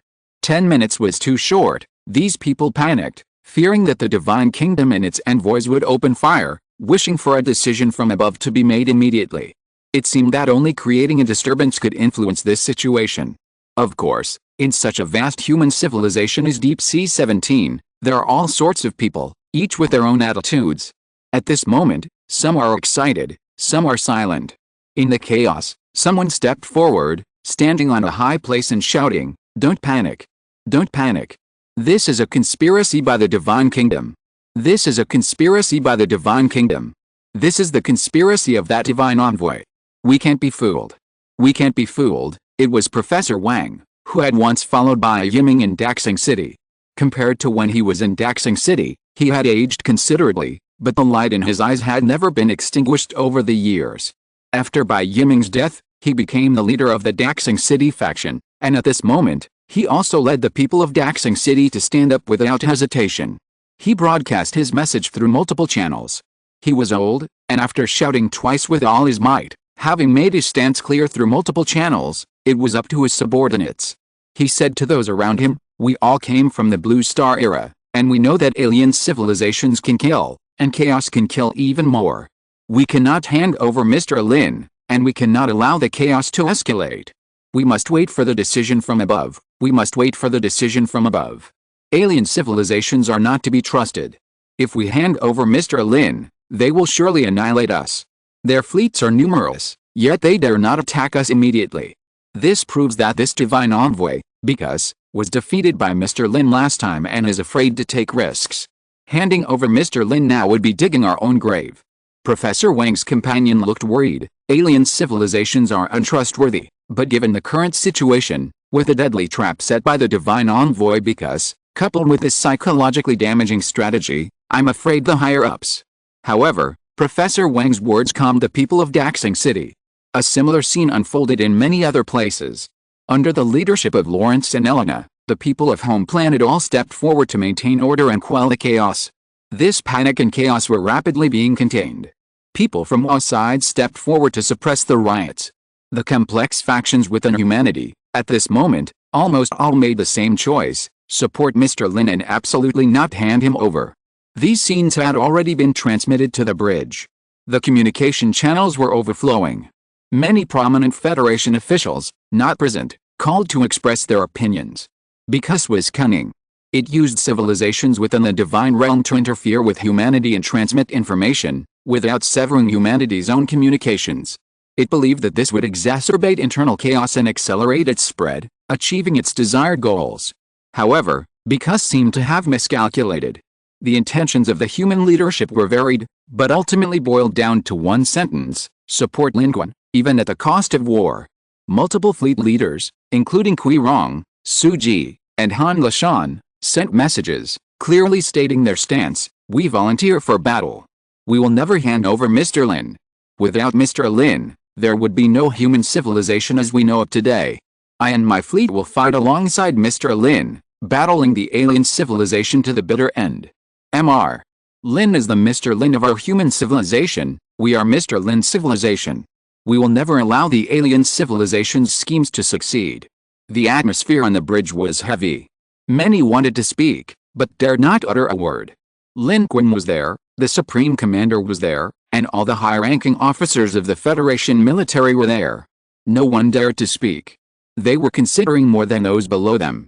Regardless of their truest thoughts, they had to consider how to save more lives. People could make decisions for themselves, whether to support Lin Qun or to push him out, but who could make decisions for others? This was the most difficult part. The people here were all capable and decisive, the most capable of making decisions in critical moments, but at this moment, who could make the decision? The decision at this moment concerned the future of humanity. If it was wrong, they might become eternal sinners against human civilization. This was not just one person's matter, but the matter of all human civilization. On one side, even the most straightforward Wang Kezhang remained silent. Of course, he couldn't bear to hand over Lin Qun, but he also couldn't pay the price for all of humanity. Perhaps no matter what choice they made, it was a dead end. But the more this was the case, the more impossible it was to choose. Many people's eyes were turned forward, to the Supreme Commander. At this point, only the Supreme Commander, the old man, could make the decision. And only he could make the decision. From the very beginning, the Supreme Commander, who had been sitting at the front, had stood up, watching the transmitted images, but with his back to everyone, so no one could see what he wanted to say. People watched his back with anticipation and tension, each hoping to see the decision he would make. Lin Qun didn't speak immediately.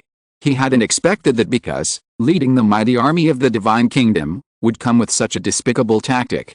He didn't speak. He wanted to see what the Supreme Commander would choose. His southern heavenly gate was indeed temporarily locked, and the scene in the cloud pattern star system couldn't be repeated, but Lin Qun still had other trump cards. Facing the Divine Kingdom's army and the Divine Envoy because, no matter what choice human civilization made, he wouldn't surrender. Even if the enemy had a trap, Lin Qun would fight with all his might. He had come this far through blood and fire, and he was least afraid of danger and threats. Want to kill me? Bring it on. I will fight to survive, even in defeat. But Lin Qun still wanted to see how the Supreme Commander would choose, and how human civilization would choose. Up to this point, Lin Qun was actually quite gratified. Many people were willing to support him and fight him to the bitter end. And these people were numerous. The chaos was quickly contained not because the Federation's reaction mechanism was particularly fast, 10 minutes, no matter how fast, couldn't end this global panic so quickly, but because chaos itself could end chaos. Therefore, this proved that support among humanity outweighed opposition. Moreover, the command center hadn't issued many orders from the beginning until now. Lin Qun knew, at least, that his journey hadn't been in vain. At this moment, He felt a hand reach out from behind and tightly grasp his. With unprecedented force. It was covered in sweat. Lin Qun turned his head. Chu Yaoi stood behind him, her eyes sparkling as she looked at him. The hand gripping Lin Qun's hand tightened even more, as if trying to merge their two hands into one. She had never done this before. The countdown was less than 2 minutes long. The Supreme Commander issued his first order, connect because. It's time to tell it our answer. No. I want to communicate with the entire Divine Kingdom faction. I want to broadcast, Your Excellency. Li Jiang couldn't help but step forward.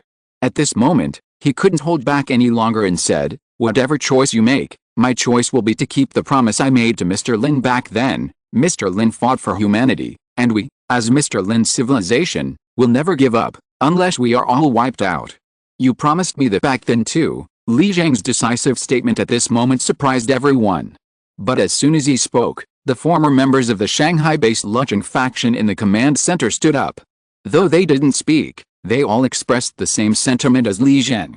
They hadn't forgotten the promise to Lin Qun. Seeing this, Lin Qun felt a surge of warmth in his heart. But the Supreme Commander remained silent.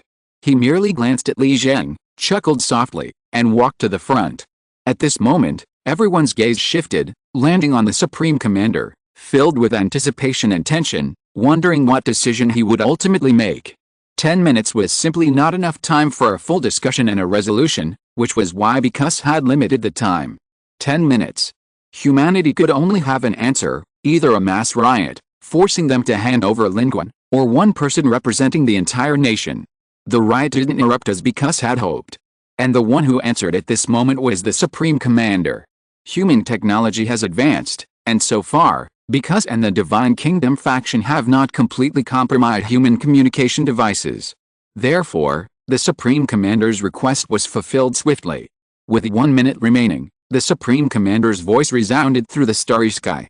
Humanity's signal was transmitted from Deep Sea 17, unencrypted, to all civilizations, including the Independent Alliance and human civilization itself. It was humanity's answer to the Divine Envoy. In truth, those civilizations didn't know what the Divine Envoy and humanity had discussed, but at this moment, humanity's answer was resounding. I am the commander of human civilization, I am the Supreme Commander of human civilization. Divine Envoy, because I now answer you on behalf of human civilization, our answer is, absolutely not. We will never hand over Mr. Lin, regardless of whether Mr. Lin is our strongest being, even if he is an unknown figure. We will never hand over any life of our civilization to an alien civilization. Not today, not in the future, never. Unless one day humanity is wiped out. Because surrendering one's own kind is a more tragic failure for a civilization than extinction. And I do not believe we will fail. We will break through, whether it's hundreds of millions, tens of millions, millions, hundreds of thousands, dozens, or even just a few. We will remember the humiliation and attack you inflicted upon us today. Just as we will forever remember the blood and tears of the war on Earth.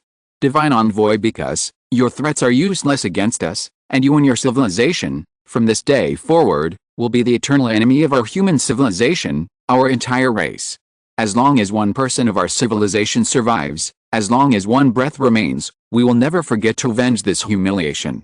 The elderly Supreme Commander, unusually agitated, trembled, his face flushed, and his eyes bloodshot.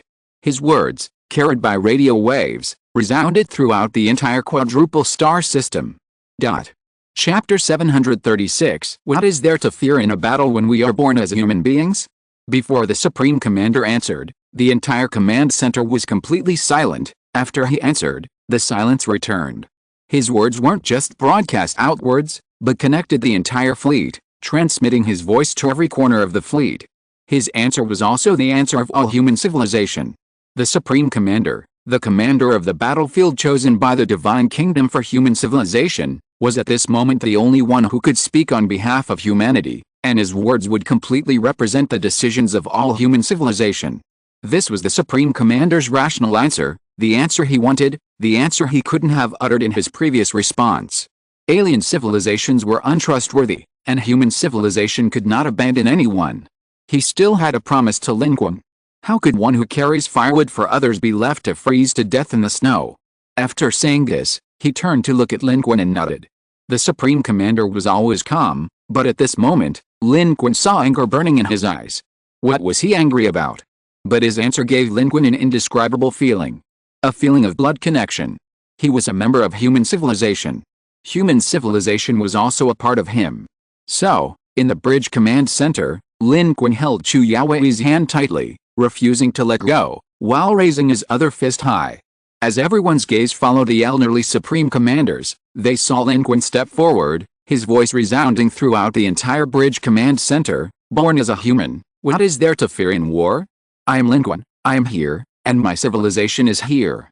Because, if you want to kill me, bring it on. The communication from the Supreme Commander hadn't actually ended completely, the equipment hadn't been shut down. Lin Qun's voice, following closely behind the Supreme Commander's speech, resounded throughout the starry sky. At this moment, facing the vast army of the Divine Kingdom, humanity was not powerful. But the voices of Lin Qun and human civilization could still stand tall and resound, deafeningly powerful. Because humanity is united. Behind Lin Qun was the entire human civilization, its unconditional support. And similarly, Lin Qun would be both the spear and the shield of human civilization. In every location, in countless corners, and on every warship of the Deep Sea 17, everyone fell silent. When the Supreme Commander finished speaking, some looked at each other, gradually revealing expressions of shame, others remained unwilling, yet also fell silent. A new wave was sweeping in. After the silence, a new voice emerged. It was the voice of countless humans, the voice of human civilization, the voice of humanity is being called upon and unified, transforming into a unified thought and force. In the city with its steel dome, Professor Wang said, "Your worries are unfounded. What we can think of, how could the Supreme Commander not have thought of? If he couldn't have thought of it and made the right choice, our human civilization would have perished in the previous crisis long ago, and we wouldn't be where we are today." Professor Wang's idea was correct. In fact, many high-ranking officials in the Federation, including the Supreme Commander, initially thought that Bikus was using a trick and that his words should not be trusted. However, Bikus's actions did indeed cause panic in human civilization.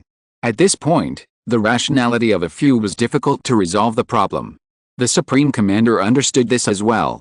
Therefore, he had been waiting, not for the final moment, but for the chaos to subside on its own. That would be the beginning of humanity's voice. Chaos that could be quelled with a little guidance was itself the answer of human civilization. The Supreme Commander felt fortunate and gratified. This answer was the same as he had envisioned.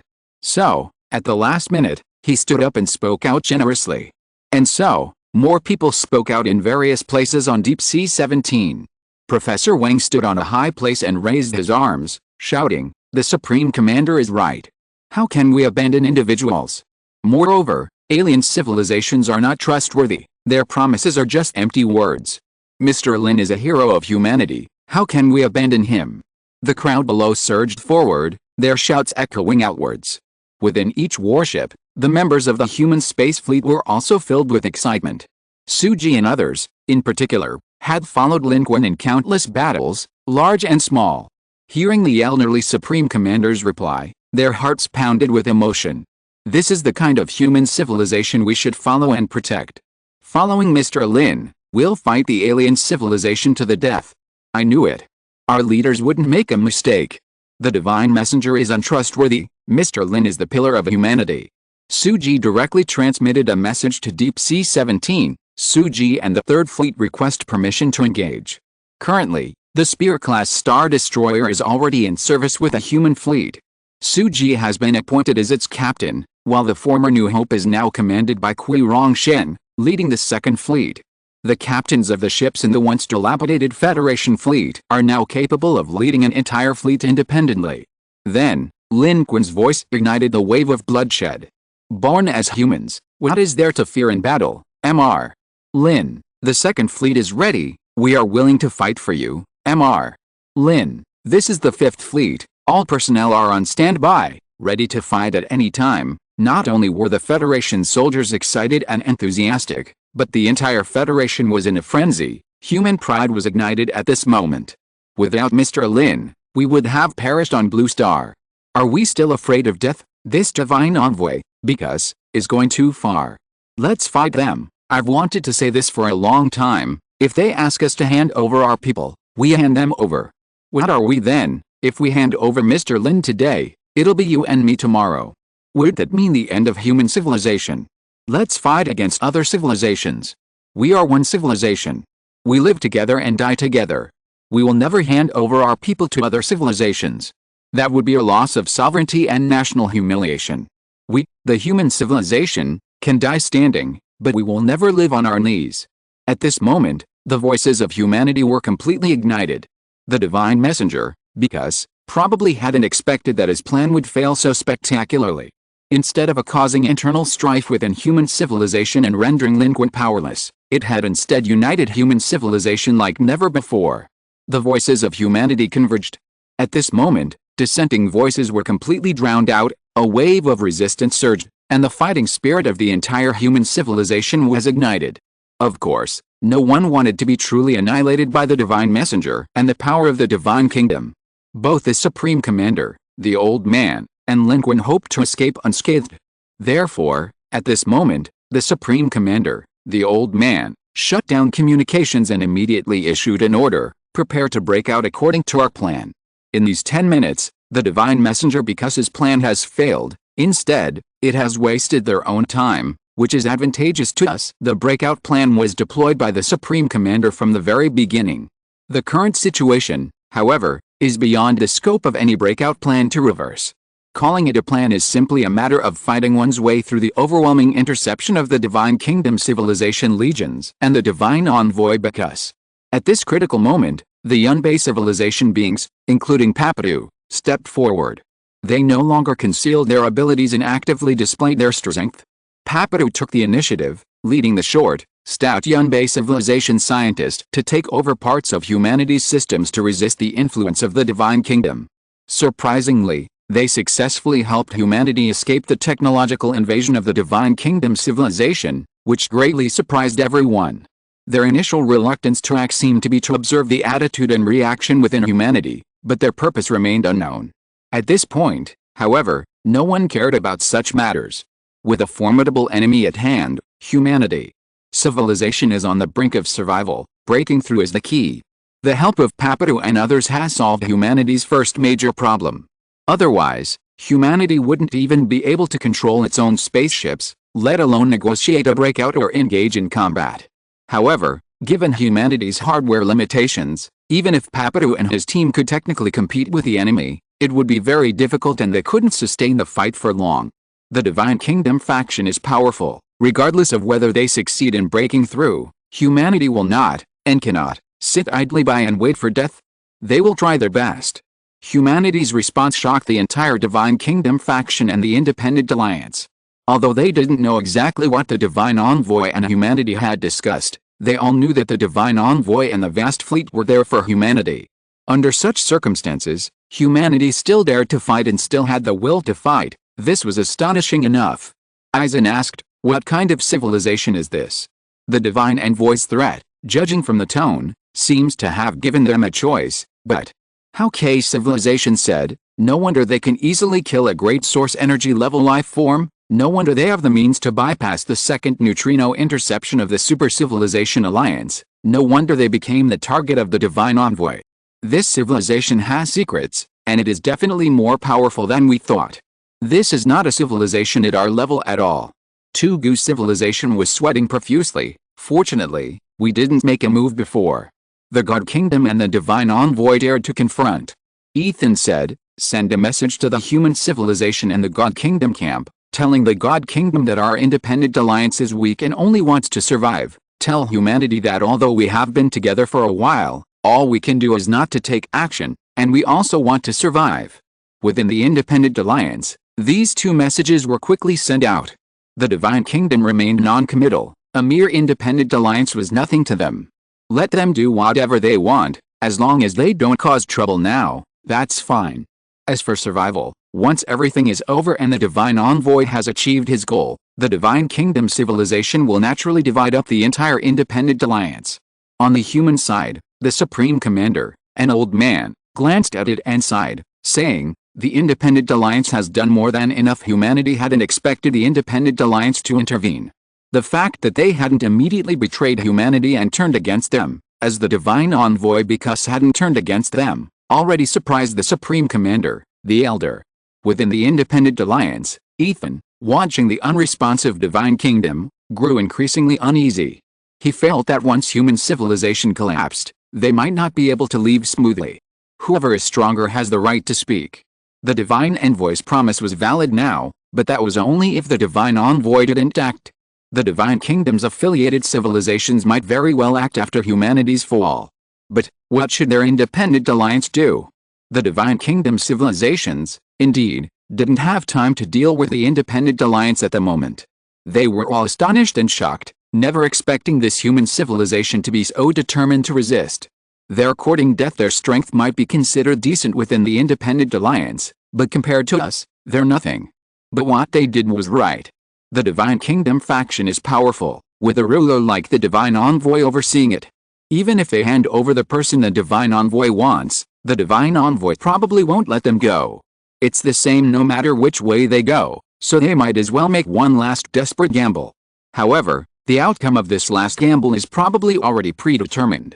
But some civilizations, especially powerful ones like Kang, might not have been discovered when they first arrived, but now it's confirmed that this human civilization once appeared in the third hanging arm Divine Kingdom.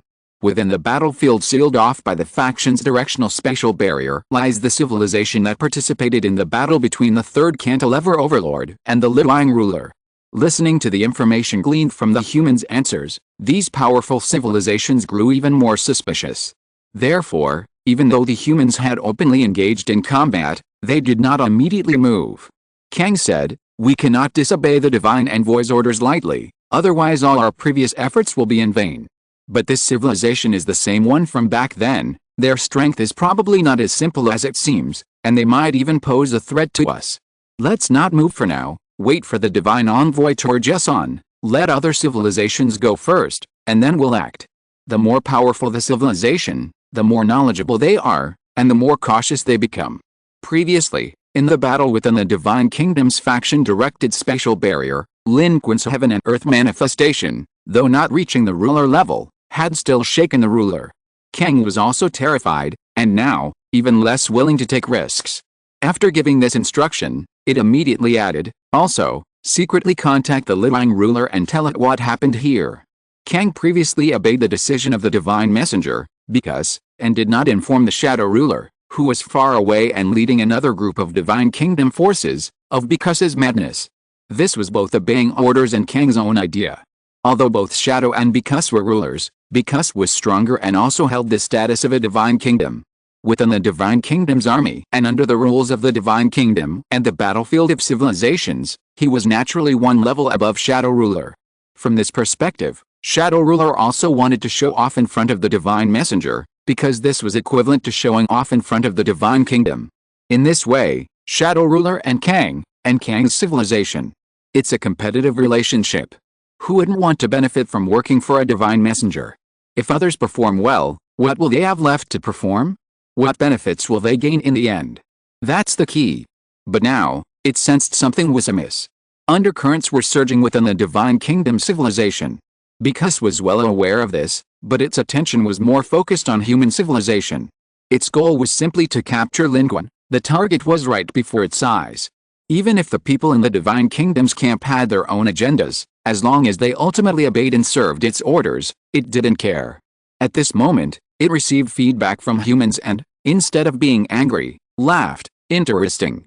This civilization has indeed shown some ability to reach this point. Let them die. Have our people open fire, but no weapons with excessive power. If we kill that human, then we've come all this way for nothing. While that's true, Bikus believed that even if their weapons destroyed Deep Sea 17, they might not be able to kill Lin Qun. But there are always exceptions. Unexpected annihilation due to insufficient defense is not uncommon in space. Bikus had traveled thousands of miles to get here, and with its target so close, it absolutely didn't want to fail. Its orders were issued, urging them on, and the numerous civilizations of the Divine Kingdoms finally sprang into action. However, the first wave of timely responses came only from mid-level civilizations. The most advanced and powerful civilizations within the Divine Kingdoms chose to remain in the rear, allowing a large number of unsuspecting civilizations to rush to the front. Kang and its civilization only symbolically advanced, remaining behind the vanguard. Because, even more cunning, itself. It clamored for others to take action, yet showed no intention of doing so itself. It and its spaceship were even retreating, hiding behind other civilizations of the Divine Kingdom faction. Despite this, the scene was astonishing. After all, among the remaining civilizations of the Divine Kingdom faction, there weren't many that were either too strong or too weak, only those of medium strength were prevalent. Now, they were moving in unison, the entire encirclement tightening. From a macroscopic perspective, it resembled a surging galaxy, countless stars rushing towards human civilization. At this moment, human civilization also moved. The massive Deep Sea 17's multiple thrusters emitted scorching light, and their fleet began to sail forward. Numerous ports opened. 5 human fleets took off. Not only 5 fleets, but over the years, humanity had also built a swarm of drones. These drones were designed based on the TIE fighter jets, but unlike the space operas of Star Wars, in this universe, the Federation's TIE fighter jets are far more advanced, much smaller, and don't require human pilots. They are remotely controlled by drone teams in conjunction with humanity's latest generation of super-quantum computers. Their space missions can even surpass those of human pilots.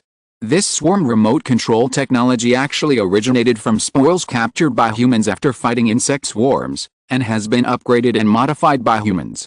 Of course, human pilots are also irreplaceable. Among the large number of drones are also human-piloted spaceships, appearing in swarms, gliding over the massive hull of the Deep Sea 17. Moreover, at this moment, the depths of human civilization. The center of the Deep Sea 17 was slowly opening. The armor parted to the sides, revealing the dark muzzles of its cannons. These were the star-destroying cannons built by humanity on the Deep Sea 17, the largest and most powerful beam energy weapon in human hands. They had been operational and ready long before and after the appearance of the Divine Kingdom fleet. Now, as human civilization prepared for war, the cannons opened and fired instantly, piercing the starry sky. At that moment, the starry sky lit up with an astonishing trajectory, as if illuminating the entire quadruple star system. Although the human fleet was large, it still appeared small before the Divine Kingdom fleet, like a lone figure facing the entire cosmos. But they were not alone. They were a civilization. A civilization built upon countless generations of culture. Chapter 737. He smashed out a white dwarf. The shot fired by the human Deep Sea 17 briefly tore through the starry sky, but missed its target. Humanity, though aiming for a surprise attack to cripple an advanced civilization's fleet, found that ships like Picas's vessel and those of the Kang civilization were extremely advanced. While not the most powerful civilization, humanity was certainly cautious, especially since they had just regained control and countered the invasion. The enemy had been preparing since before humanity opened fire, and given the vast distance, the shot only managed to destroy a few ships from minor civilizations. This single shot merely opened the curtain on the war. The dialogue between the two sides was over. Humanity's response was this final, decisive shot. At this moment, the closest point of the Divine Kingdom's encirclement was still 900,000 kilometers from the edge of the star. At this distance, most civilizations couldn't display their full strength, and engaging in combat at such a distance was essentially ineffective. Therefore, the Divine Kingdom's strategy at the start of the war was to first tighten the encirclement and close the distance with a human fleet. This period of time and gap presents an opportunity for human civilization. During this time, humanity can quickly accelerate its fleet, adjust its course, and prepare for a breakout. Of course, while distance offers a slight advantage, it also presents danger. The Divine Kingdom civilization has sealed off the surrounding star system. Within the entire quadruple star system, human technology cannot break through the enemy's warp-breaking blockade. Breaking out requires leaving the quadruple star system, and humanity must traverse this distance on its own, the most dangerous part of the journey. At this moment, the entire bridge command center of the Deep Sea 17 is bustling with activity. Lin Qun arrives at the forefront of the command center, standing before the elderly Supreme Commander. The battle hastily begins. All personnel are in position, and the Deep Sea 17 is firing its cannons. In the command center, Chu Yaowei and Wang Qizhang are quickly dispatched. Their evolved powers, combined with a human fleet in space, can play a significant role. However, in this situation, their primary function is interception and defense. After all, the Deep Sea 17 is enormous. While being large has its advantages, in such an unequal war, it is more like a sitting duck, especially during the acceleration phase. The maximum speed of the Deep Sea 17 is not even close to that of several human flagships, and the acceleration time is very long. Li Zhang's gaze turned cold as he said, "If we want to break through, we must avoid the main force of the Divine Kingdom camp, especially the sovereign-level forces. Of course, if they want to keep us here, they will definitely make a move. What we need to do is avoid a direct confrontation." In the past 10 minutes, our counterattack in information warfare has achieved some results, and we have also found a possible breakthrough direction, namely, breaking through the back of the Edge Star. This is the weakest point in the Divine Kingdom camp's encirclement. We can notice that neither the advanced civilization of the Divine Kingdom camp nor the Divine Envoy, because, has actually made a move. There was no trace of the advanced civilization in the first wave of attacks, and there were hardly any source energy level forces. Although we don't know why, it is clear that this is an opportunity, one that is more conducive to our breakout. This should be because may want to capture us alive, which is also an advantage for us. We don't have to worry about them deploying weapons and methods that we cannot completely deal with, or launching incomprehensible devastating attacks against us. This would directly destroy us and also ruin Bika's goal. Without these threats, our chances of escaping are much greater. The Divine Realm's forces were overwhelming, their fleets filing the starry sky, and the Divine Envoy Bikas was present. But human civilization would not give up hope. Humanity would fight with all its might for survival. And as humanity was witnessing, they had already opened fire, but the Divine Realm's reaction was not intense. Their first-tier civilizations and battlefield civilizations hadn't made much of a move, and their advanced weapons hadn't been deployed, all good things for human civilization. On one side, the elderly Supreme Commander looked at Lin Qun. Mr. Lin, what do you think? Military deployments, I don't understand, but their desire to live is genuine. Because wants my innate ability, if I die, he might not succeed. But their current deployment might have other reasons. However, if their advanced civilization and overlord-level beings move, I can hold them off. It won't be so easy for them to take us down. Lin Qun's voice was deep. He looked around and said, "This because, if we can drive him away once, we can drive him away twice." Lin Qun's words gave those around him immense confidence. Especially since humanity's current goal was escape, while Lin Qun's statement was, drive away the Divine Envoy Bikas. If anyone else had said the same thing, no one would have believed it, but Lin Qun was the Federation's #1 figure, and his words carried weight. Even if they sounded exaggerated, they seemed somewhat credible. The Supreme Commander patted Lin Qun on the shoulder and said, "Mr. Lin, it's up to you." The Supreme Commander was very clear that although human civilization was no longer what it used to be, its rate of progress was still incomparable to those civilizations and powerful beings that had grown for many years. The Supreme Commander was confident in breaking through the interception of a large number of civilizations of similar strength, but the Divine Kingdom still had sovereign-level life forms, level 1 battlefield-level civilizations, and numerous source energy-level beings. If they intervened, humanity would be unable to move an inch. The fact that they hadn't intervened yet allowed human civilization to move normally and execute its retreat plan.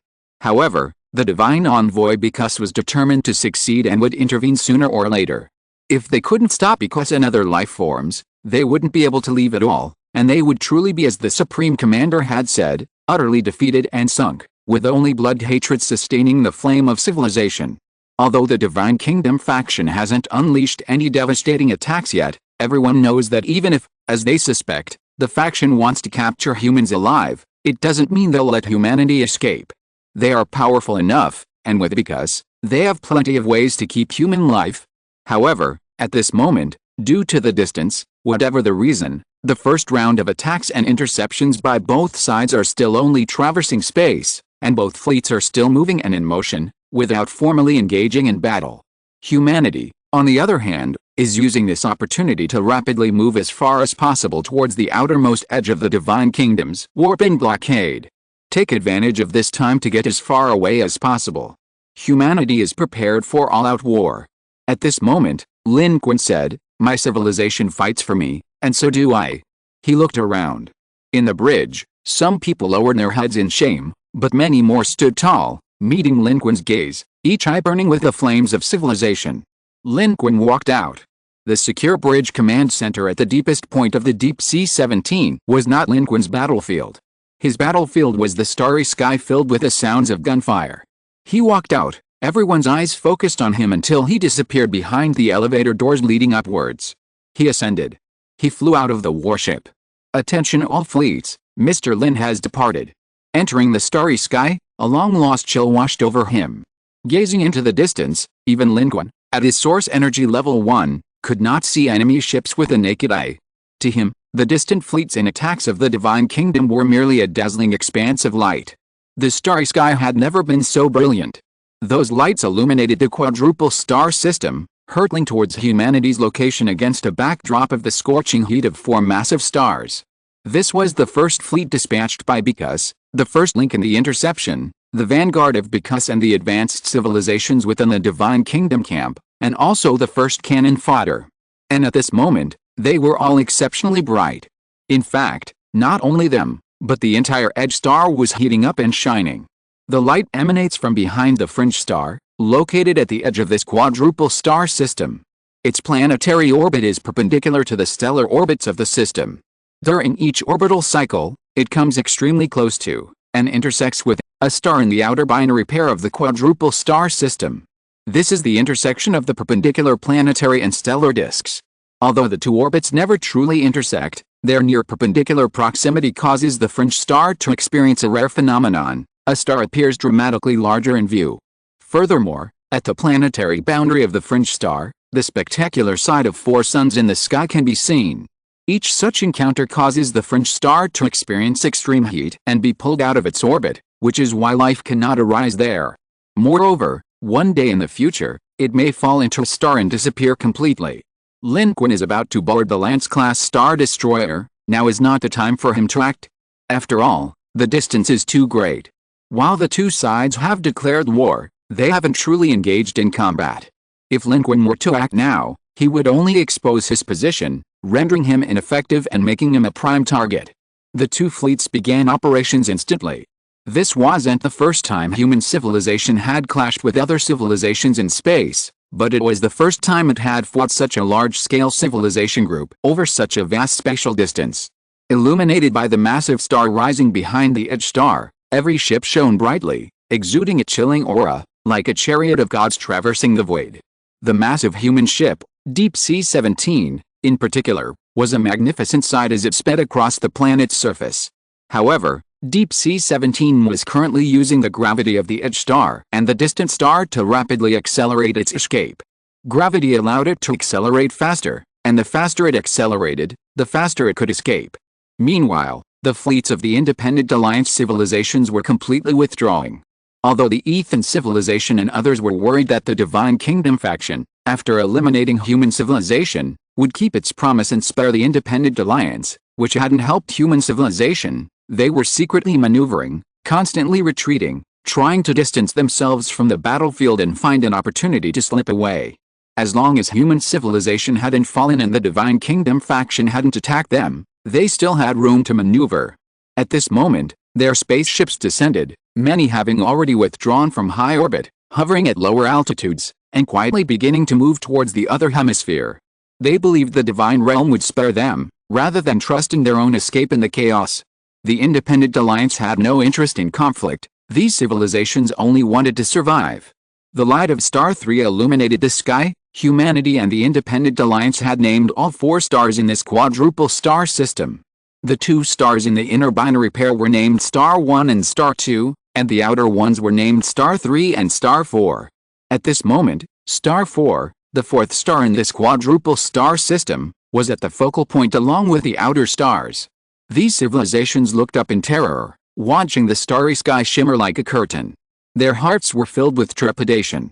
In a daze, some civilizations even felt as if they had returned to a primitive and backward era on Earth, gazing at other civilizations in space for the first time. Compared to the dominant life forms, especially dominant life forms like the Divine Envoy, they were indeed quite similar. The Hawkeye civilization said worriedly, "If we don't move, will the Divine Kingdom civilization let us go?"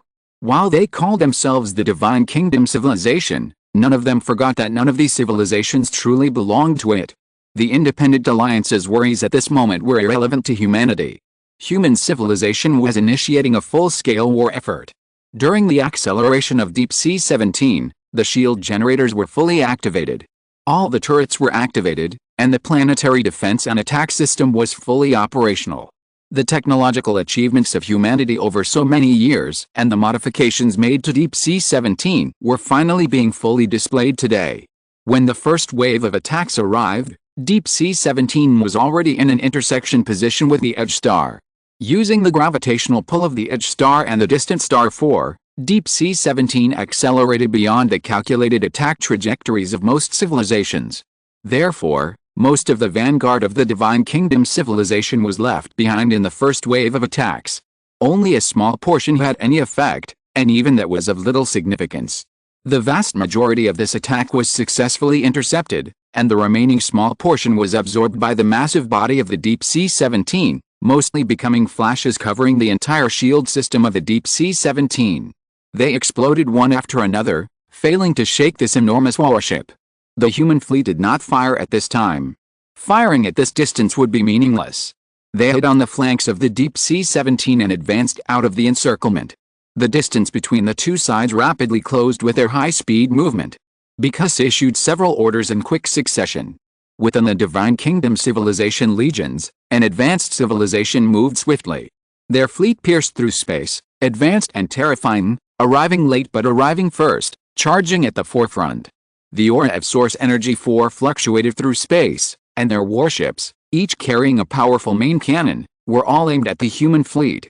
They released a large number of advanced devices into space, floating in the path that the human fleet was bound to take.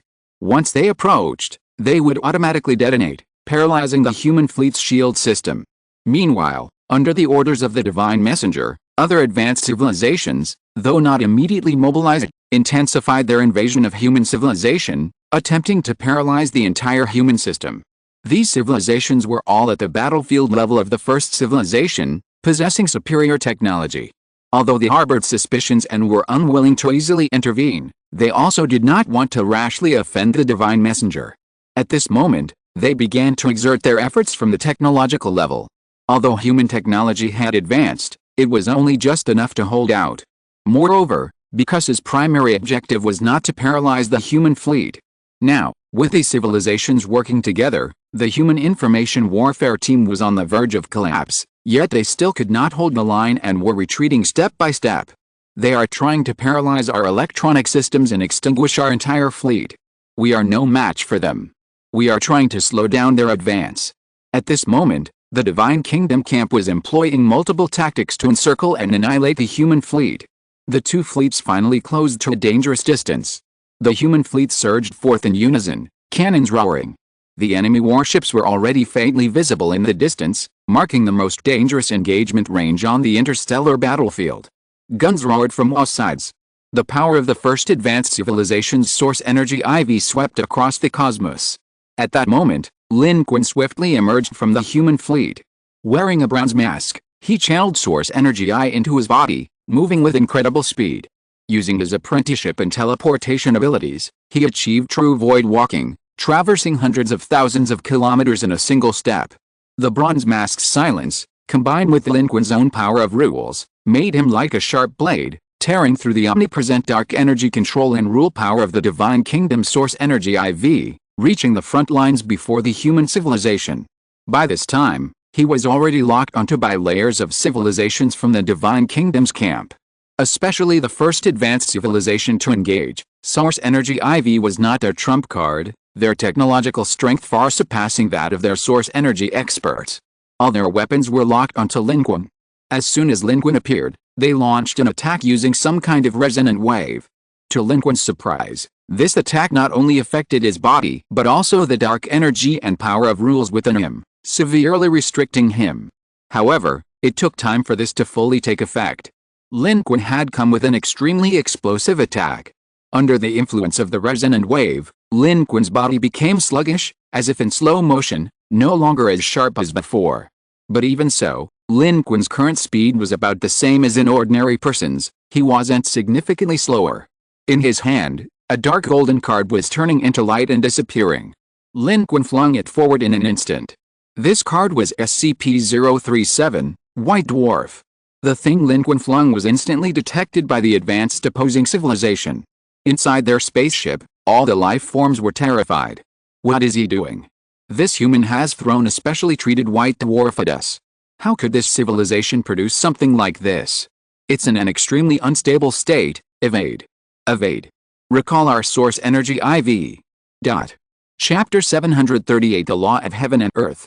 SCP-037, White Dwarf. This was the first card Lin Qun drew after reaching level 5 in the gacha pool. It was one of the few SCP items in Lin Qun's collection, but it was an extremely powerful SCP card. This containment object was a very small white dwarf.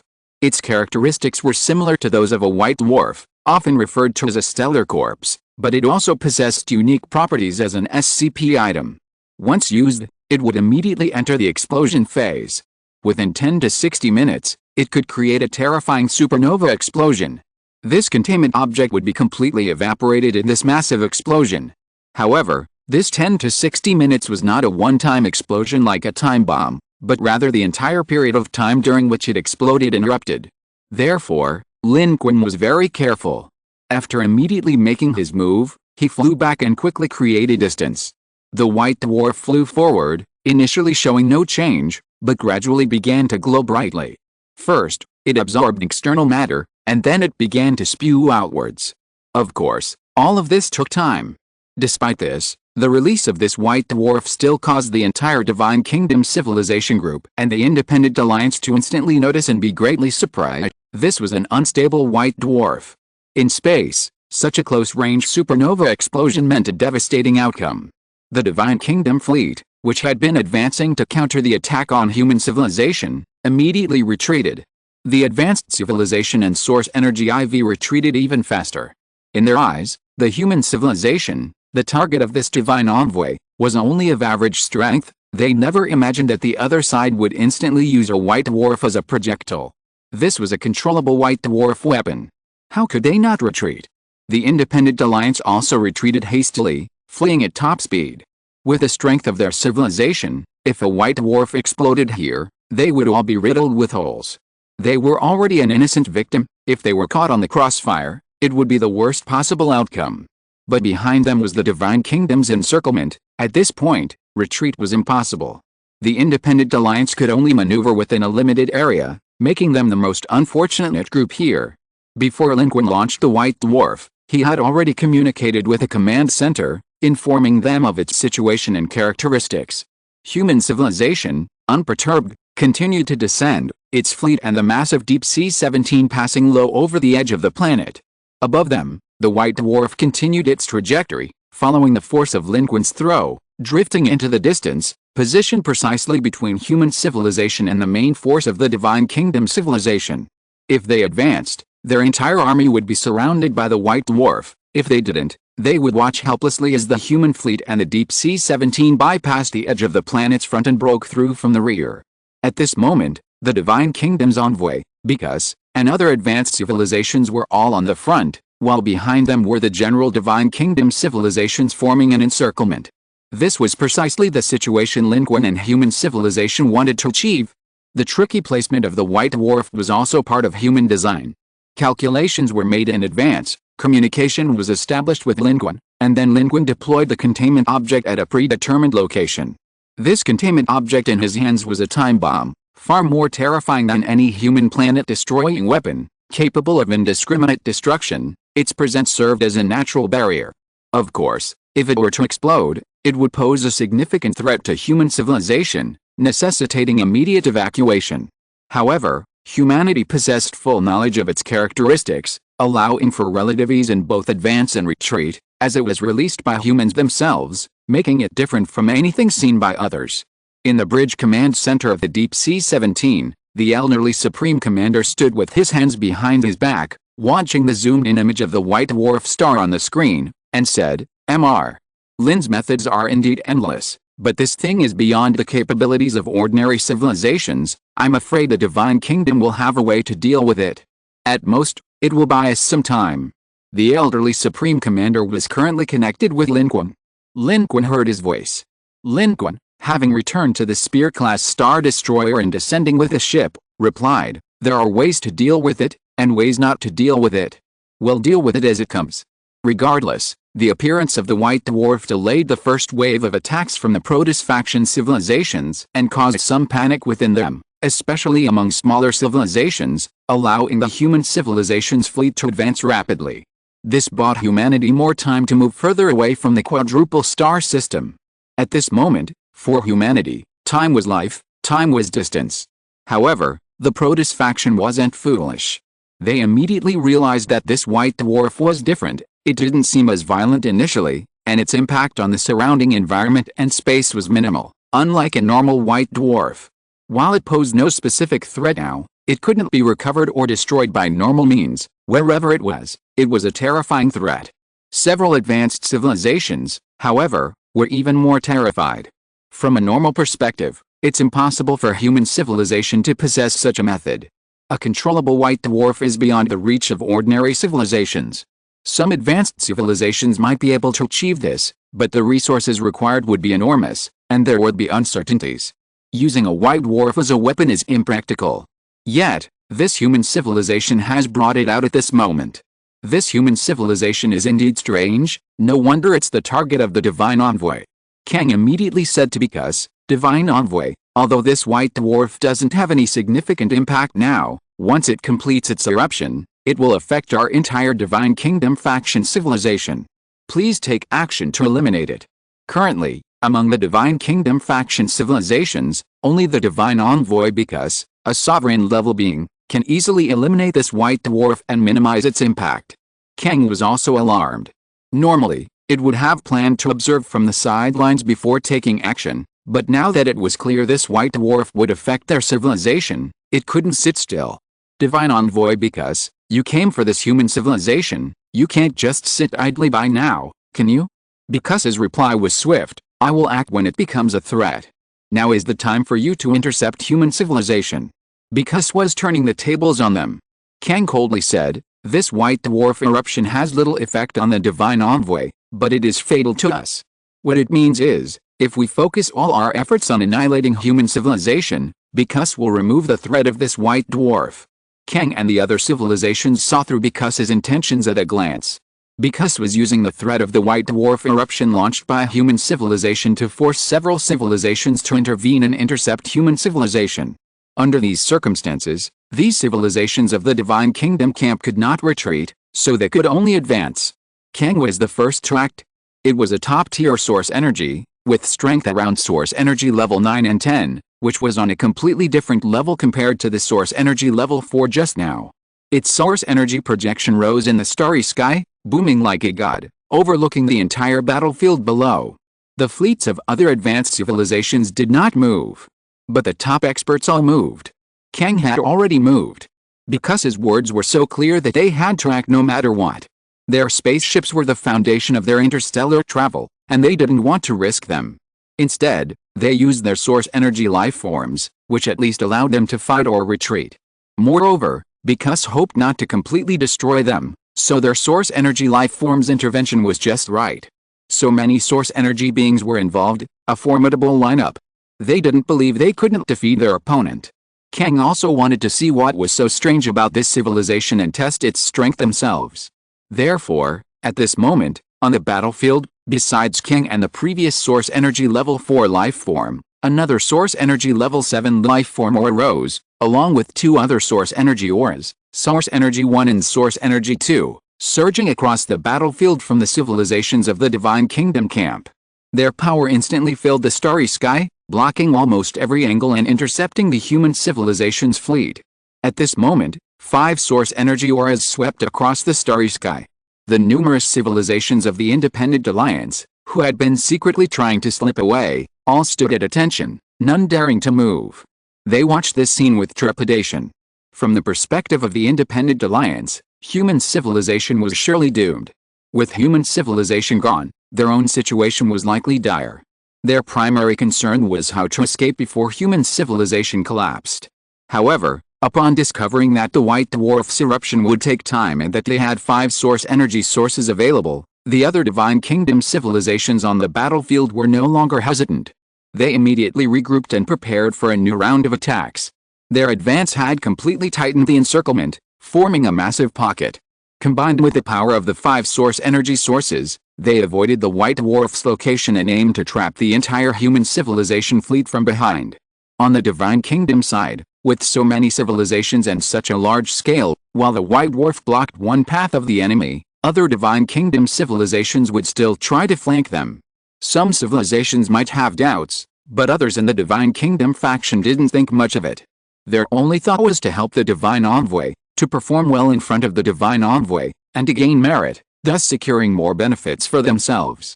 After all, different civilizations in the universe have different experiences, habits, and ways of thinking, so their approaches to the problem will also differ.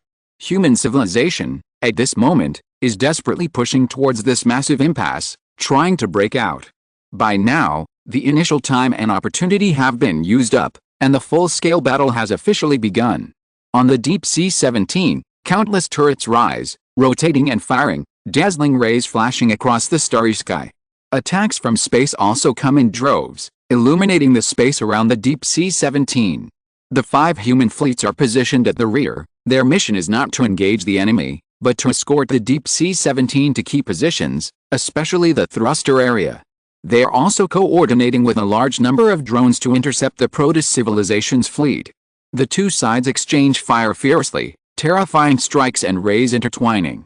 The axial super laser cannons of the Lance-class Star Destroyer extend from their muzzles, roaring as they fire a single shot, annihilating a group of Protoss civilization ships in their path. In the horrific explosion, all life within becomes ruins and wreckage in space. The remaining civilizations surged forward. These civilizations were weak, knew little, and understood very little. They didn't think as much or considerately as the advanced civilizations represented by Kang. They only thought about helping the Divine Envoy conquer human civilization, gaining the Envoy's favor and rewards, and turning their own civilization around. Therefore, they were all fighting desperately, opening fire frantically as the distance closed. The area around the human fleet was ablaze with light. The shields of Deep Sea 17 were activated everywhere, and the entire human civilization was making every effort to break out. But at this moment, the most threatening force was these 5 source energy level life forms. Top tier source energy Kang. 1 source energy level 7, 1 source energy level 4, 1 source energy level 1, and 1 source energy level 2. Such a lineup, fighting against a single target, is rare even in space. Even for an advanced and powerful civilization like Kang, with its superior technology and powerful high-energy domain life forms, it would be difficult to produce 5 source energy beings at once, even at the height of its civilization. But now, this is the very lineup they have. They coordinate with each other, their power of rules coupled with dark energy, weaving a terrifying net across the starry sky. Though launched later, its speed is swift, invisible yet far more tightly packed than the interception of the Divine Kingdom civilization legions. The threat is also more direct and concrete. But their opponent is not the human fleet, but Lin Qun. From the start of the battle, Lin Qun has also made his move, attacking the alien civilizations that have attacked human civilization. Lin Qun wears a bronze mask, his aura inconspicuous, yet he possesses genuine source energy level combat power. The first wave of civilizations that charged forward were not very strong, none of them able to withstand Lin Qun's onslaught. He traverses the starry sky, ruthlessly killing. He doesn't recognize these civilizations, and they don't recognize human civilization. But they have all come for profit, and on because his order, they are to annihilate humanity. Naturally, Lin Qun will show no mercy. A frenzied slaughter. Lin Qun's contribution points are soaring. He didn't need to display overwhelming power to move freely through the fleets of these Divine Kingdom civilizations. Wherever he went, spaceships exploded, turning into dazzling fireworks in the starry sky. Steel warships were like brittle paper before Lin Qun's power, easily pierced through. Contribution points skyrocketed before Lin Qun. Experience points also kept increasing. You want to kill my humans? Let's see if you have the strength. Not only him, but the human fleet and high-energy domain life forms all displayed their might at this moment, going all out and, in conjunction with the terrifying firepower of Deep Sea 17, almost shattered the encirclement of the first wave of Divine Kingdom civilizations. However, their fleet was numerous, and more kept coming. At this moment, 5 source energy beings from the Divine Kingdom civilizations attacked, and Lin Qun rose from the plane in the center of the battle formation. The fiery sun armor covered his entire body, the dark red armor breathing and flowing as if it had a life of its own. At this moment, Lin Qun drew another card. He activated it in midair. This card was Heaven and Earth Manifestation. Lin Qun still had 3 uses left after his last use of the Heavenly Manifestation Divine Power card. Why wait any longer? Facing 5 source energy users, now was the only time to act. Moreover, with the blazing sun armor, if controlled properly, the 3-minute duration of each Heavenly Manifestation Divine Power could be extended to 6 minutes. With such a formidable enemy before him, his attack was swift and decisive. Lin Qun held nothing back. In an instant, a terrifying figure rose into space, and everyone felt the astonishing flow of dark energy in the air. His aura surged, and Lin Qun's body rapidly expanded from a normal human form. On the battle formation plane, an incomparably gigantic body was unfolding.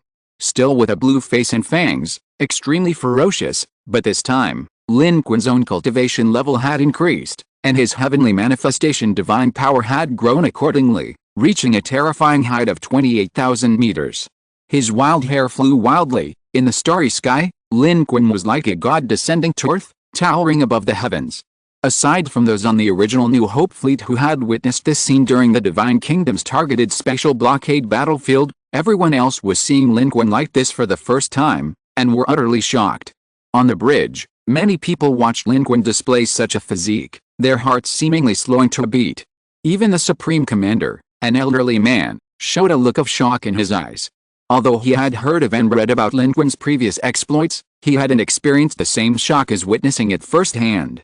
Under the law of heaven and earth, one's face and body undergo certain changes. Within the ferocity lies unparalleled majesty and power, naturally exuding an astonishing sense of oppression. Everywhere on the human ranks, whether on warships or gun emplacements, the soldiers all looked up in awe. At this moment, Lin Qun, standing 28,000 meters tall in the law of heaven and earth, could not help but become the center of attention. What kind of technique is this? We've only ever seen Mr. Lin transform into a 1,000-meter giant before, but now he can transform into a 28,000-meter giant. And this giant is different from before.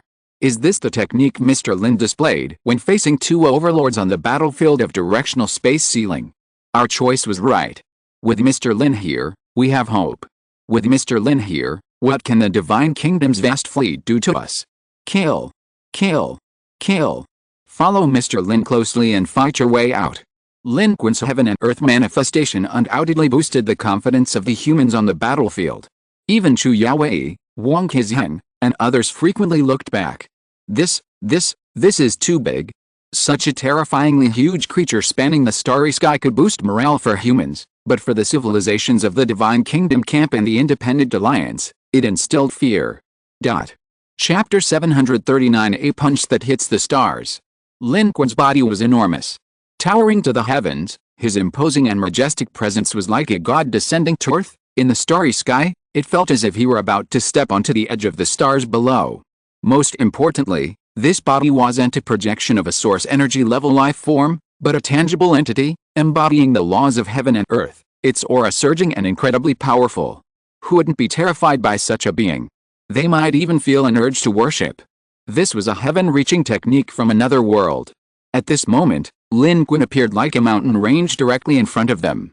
A fleet of Divine Kingdom civilizations that had been approaching Lin Qun from this direction all braked abruptly, attempting to retreat. They had quickly detected that this enormous life form was different from a normal source energy projection. Even its aura fluctuations were significantly different.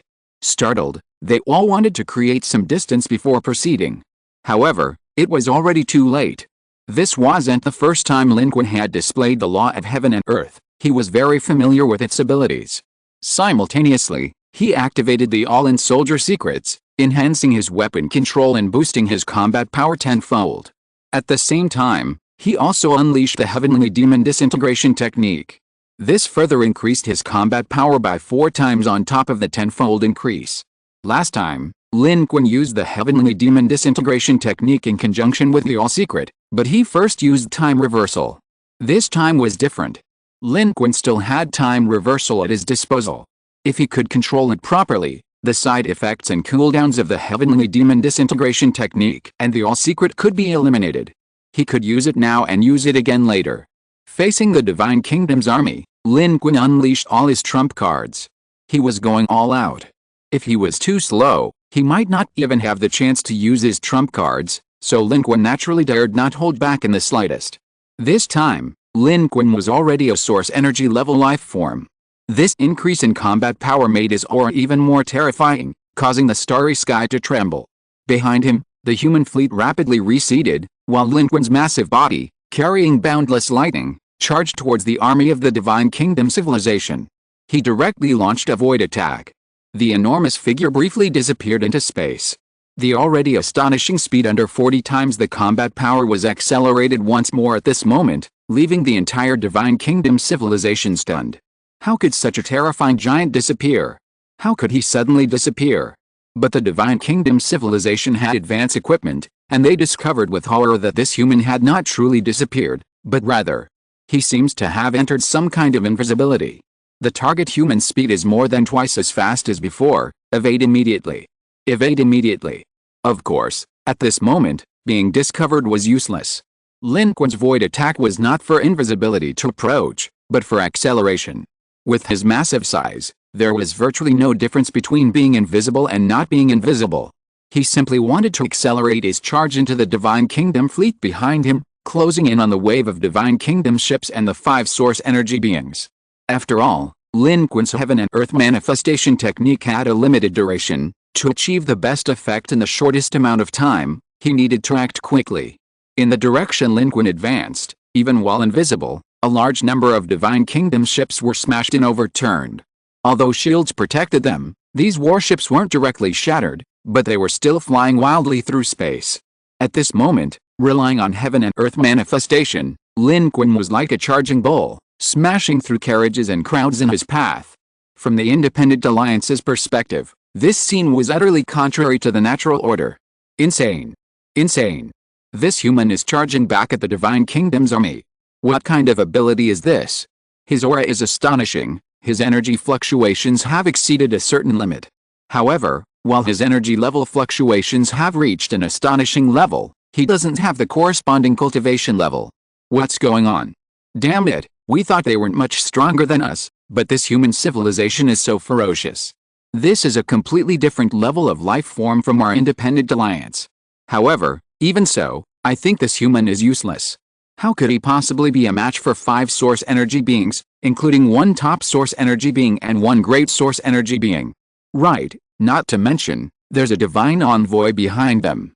This human is just making a death throes. This human civilization is too powerful. A divine envoy descends, the Divine Kingdom is surrounded, and they dare to resist and break through, but they even dare to charge back at the Divine Kingdom's fleet? The civilizations of the Independent Alliance were once again shocked by humanity. However, they didn't think humanity could find a chance. Although humanity had shown some strength, they were no match for the Divine Kingdom and the Divine Envoy. It was just a mayfly trying to shake a tree. Ethan, the source of energy for the Ethan civilization, felt a sudden urge, sensing that their chance to escape might be just around the corner. At this moment, the stronger humanity became, the happier it was. In truth, the Independent Alliance didn't care who won between the Divine Kingdom and human civilization. In fact, they even secretly hoped humanity would survive, given their cooperation and time together. The Divine Kingdom's actions had thwarted their original plans. However, the Independent Alliance was too weak and had no other choice. They simply hoped for a life or death struggle, preventing the Divine Kingdom from intervening and allowing them to escape unscathed. Meanwhile, as Lin Qun intervened, the Deep Sea 17 and the human fleet continued their high-speed escape, accelerating the breakout. The Divine Envoy, because, leading the Divine Kingdom fleet, was unbeatable in a direct confrontation. Lin Qun's counterattack was merely a strategic retreat, buying time and opportunity. Human civilization's ultimate goal remained the same, to break through and escape the Divine Kingdom's pursuit as quickly as possible. While the Divine Kingdom civilization legions are vast, they cannot possibly cover such a large area comprehensively. The vast majority of their forces are concentrated at the front, the main force of the Divine Kingdom. The weak point lies on the backside of the Edge Star, near the 3rd star.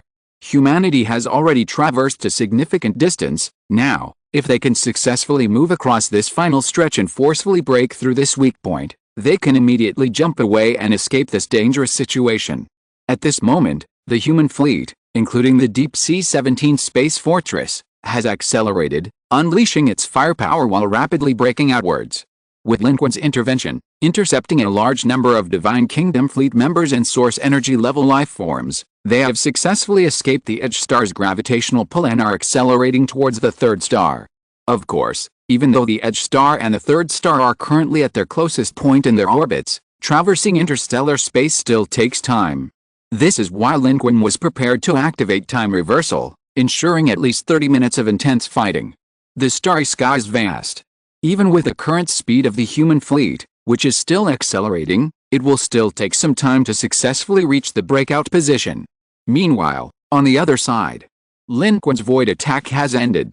His figure has already been captured by the Divine Kingdom's army once again. The moment the massive Lin Qun of the Dharma Heaven and Earth reappeared, the Divine Kingdom's army's various weapons and artillery locked onto him again, firing wildly and launching an attack. Countless strikes flew towards him instantly, but those dazzling attacks, hitting his Dharma Heaven and Earth body, were almost unable to penetrate his defenses. Lin Qun was protected by the Golden Bell Shield, coupled with the inherent strength and attributes of the Dharma Heaven and Earth. These attacks were like toy weapons hitting him, even seeming insignificant in scale. Like water guns hitting his body, they were completely ineffective. They couldn't shake Lin Qun at all. Lin Qun's current state of heaven and earth in manifestation already greatly enhances his combat power and attributes. Combined with his two methods of amplifying combat power, a 40-fold increase, unless it's a weapon with the power of a planet-destroying weapon or higher, no other weapon can leave a scratch on him. Bathed in golden light, Lin Qun directly bathed in the opponent's attacks, relentlessly and fiercely advancing. His might shook the four directions. He trod upon the galaxy. However, Lin Qun arrived at the very center of the first wave of pursuing forces from the Divine Kingdom civilization. He was also at the point where the five source energy auras overlapped. Upon arriving here, Lin Qun felt unprecedented pressure. The five source energy beings, led by Kang, dared not be careless. Among them, including Kang, three source energy beings had witnessed a battle in the directional space ceiling battlefield. Even if they hadn't witnessed it firsthand, they knew about that battle and knew that this human's current combat power was considerable, even capable of intervening in the battle of the Dominator-level life form. How could they dare to be careless? They attacked with all their might.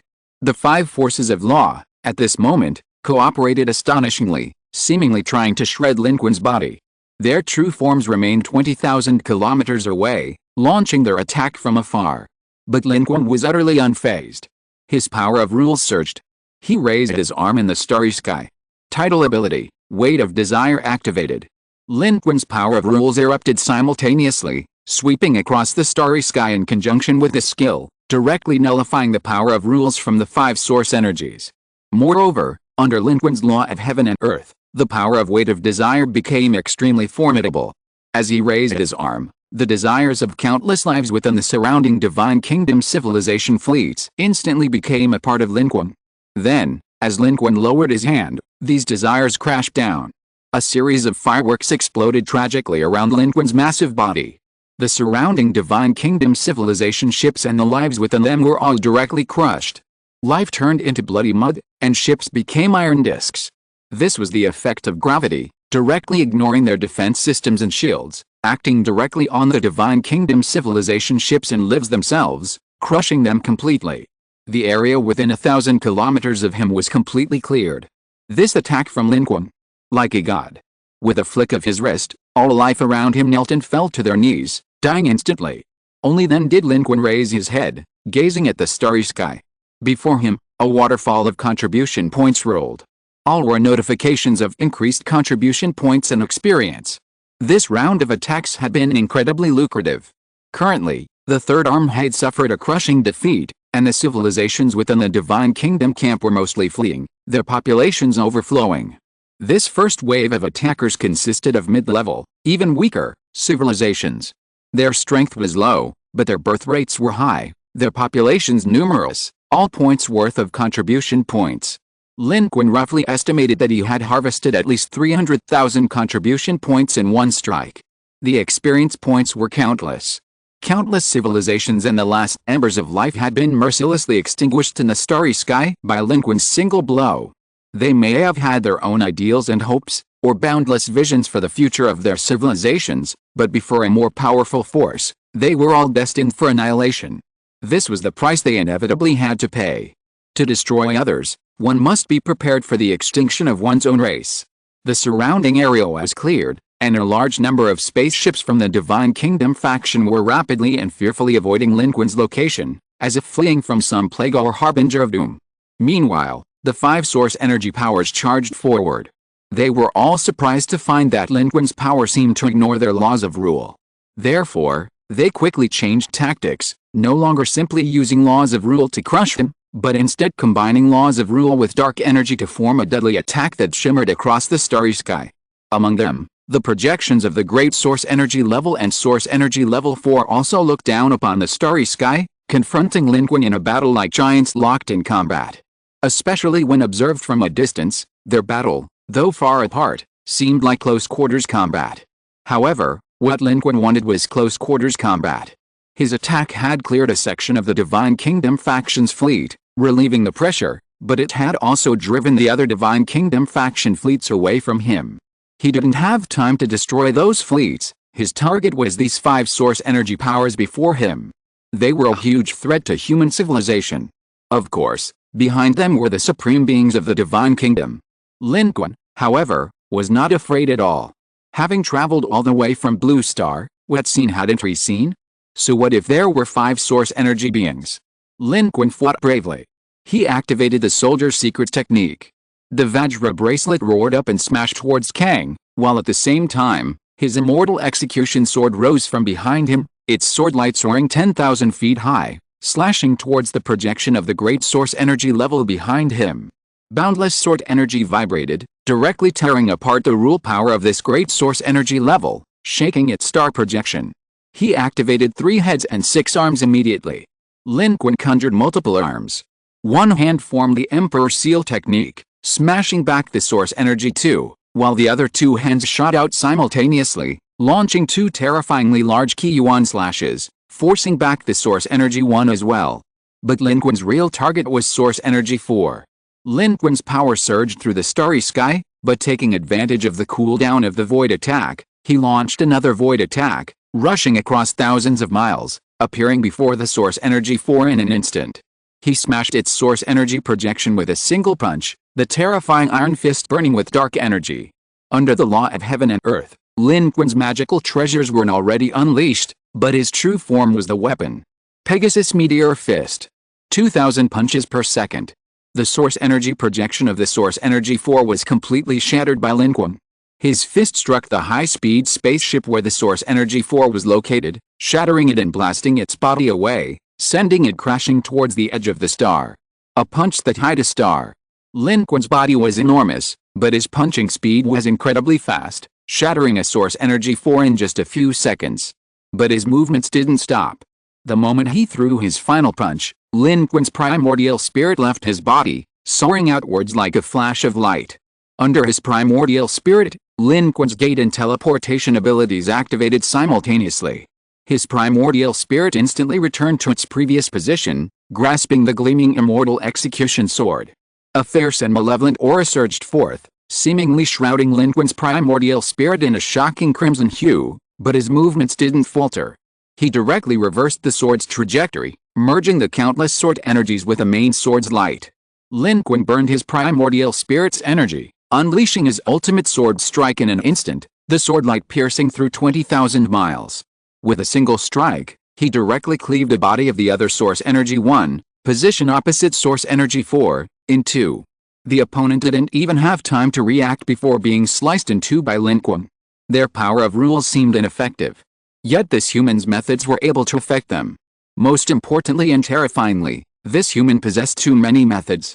1 against 5, Mr. Lin against 5. 1 against 5, not at a disadvantage, truly worthy of being Mr. Lin. This scene shook the starry sky. Lin Qun single-handedly fought against 5 source energy beings, holding his own and even managing a swift counterattack, a feat that shocked the entire battlefield. The Independent Alliance was utterly dumbfounded. This was too powerful. Those who had just thought humanity couldn't even defeat 5 source energy beings were now collectively speechless. The bloody reality was slapping them in the face. This human was too fierce, too ruthless. 1 person against 5. Among them were top-tier source energy beings and great source energy level life forms. What kind of monster was this? This was too cruel. The Tugu civilization was now drenched in sweat.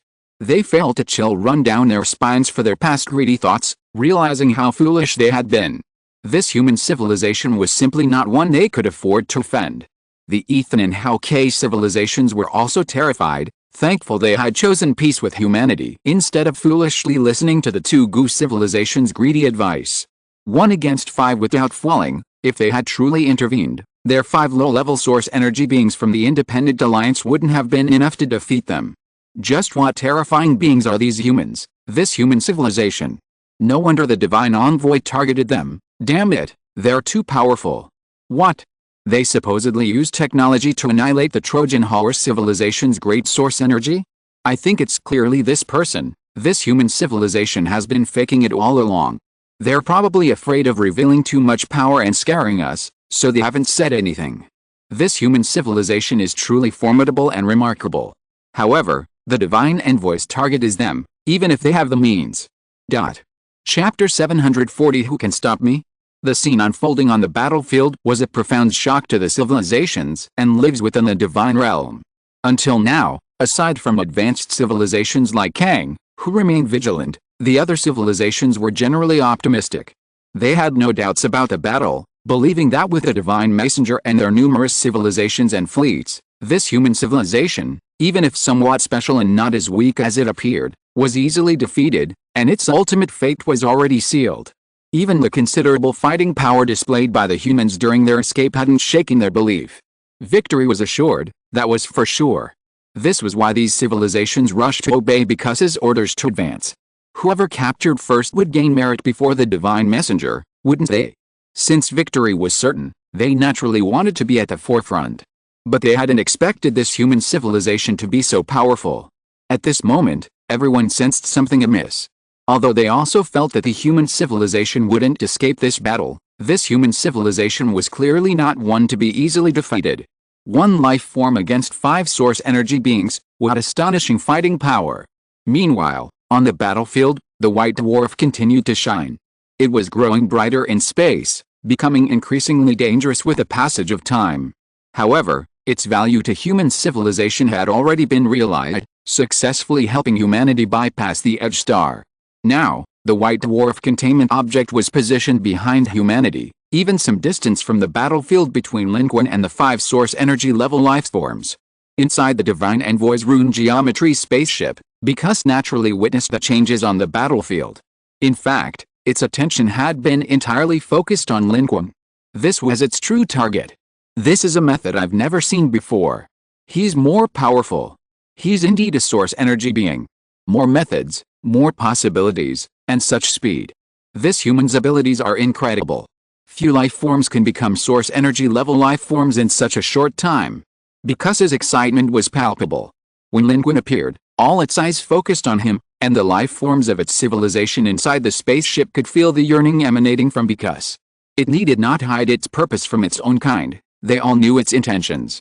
The desire of a Dominator-level life form is like a kind of brainwave, capable of influencing all life around it, whether emitted spontaneously or involuntarily. Its subordinates around it, like Bikusa, yearned for success in this battle.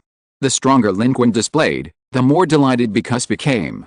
It was determined to capture Lin Qun and acquire his abilities. Naturally, the more powerful Lin Qun's abilities appeared, the more powerful the abilities it would gain in the future.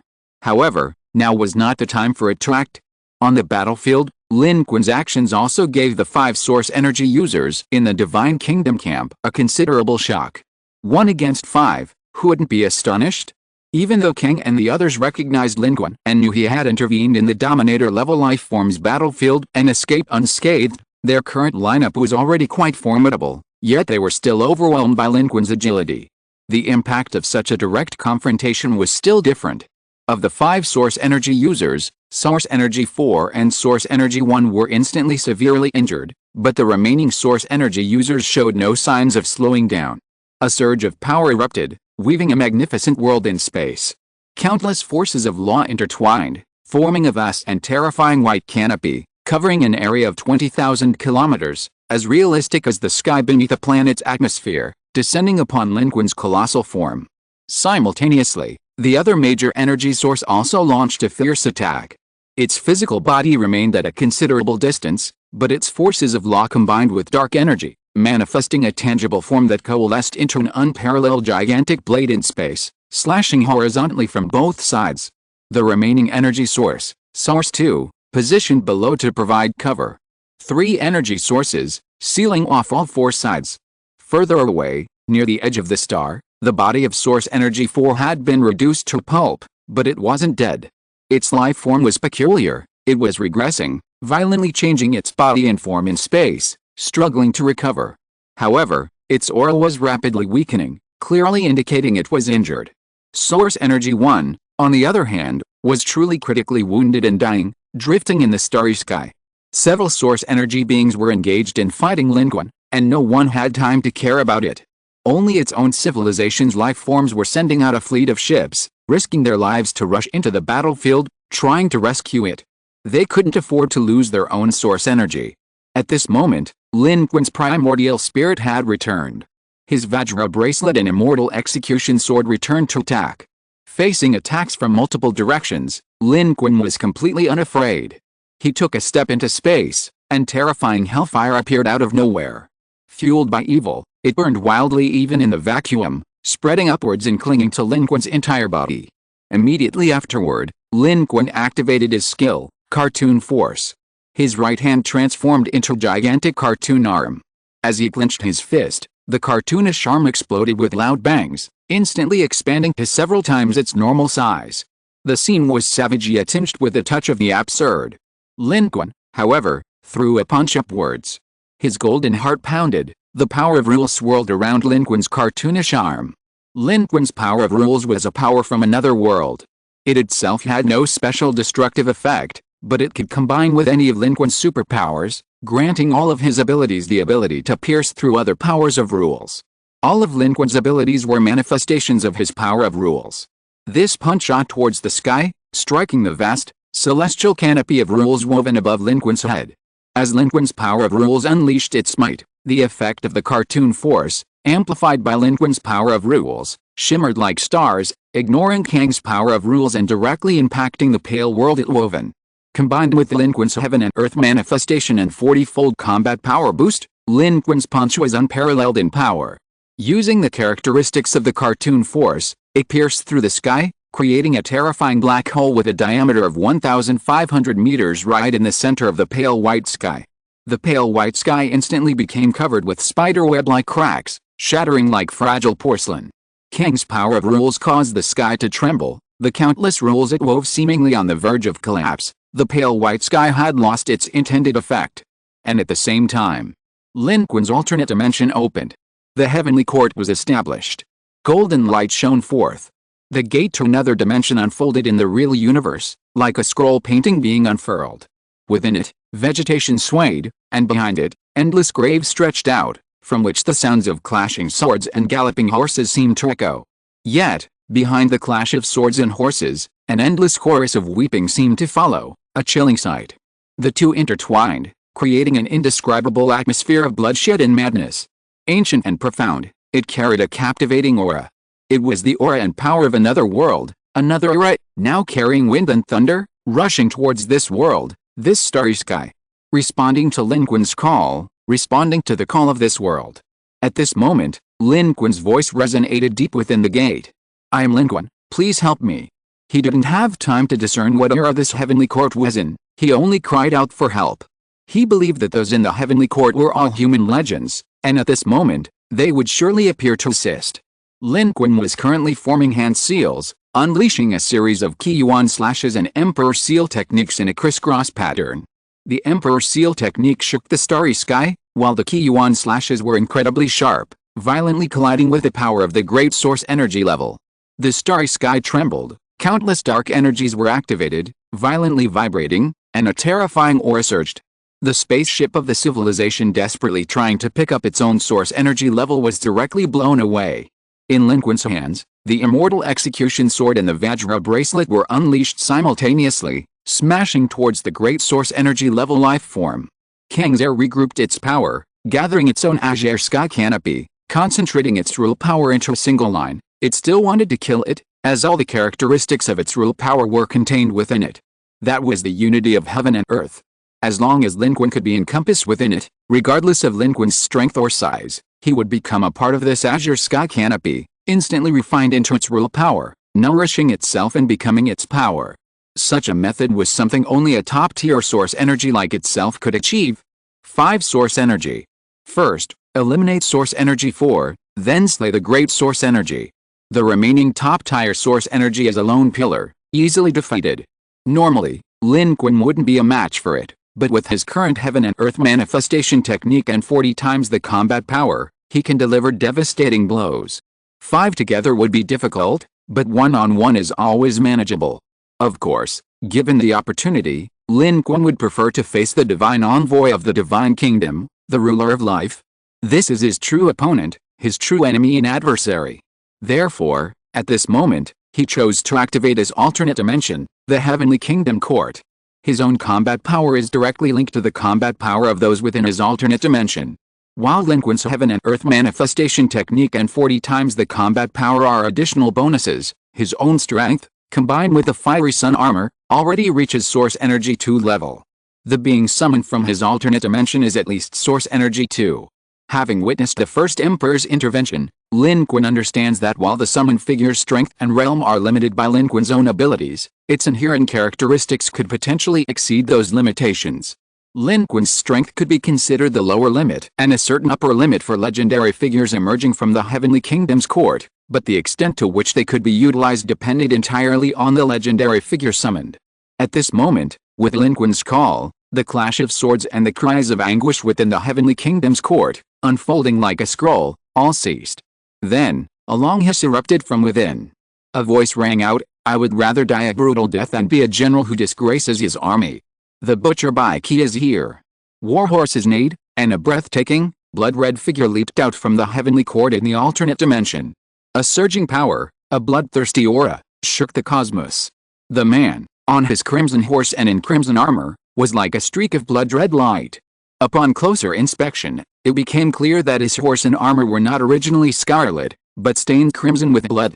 He was alone on horseback, yet possessed the thunderous power of 1,000 armies. Charging out of the alternate dimension, spears pointing forward, he spurred his horse forward, charging towards the source energy 2 life forms below. This time, the heavenly court in the alternate dimension had randomly selected the legendary figure Baiki, the butcher. He was a god of slaughter.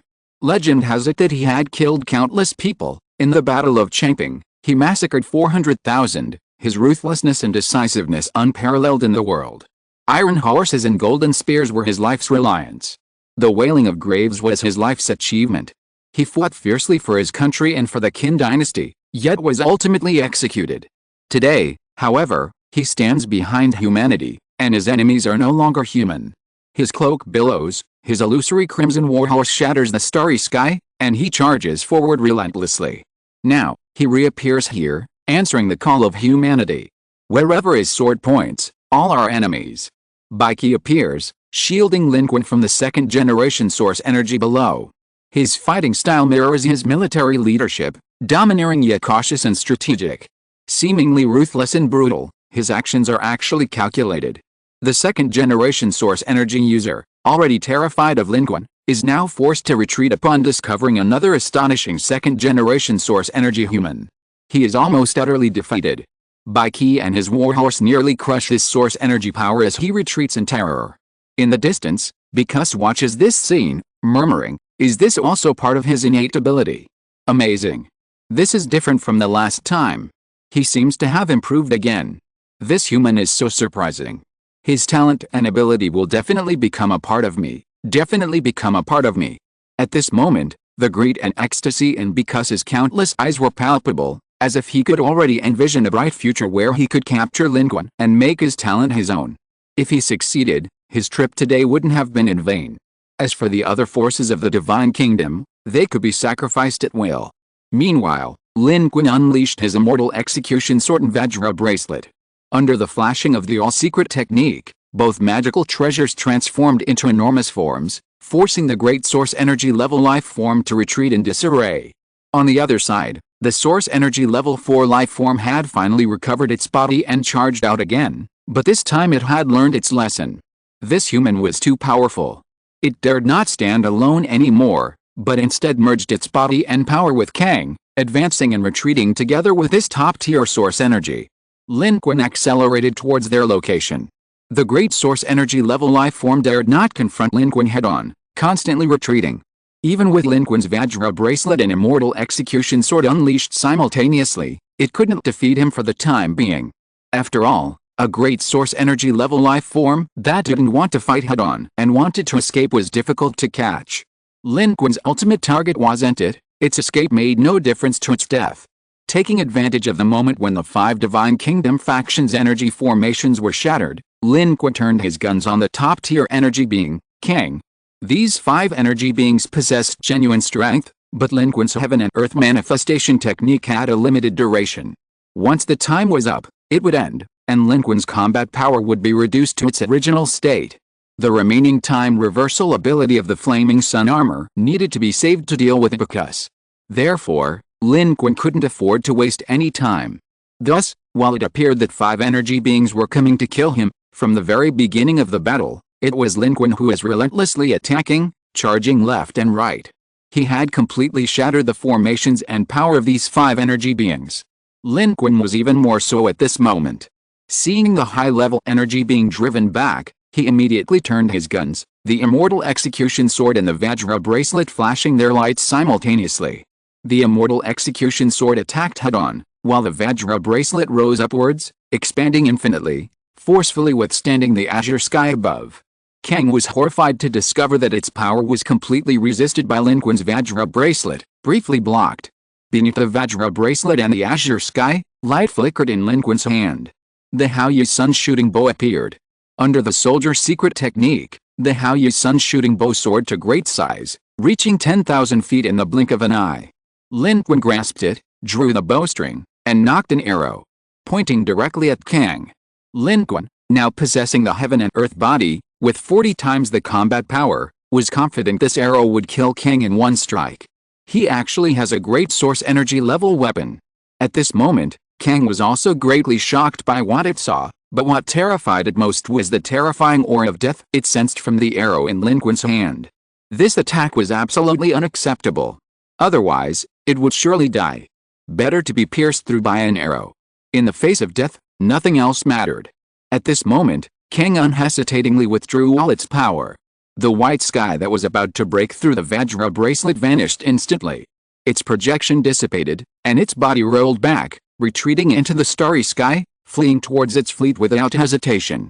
It sent 3 messages to the Divine Messenger's ship in one breath. This person is invincible. Please, Divine Messenger, intervene. Please, Divine Messenger, intervene. Please, Divine Messenger, intervene. Kang fled, leaving the remaining source energy 4 dumbfounded. It was already severely injured. There was no need for Lin Qun to use the Haoyu bow to kill it. Its combined power with Kang's could have provided some resistance, but now that was gone. It couldn't withstand Lin Qun's power at all. The terrifying sword energy of this Huxin sword descended from 10,000 feet, directly cleaving through the sky. Its life force evaporated instantly, leaving it utterly dead. It was as easy as slaying a reptile. Lin Qun ultimately didn't draw the bow. Kang and the great source energy level beings had already fled, and the other 3 source energy beings were either dead or injured and could no longer stop him. Lin Qun's heaven and earth transformation technique still had at least 30 seconds of duration remaining, the best case scenario. He immediately acted, charging 1,000 miles, countercharging the Divine Kingdom fleet. The massive body of heaven and earth transformation grabbed the white dwarf he had just thrown out, directly charging towards the Divine Kingdom fleet, towards the Divine Envoy's ship hidden within. He charged forward without hesitation. His roar, emanating from his primal energy, resounded in the hearts of every life on the battlefield. Who can stop me? He was like a god of death, charging forward without fear. The primal energy forces and divine fleets along his path were utterly terrified, their courage shattered, retreating in terror, daring not to obstruct him. Chapter 741, A Sea of Flowers Under a Starry Sky. 5 source energy beings attacked, and were instantly overwhelmed, some dying, some fleeing. What kind of combat power was this? Among the beings of the Divine Kingdom, who dared to stop them? Who would be crazy enough to dare to stop them? Regardless of whether they felt capable of even trying, everyone retreated at this moment. This was too terrifying. Because Lin Qun was not only charging forward himself, but he was also tightly gripping the white dwarf he had just thrown out. This was carrying a super bomb within itself, incredibly astonishing. Nearly 7 minutes had passed since the white dwarf was thrown out. Its state was no longer as stable as when it was first thrown out as a containment object. It was violently vibrating, on the verge of exploding. Lin Qun, holding the body of the Dharma heaven and earth, could feel its terrifying energy.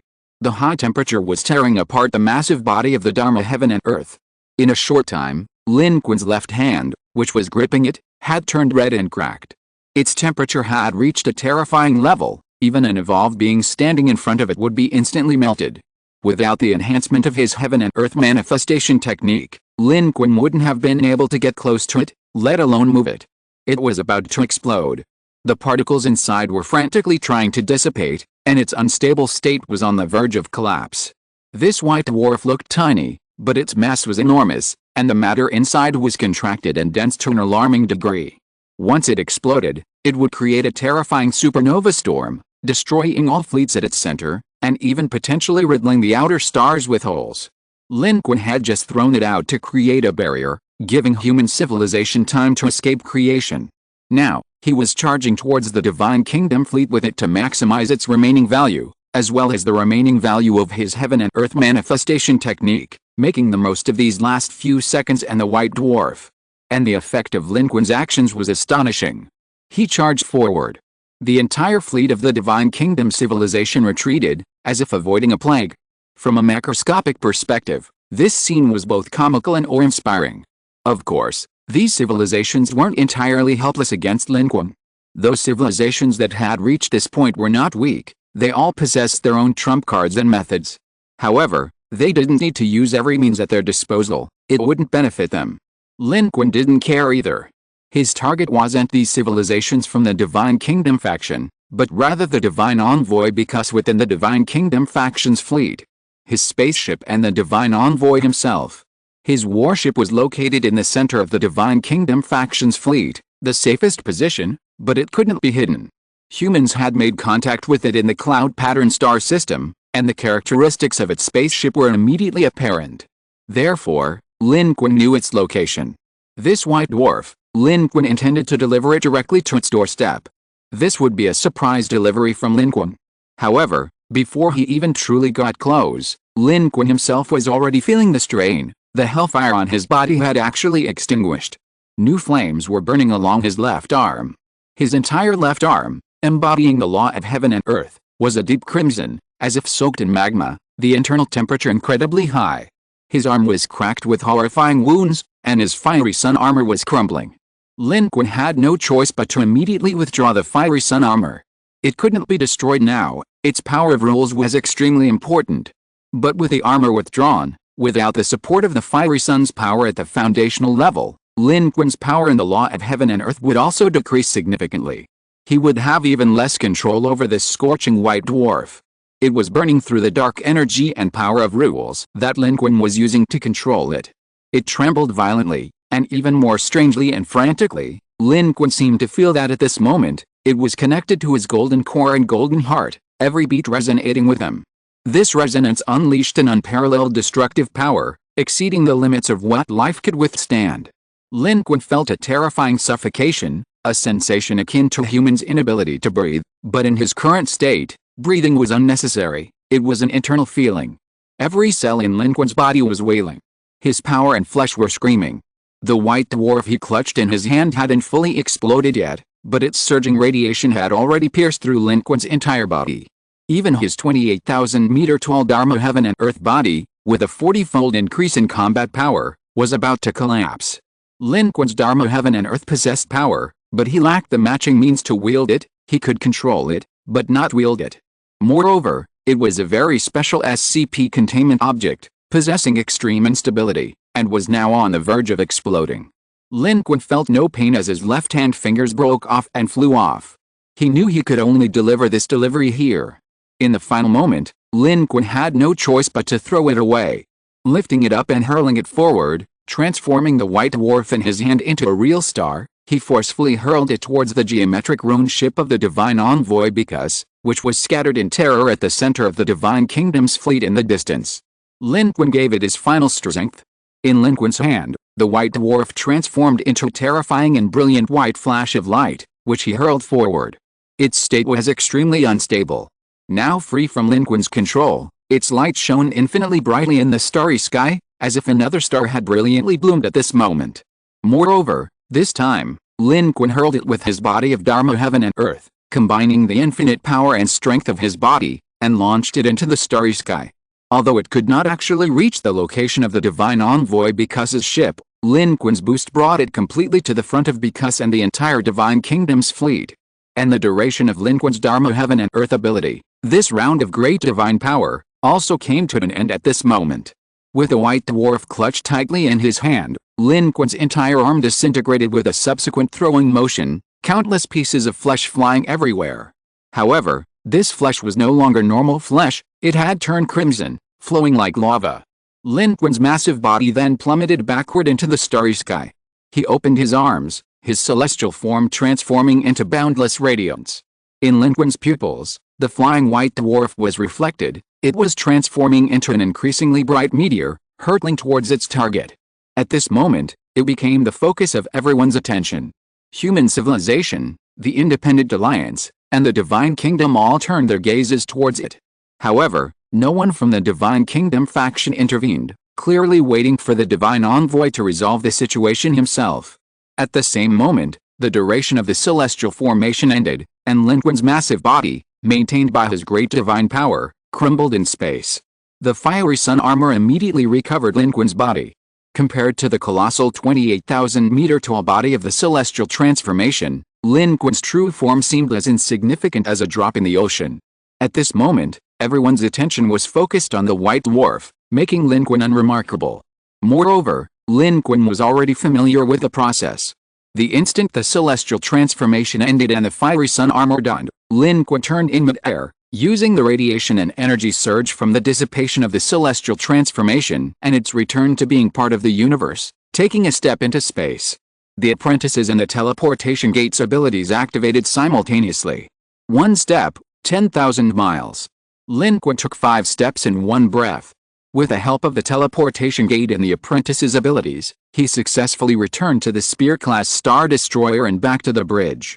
The heavenly kingdom of the other world was connected to Lin Qun. As Lin Qun returned from his journey of tens of thousands of miles, the human butcher Baiki also returned to the other world and disappeared into the starry sky. The source energy too, who had been fighting him, was under immense pressure. Seeing its opponent suddenly disappear, it breathed a sigh of relief, feeling as if it had survived a calamity. At this moment, it was somewhat disoriented, its attention drawn to the white dwarf star. Fearing something might have happened, it dared not linger and quickly retreated, clearing the frontal position. Although the Divine Kingdom civilization was powerful, and the 5 source energy powers were formidable, none of them were fighting for their own civilization. While they contributed, none wanted to pay a heavy price, thus not using their full strength, which led to the current situation. Lin Qun's recent attack completely repelled the encirclement of the 5 source energies and shattered the Divine Kingdom's interception of human civilization. With Lin Qun's retreat, their ranks were thrown into chaos. The 5 source energies withdrew, creating a vast open passage in their previously tight pursuit. This allowed the human fleet, centered on Deep Sea 17, to successfully retreat a considerable distance, leaving the Edge Star far behind. In their field of vision, Star 3 was magnified infinitely, the massive star seemingly within reach. The interception fleet deployed by the Divine Kingdom here shone brightly against a backdrop of this star. Lin Qun landed on the bridge of the Spear-class Star Destroyer, and everyone looked over nervously. After all, when Lin Qun displayed his heavenly manifestation technique last time, although it shook the cosmos, he later exhibited obvious physical abnormalities, causing concern.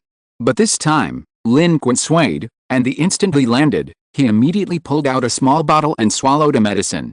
This was a card Lin Qun had drawn earlier. From the world of three kingdoms kill, one dose of this medicine can restore most of one's condition, and suppress the death effect of the heavenly demon disintegration technique to a minimum. This thing can quickly restore one's condition. Last time, in the battlefield of the Divine Kingdom's directional spatial blockade, Lin Qun was just an evolved being, and it was his first time using the heavenly demon disintegration technique. He didn't expect his injuries to be so severe. He died on the spot.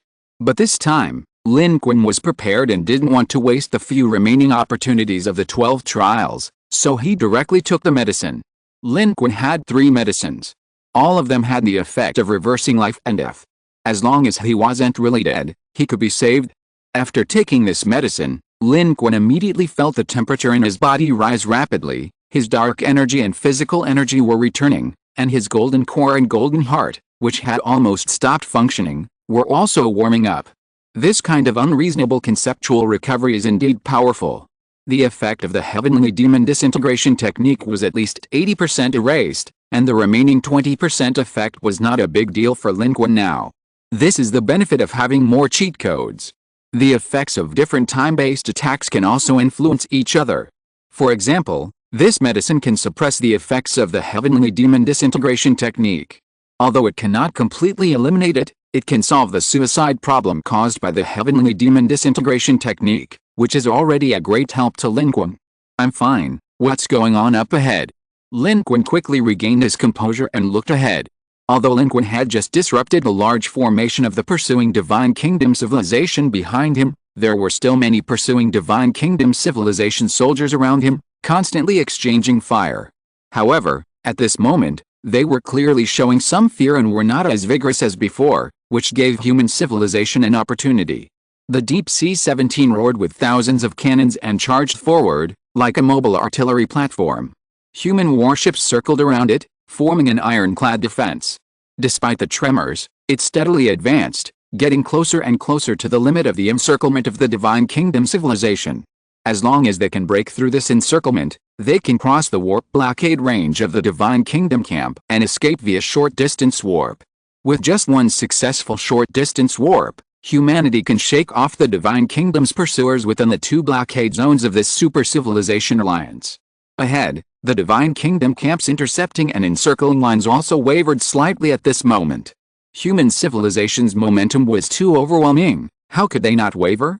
150,000 kilometers to go, we're still accelerating. Suji said confidently, the Divine Kingdom camp hasn't dealt with that white dwarf yet.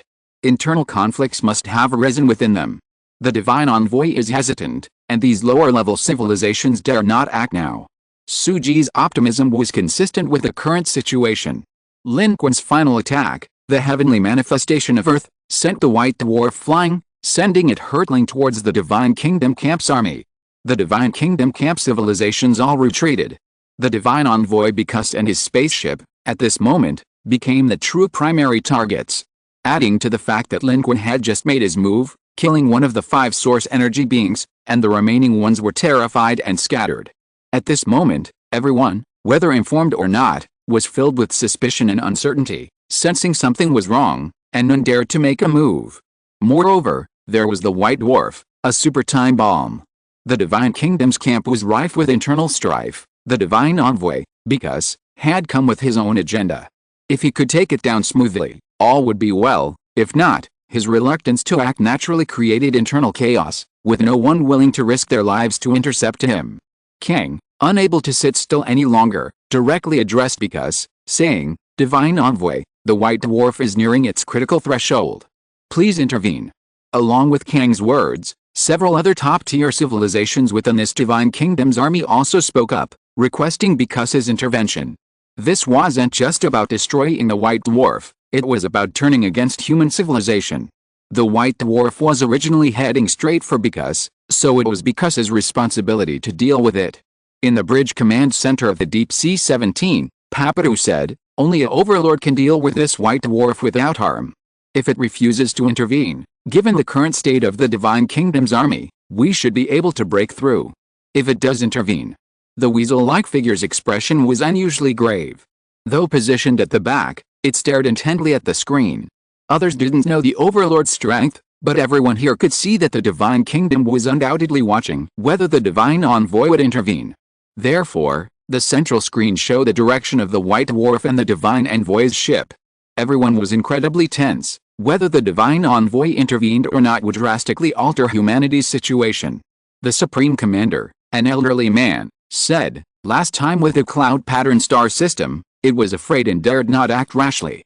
But this time, it didn't act rashly, but now, it probably has no choice but to act." On the Spear-class Star Destroyer, Lin Qun was also intently watching the screen. Based on current data analysis of the White Dwarf, it has been 10 minutes since Lin Qun launched it, and it is about to explode. That would be a devastating result. If the Divine Envoy doesn't act now, there will be no chance. The fleets of the Divine Kingdom civilizations have all retreated, with no one stopping them. Human civilization can take this opportunity to escape and leave. Lin Qun also hoped that it wouldn't act, or would hesitate a little longer. That way, they would break through the final distance, soaring freely, and the Divine Envoy would be too late to do anything. However, if humans could think of this, how could Bicus not? Inside the spaceship, Bicus watched as the fluctuations of the White Dwarf became increasingly unstable. Its gaze turned cold, and countless eyes simultaneously lit up with a terrifying light that chilled the soul. "If you all want me to act, then I will act.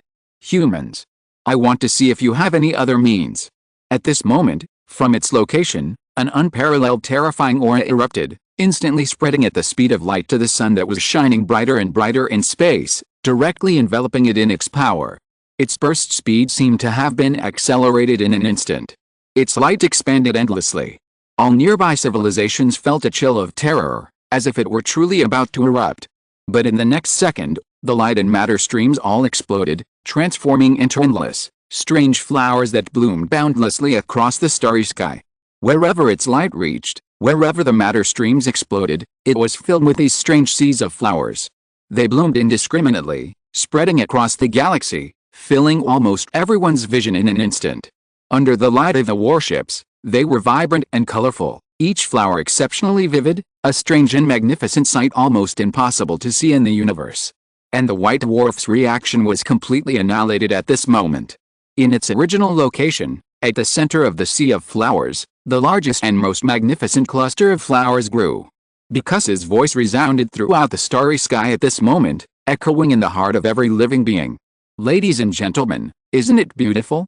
This is a flower from my birthplace, my hometown, called Erythrina. I haven't seen it for many years, and today I'm sharing it with everyone here." If you are listening to this novel on a channel other than Fanfic World, it means it was downloaded and re-uploaded without effort. We warmly invite you to visit our channel, Fanfic World. There you will find the original version of this story and many other novels of various genres. We look forward to seeing you dive into a world of incredible novels.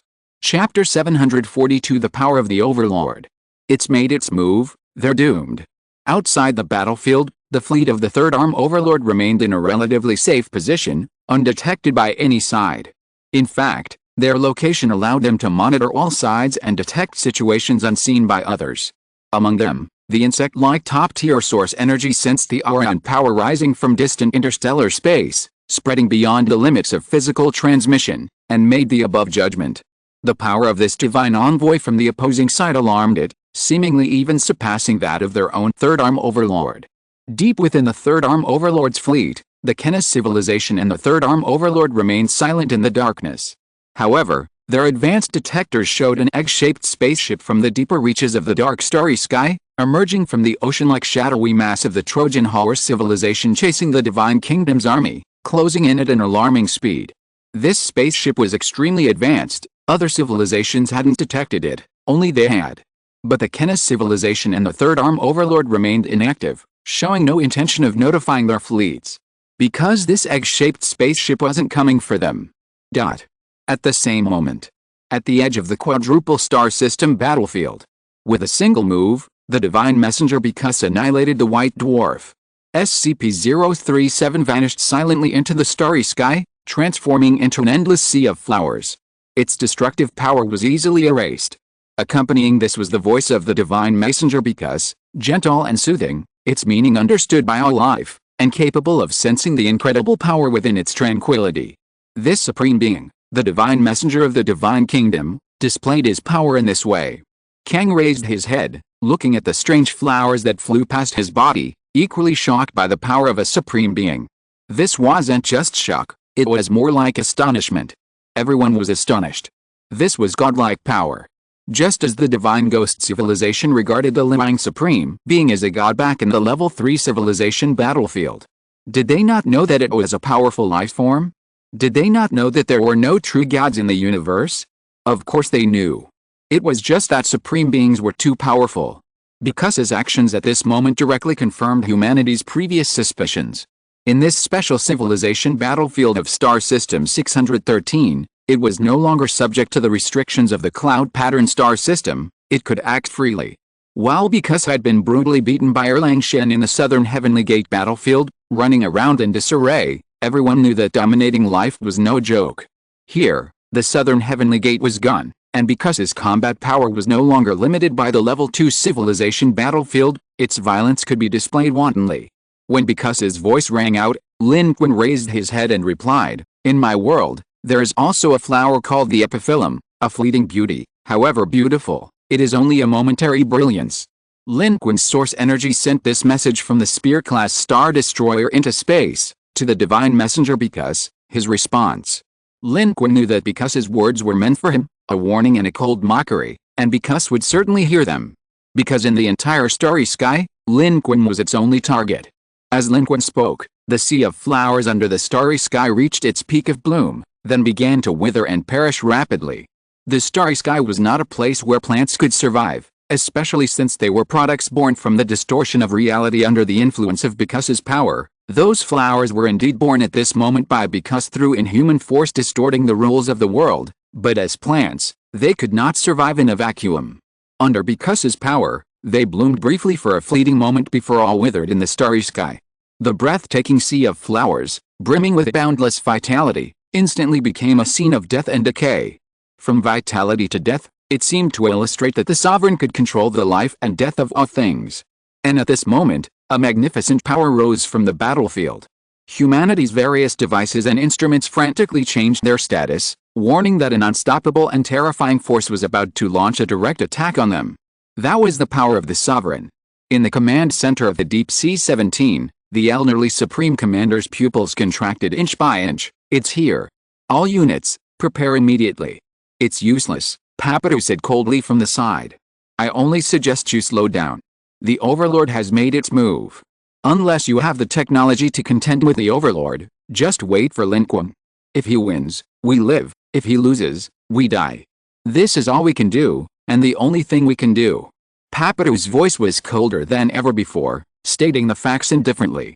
It seemed to understand the terror of the Overlord's power at this moment better than anyone else. And because his power was spreading over everything. But this spread could not really be called a spread. Its speed exceeded the speed of light. Before light could even reach its destination, its power had already appeared out of thin air, just like the battlefield where Lin Qun had faced when the third Cantilever Overlord clashed with the Liang Overlord. Their power filled the entire space and dominated the entire world. It was dark energy, the power of rules, but it was not dark energy, not the power of rules, but some kind of more powerful Overlord power that transcended these, truly dominating the starry sky. Inside Bikuse's geometric rune-inlaid spaceship, Bikuse's countless eyes flickered with an eerie light, its body rapidly fading and disappearing silently from its spot. At the same moment, Lin Qun also took a step forward on the Spear-class Star Destroyer. He gave the human fleet the same advice as Papiru: immediately slow down. With the Overlord's intervention, this was no longer a situation the human fleet could handle. The Supreme Commander, the old man, was hesitant about Papiru's advice but had complete faith in Lin Qun's judgment, immediately ordering the entire fleet to slow down. At this moment, Lin Qun had arrived in space. Behind him were the massive celestial bodies of Deep Sea 17 and the Rising Star 3, before him lay the vast starry sky, the enormous divine fleet, and the invincible Overlord life. At this moment, Lin Qun directly activated the Flame Sun Armor's ability, Time Reversal. However, it didn't reverse 20 seconds of time. Instead, it acted on Lin Qun himself, restoring both him and the Flame Sun Armor to their optimal state from 30 minutes prior. While the Fiery Sun Armor could be restored through time reversal, this only worked if the armor itself wasn't damaged. At this moment, Lin Qun activated this ability, causing a sudden shift in the dark energy of the starry sky. Time seemed to reverse, and the body of the Dharma body, which had just transformed into the heavens and earth, reformed. The majestic and terrifying Dharma body reappeared. Its 28,000-meter-long body reformed at an even faster speed than before, appearing on the battlefield at its peak. This was the moment Lin Qun had just achieved this state. Although Lin Qun's combat power was stronger after activating the all-encompassing secret and the heavenly demon disintegration technique, both had side effects and weren't considered his strongest state. Therefore, at this moment, Lin Qun returned to the very first second after activating the Dharma body. The cooldown times of all his recently used skills were reset. The all-encompassing secret and the heavenly demon disintegration technique were reactivated. Under the Dharma body, Lin Qun's combat power increased fourfold again. A terrifying aura pressed down on the starry sky. Most importantly, relying on the time reversal ability of the fiery sun armor, Lin Qun gained an extra 3 minutes of the heaven and earth manifestation duration without consuming a use of the heaven and earth manifestation card. He still had one use of the heaven and earth manifestation card left. Lin Qun raised his head. At this moment, he activated more than just this one card in a chain. As the human fleet slowed down urgently, the field card in Lin Qun's hand. Cartoon World activated. Cartoon Force activated. Another dimension opened. Under the heaven and earth manifestation and the 40-fold power boost, Lin Qun's power of rules was also terrifyingly surging. At this moment, it all surged out, enveloping his huge body and the entire human fleet. Like a huge net, encompassing them. In human civilization, no one knew better than Lin Qun what kind of power dominator level life form possessed. He had to intercept because his power outside the human world, otherwise, in an instant, the opponent could kill all life in the entire human fleet, and Lin Qun would immediately become a lone wolf. Even if he won, he would have no ships to use, nowhere to go, and no civilization to return to. Today's Lin Qun is different from the one on the battlefield of the directional space blockade. He is now a source energy, and the power of rules under his source energy is extremely special. It is the rule of another world. It can ignore the power of rules of this world. Relying on his own power of rules, Lin Qun joined forces with Cartoon Force and Cartoon World to weave an invisible and intangible force, believing that it could block the power of because. And he succeeded. The moment Lin Qun, who had transformed into the Dharma image of heaven and earth, raised his head, he felt that because his dominant power had been intercepted by him. And it was only after Lin Qun reached the source energy level that he could clearly feel the power of the dominant level. Because his power was not spreading, but rather growing everywhere, not flooding, but like grass sprouting from the soil. He could clearly feel that because his power was also growing within the world he was protecting, within the range of the human fleet, but Lin Qun's methods affected because his power. This was not a clash between powers, but a clash between the rules of the world. The power of Lin Qun's other world and the rules of the cartoon world took effect simultaneously, ignoring his strength and level, and neutralizing the dominant power that was intercepting him in this direction. However, the spread of this dominant power was not actually a killing move by because, it was like the power of source energy level rules, merely a part of his power, a manifestation of his rules.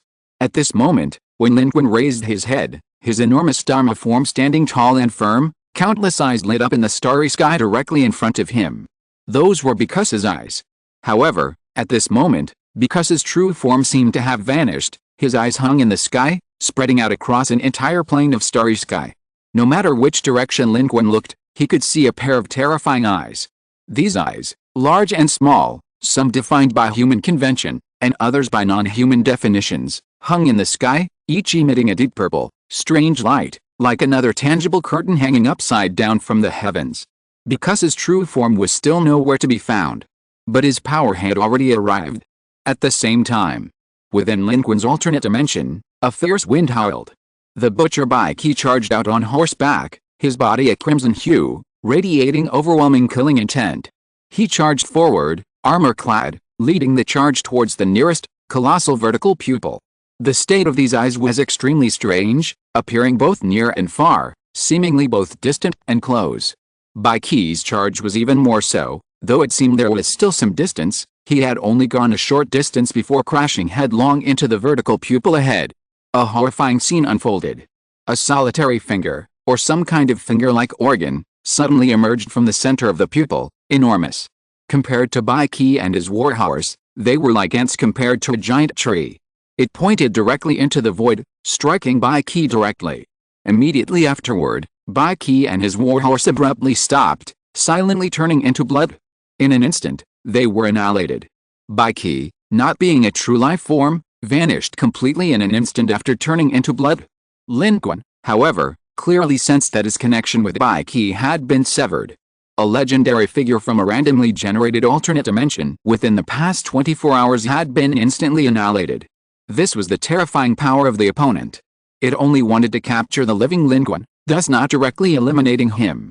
This scene unfolded in the starry sky, witnessed by human civilization, the Divine Kingdom faction, and the Independent Alliance, who felt only boundless horror and terror. Has this divine envoy made a move? He annihilated that human's source energy II in one fell swoop. That source energy II seemed quite unique and extraordinary, yet he was annihilated just like that. Especially the source energy II from the Divine Kingdom faction who had just fought Bai Qi. It had felt pressure from Bai Qi and knew that this human's source energy II was very strong, yet such an existence was directly annihilated. Kang and the others remained silent, all retreating. In the human fleet. At this moment, the entire fleet had come to a standstill. Humanity had realized that Lin Qun was using his methods to block the influence of the Overlord's power on the human fleet. Therefore, as Papadu had said, there was nothing they could do. Remaining still was the only and best option. Thus, everyone's eyes were focused on the interstellar battlefield. Is this the power of the Overlord? Because, this time he's really making his move. Mr. Lin, can you reproduce the combat power of the level 2 civilization battlefield? Can you find invincible allies? Can we still get out of this quadruplex system? In the starry sky, Chu Yaowei had also returned to the nearest spaceship. She looked nervously at the starry sky, her palms covered in cold sweat. As an evolver, even through the barrier constructed by Lin Qun, she could feel the terrifying pressure from the Overlord-level life form outside. She was nervous for Lin Qun, but this kind of battle was not something she could participate in at her current level. This was just the beginning. With Bai Qi instantly killed, Because didn't pause. From among the countless eyes in the starry sky, at least 636 eyes suddenly closed in. They appeared instantly very close to Lin Qun, large and small, each eye extending a solitary finger, seemingly formed from flesh and blood, shooting out at high speed and directly piercing Lin Qun's body in his Dharma body transformation form. The scene resembled something out of a nightmare or horror movie, countless eyes extending fleshy fingers, enveloping the sky and covering everything. Moreover, this attack, seemingly immense, was indeed immense, but its speed was extremely fast. Lin Qun had no time to react. Even with his Dharma body transformation form, he seemed unable to react to the Dominator's methods.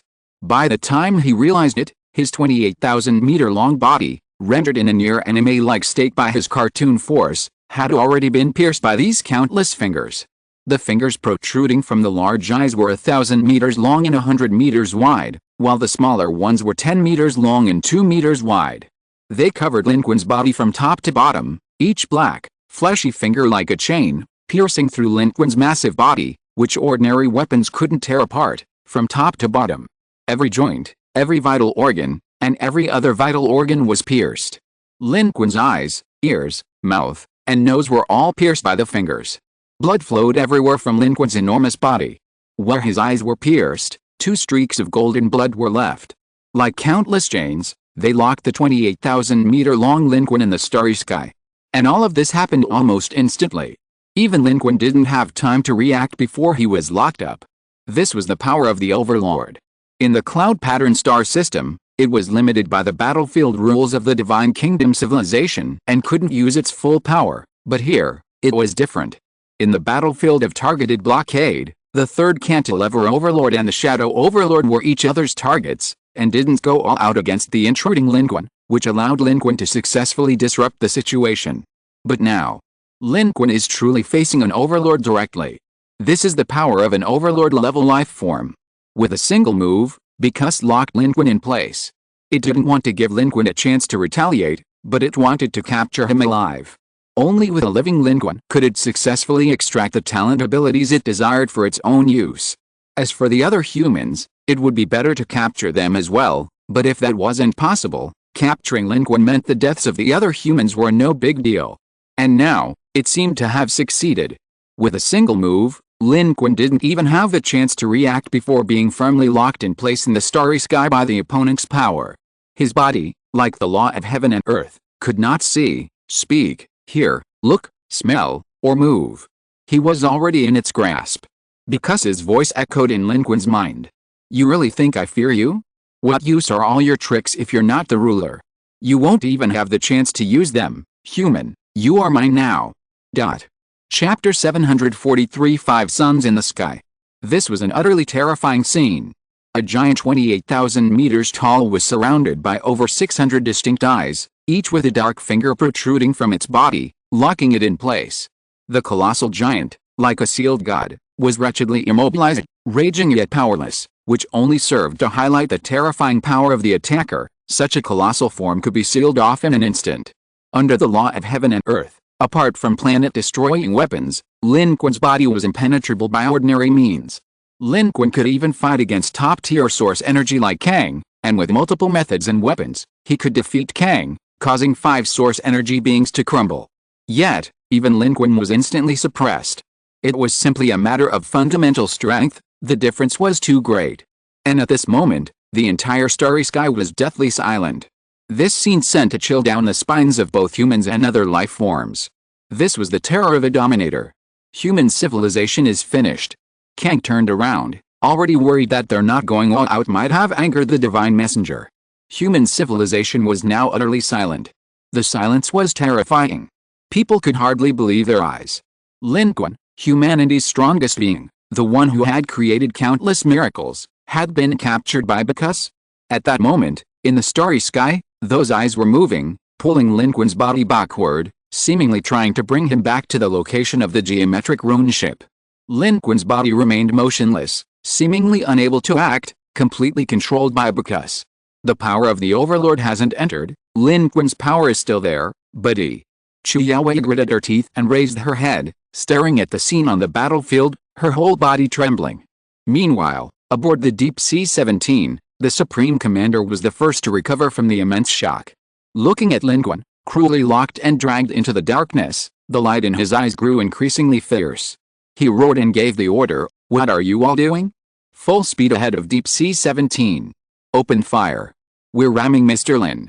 Lin Qun's body was 28,000 meters long, incredibly massive. The Supreme Commander couldn't think of any way to rescue him.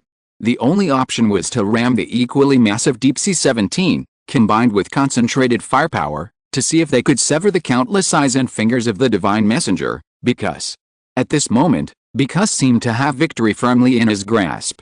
However, at that very moment, a lightsaber burst forth from the darkness. A card suddenly came to life from the lockdown Lin Qun.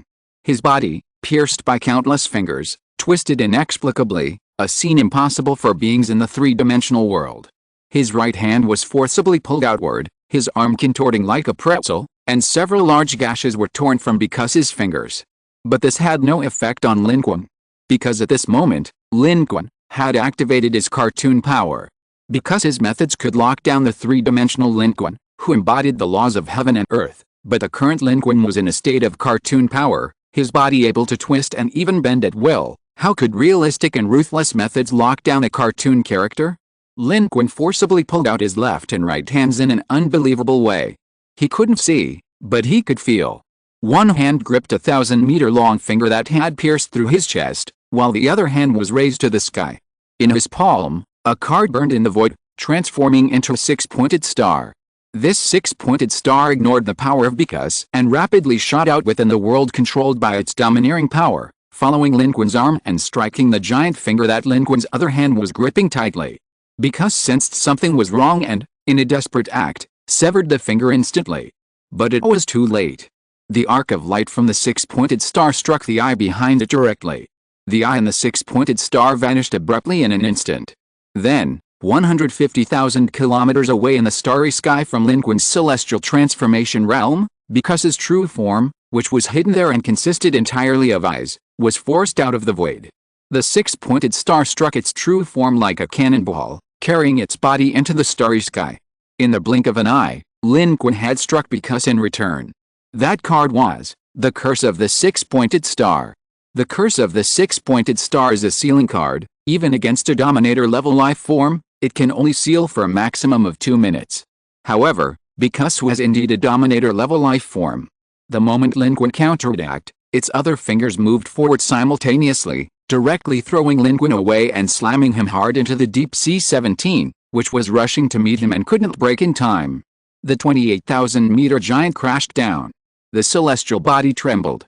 Even the bridge command center, located 10,000 meters below, felt a violent tremors.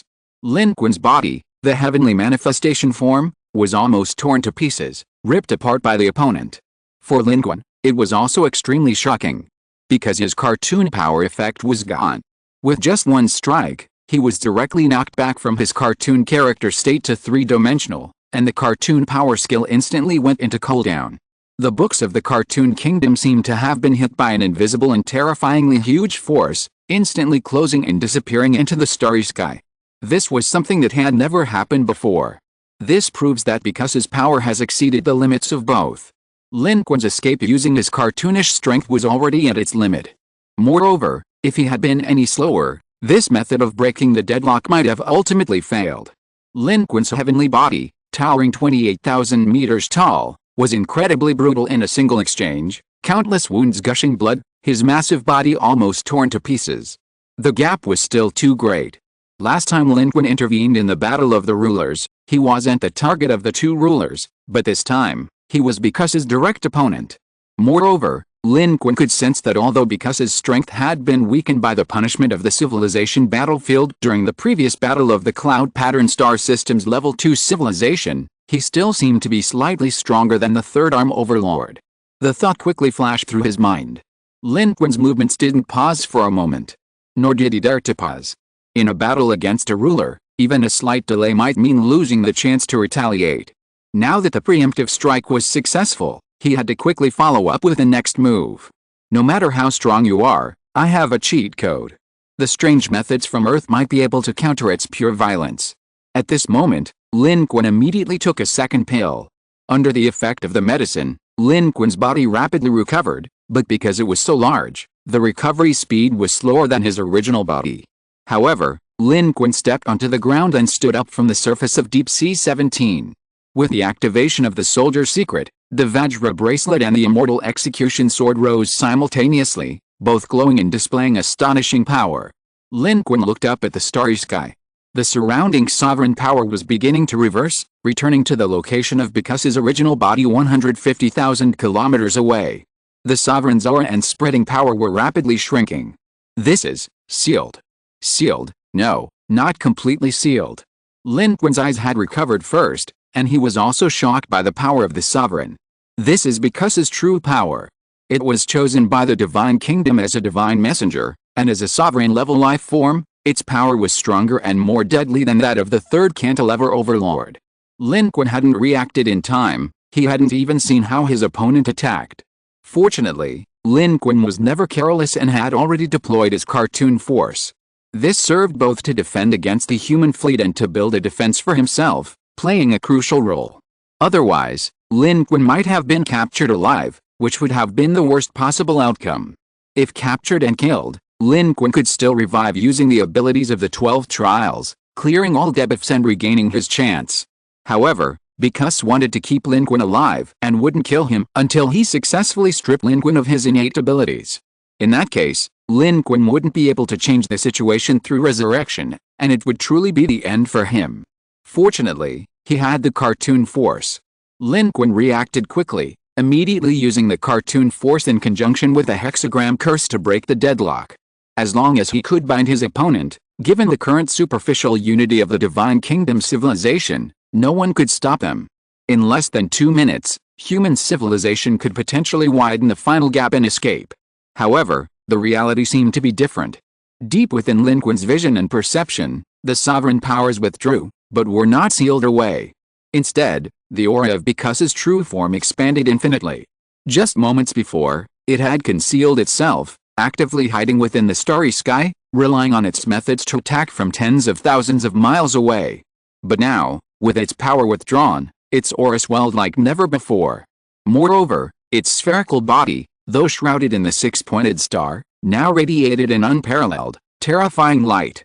Its voice still echoed in Lin Qun's mind. "Impressive methods, human. Your talent and abilities astonish and delight me, but the gap between you and me cannot be bridged by this. You think you can seal me with such meager methods? Ha ha ha, it seems you truly cannot summon the reinforcements from the cloud pattern star system that day. In that case, I advise you not to struggle in vain any longer." Because had consistently emphasized that it was not afraid of the southern heavenly gate. But its actions betrayed fear. It feared Lin Qun reappearing at the southern heavenly gate and summoning the terrifyingly powerful being. Therefore, it had been hesitant and cautious, not daring to act. Even now, with Lin Qun having the opportunity, it didn't open the southern heavenly gate again. Having ascertained Lin Qun's strength, it knew the southern heavenly gate could not reappear. Since that was the case, it had no more fear. Now that its true form had been revealed, it would act directly. The hexagram curse wasn't entirely useless, but against a ruler-level life form like Because, it couldn't achieve the effect described. It could only limit Bika's power to its physical form. But even with its power limited to its physical form, Because possessed astonishing methods. In Lin Qun's vision, Bika's body was expanding and enlarging at an incredible speed, releasing unparalleled light and heat. At this moment, the surrounding starry sky seemed to dim. Even the four stars were no longer visible. Except for Because, the starry sky was completely dark. Even the stars of distant worlds dimmed, as if someone had extinguished the entire cosmos. If Lin Qun hadn't been firmly on the Deep Sea 17, he might not have even sensed the location of the human fleet. It was as if all light and heat had been absorbed by it, and then, a terrifying flash of light shot out from its center, directly towards Lin Qun's location. It was a light-speed attack. Lin Qun didn't see it, but he sensed it. His golden heart pounded wildly. Power surged forth. This attack was like a falling star. If it hit, his body, which was like the Dharma of heaven and earth, would be instantly torn apart, and his true form would be severely injured. However, even at the speed of light, an attack from 150,000 kilometers away, under the Dharma of heaven and earth, Lin Qun could evade it. No. He couldn't evade it. Beneath his feet was the Deep Sea 17. If he dodged, the Deep Sea 17 would be destroyed, humanity would be wiped out, and Lin Qun would have no spaceship to use to escape. There was no way he could run away. If he didn't dodge, he would be severely injured if hit, and would be captured alive. When the ruler of life made a move, there was no wasted. But Lin Qun was not afraid of death. A light-speed attack, even at 150,000 kilometers, was the limit of an instant. When the terrifying flash of light was reflected in Lin Qun's eyes, it had already arrived. But Lin Qun didn't dodge. His roar, unleashed with dark energy, was his answer to Because. You can try. In Lin Qun's palm, the second golden card was already activated. That card was the blessing of the Angel of Justice. The next moment, as Bika's attack arrived, it was as if a rift had opened in the starry sky. Unparalleled radiance descended from the heavens. Lin Qun's massive 28,000-meter tall body was instantly enveloped in a golden ball of light, countless golden purifying rays sweeping in all directions. Bika's attack, even just the residual heat, had melted the alloy of the Deep Sea 17's deck beneath Lin Qun's feet, yet it was forcefully blocked by this blessing of light. At that moment, the light emanating from Lin Qun seemed equal to that of Because, illuminating half of the Deep Sea 17. A full 2.5 seconds of immunity to damage, the opponent's earth-shattering attack was directly neutralized by Lin Qun. Lin Qun's body slumped down, and when he looked up, he found the entire starry sky brighter than ever before. A message came from the command center. Mr. Lin, stars, all the stars in the entire quadruple star system are heading towards us. No, not just the entire quadruple star system, but a fifth star. Lin Qun's eyes were illuminated by the dazzling light. At that moment, almost everyone in the entire cosmos, humans and other life forms, held their breath. It was a miraculous scene. When Because absorbed the surrounding light and heat to its limit, its location dimmed instantly, as if reaching its peak and then fading. Then, when the cosmos lit up again, the 4 stars of the quadruple star system had multiplied into 5. Moreover, at that moment, they stretched out in a straight line, appearing at an impossible speed, at an impossible position and distance, accelerating towards Lin Qun and the human fleet, forming a magnificent and insane cosmic spectacle. At this moment, all other locations in the quadruple star system dimmed. Only this area near the edge star became infinitely bright and scorching.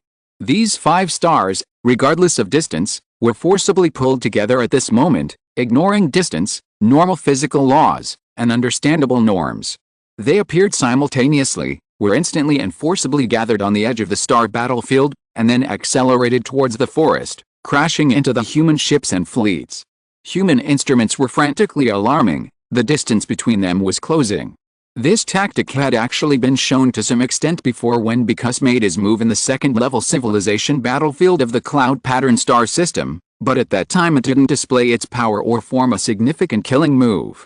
It was quickly extinguished by the ancient figure that flashed out then. Following Erlang Shenjin's continuous attacks, because his methods were hampered, and he was constantly on the defensive. But this time, it had the opportunity to display its power. 5 suns in the sky, a scene far more terrifying and insane than what the Trisolarans of the Trisolaran world had witnessed. They were so close together that they had exceeded the Roche limit. Upon impact, they began to disintegrate, spewing forth masses of matter that, under the influence of gravity, formed an intertwined line, as if connecting the 5 suns together at that moment. Light and matter almost linked them together. This was not an illusion. It was not a hallucination. At that moment, 5 stars were indeed hurtling towards the Deep Sea 17 spacecraft. Even from a great distance, the gravitational pull caused the spacecraft to vibrate violently, severely affecting it and causing numerous instruments to malfunction instantly. But these 5 stars were not truly 5 stars. One of them was Bicus, but at this moment, Bicus was indistinguishable from a star. It had become part of the 5 stars, existing alongside them, unaffected by the other 4. On the contrary, it was mixed in with them, charging towards them. The shock of this scene was unparalleled. Dominating life, ruling the cosmos. It could be life itself, or it could become a colossal star in the universe. What kind of power was this? Is this the true end of the ascension journey for evolvers and source energy level beings? It turns out that in several encounters, Lin Qun had never truly witnessed a dominator level being unleash their full power. Lin Qun never dreamed that Bicus would transform into the sun and shoot 4 more suns at him. As a dominator, Bicus, with Lin Qun as its target, had no reservations and attacked with all its might. The pride of a strongman was useless. It was determined to capture Lin Qun this time. However, its choice to display this method was, in another sense, a result of Lin Qun's earlier counterattack having some effect. Otherwise, it wouldn't have needed to act this way, as there was a risk of killing Lin Qun as well. But at this moment, its method was a true shift of stars, a cascading fall of galaxies. At this moment, the starry sky fell silent. Human civilization, the Independent Alliance, and the Divine Kingdom faction were all terrified. This would be a scene many lives would never forget. Some were blinded by the sight, yet still trembled with shock and fear. The mere sight before them was enough to instill fear, to deter even the thought of confronting them. This was a life form facing a sovereign being. This was the pinnacle of existence in the cosmos. The most powerful high-energy life form. Chapter 744 There are 5 suns in the sky, I bend my bow and shoot them down. The quadruple star system.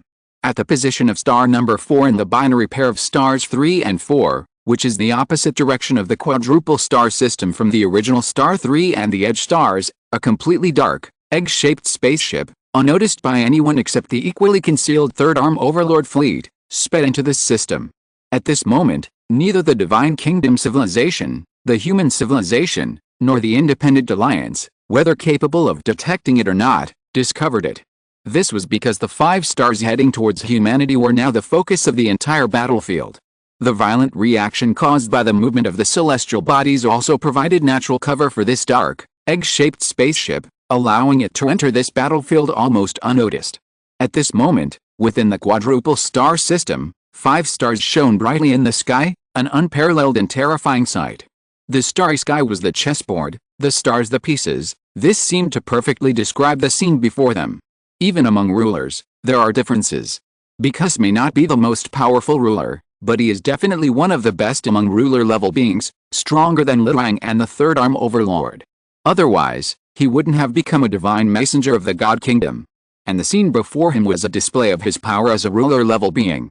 Inside the Deep Sea 17, the short, stout life scientist of the Yunbei civilization looked at the scene on the screen and murmured, "This Bicus has actually reached the level of a third ruler." He transformed the macroscopic into the microscopic, and through a single observation in darkness that shielded all observers, he rearranged the distribution of the entire star system according to his own ideas, synchronously moving 4 stars that would not have appeared here all at once. For this short, stout scientist of the Yunbei civilization, his amazement at the power Bikus was displaying at this moment seemed to outweigh the danger it brought. And at this moment, there were not many people with such leisure. Human civilization was facing 4 life or death situations. 5 suns in the sky. 4 of them are real stars. Their approach brings not only scorching heat but also terrifyingly immense gravity, pulling the entire Deep Sea 17 and the human fleet towards these 4 stars. Because his tactics were precise. Lin Qun's 6-pointed star curse did work on it, but as the master, its effect was limited. Its power was mostly suppressed in its main body due to the curse, so it transformed into blazing sun, bringing the other 4 suns with it. Approaching Lin Qun, it would capture him in one fell swoop. The close proximity of the 4 stars was enough to destroy the entire human fleet, and its own presence, combined with the power of the stars, would allow it to capture the weakened Lin Qun alive. These stars didn't even need to actually hit. Once they reached a certain distance, they would tear the entire Deep Sea 17 apart. Before that, the intense heat would destroy everything the humans possessed within. Human civilization would be destroyed in an instant. Of course, while Lin Qun is powerful, he also risks being roasted alive, a situation that Bikus clearly doesn't want to occur. Therefore, Bikus actually has the means to control this situation. These 5 suns are approaching infinitely, seemingly unstoppable, but in reality, they are still under Bikus's control. For Bikus, they are controllable to a certain extent. It's just that they are still some distance away from closing in. Bikus has no intention of stopping now. The 5 suns are still on their way, and their effects are gradually taking effect as they close in. The high temperatures and electromagnetic storms brought by the 5 suns are sweeping through the human fleet. Due to technological advancements, the human fleet is not yet greatly affected by the high temperatures and electromagnetic storms, but the civilian area of Deep Sea 17 is a different story. A large number of electronic devices have malfunctioned, the temperature inside the spaceship is rising rapidly, and with the temperature control system also malfunctioning, terrifying heat is sweeping through most of Deep Sea 17 in a very short time, and the temperature is rising at an incredible rate. The surface of Deep Sea 17 has already begun to turn reddish, and some parts are beginning to melt, with molten iron rising into the sky. Lin Qun's body, which resembled the heavens and the earth, also began to burn. At this point, it was impossible to distinguish whether it was from the intense heat or the flames of hell. He was in a true inferno of high temperature. No carbon-based life form could survive at such close range as 5 stars, even warships and space fortresses built for space survival wouldn't last long. Moreover, this wasn't a natural phenomenon, it was an attack by Bikus. Lin Qun didn't know how Bikus had done this, but he knew the 6-pointed star curse had indeed worked. Most of Bikus's abilities were sealed within its body, but as a master of life, being sealed within its body meant only being sealed within its body. Its power wasn't completely sealed and could still be used. Thus, the current scene unfolded. It charged towards him, carrying the stars with it. Its power was limited to its body. Using only its body, it was invincible. At the current speed, within 2 minutes, these 5 celestial suns would tear apart the entire human fleet, including Lin Qun, before impact. And because his main attack hadn't even truly begun yet. In fact, even if they could survive, it would be too late. 2 minutes later, the heavenly elephant formation vanished. The blessing of the Angel of Justice, while granting 3 2.5-second periods of invincibility, had limitations. Each activation required a minimum 10-minute interval. Lin Qun couldn't use the next 2 uses for the time being. But he had to hold off the 5 stars. Lin Qun slowly rose, his 28,000-meter tall body standing on the steel-forged Deep Sea 17, like the unbreakable spine of humanity. The immortal execution sword and the Vajra bracelet shone around Lin Qun's heavenly elephant formation body, emitting golden light and a sword ray respectively, strengthening his physical form. Lin Qun's arm gripped the Hawaii sun shooting bow tightly. Beneath his heavenly elephant formation body, his eyes blazed with fury. There are 5 suns in the sky, I will shoot them down one by one. Under the power of the soldier's secret technique, Hawaii's bow grew to the same height as Lin Qun. As Lin Qun grasped the bow, it emitted an astonishing light. It seemed to sense the approaching star in its scorching heat, terrifyingly intense, Yet it stirred a surge of excitement within it, eager to fight against the heavens. Ancient memories seemed to be awakening. Back then, with his source energy level 1 cultivation, combined with the flaming sun armor and the all-secret technique, Lin Qun could instantly kill a Trojan horse, a source energy level expert, with a single arrow.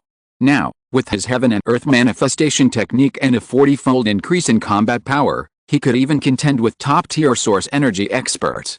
He was far more powerful than that previous arrow. If he fired continuously, he might even be able to shoot down the sun. Of course, Lin Qun wasn't aiming for a real sun. He wasn't the master of life. Perhaps his current power could shatter a planet with a single arrow, but destroying a star was unrealistic and unnecessary. Lin Qun's true target was Bacchus. 5 suns hung in the sky, 4 of which were actual star systems, and 1 was Bacchus. This method is also a method used by Bacchus. As long as Bacchus is hit, the current situation should be resolved. The Hawaii bow has been acquired, containing 7 pure white arrows. 1 has been used, leaving 6. With 5 suns in the sky, 6 arrows are sufficient. Human equipment is malfunctioning, unable to identify which is Bacchus. Lin Qun's perception is also affected. Under the domineering power, no one can clearly determine which of the 5 suns is Bacchus's true form. And in this situation, there's no time to think. The closer they get, the more dangerous it becomes. Bacchus's target is clear, Lin Qun and the entire human fleet. It wants to capture Lin Qun alive, and it wants to destroy the entire human fleet. Capturing Lin Qun alive is for its goal, to seize Lin Qun's innate abilities. Destroying the entire human fleet is equivalent to cutting off Lin Qun's escape route. No matter what methods Lin Qun uses, without the support of civilization and the fleet, it cannot escape this quadruple star system, and will ultimately only be captured. With the 5 suns approaching, Bacchus, hidden within, is confident of victory. It would hold back against Lin Qun, only attacking him until he was completely powerless to resist, then capturing him alive. As for the human civilization fleet, it would annihilate them outright. From the very beginning, it had no intention of letting any member of human civilization escape. The other civilizations were all terrified. Kang said, "Human civilization is finished. We must stop the Independent Alliance, we can't let them leave." Kang was also deeply shocked. Was this the power of a Dominator-level life form? It had never seen a Dominator-level life form act like this. In the starry sky, civilizations that had witnessed such a situation either possessed a Dominator or had already been destroyed by one. Witnessing it meant certain death. If this special civilization battlefield hadn't opened, it wouldn't have had this opportunity. At this moment, Kang's thoughts were almost identical to those of all the civilizations present. Facing Bacchus's attack, humanity was doomed.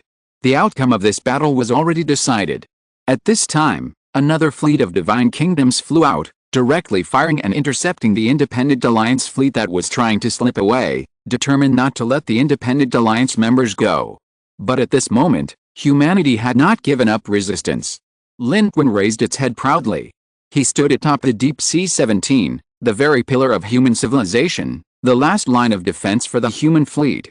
He had not fallen, and human civilization was not yet destroyed.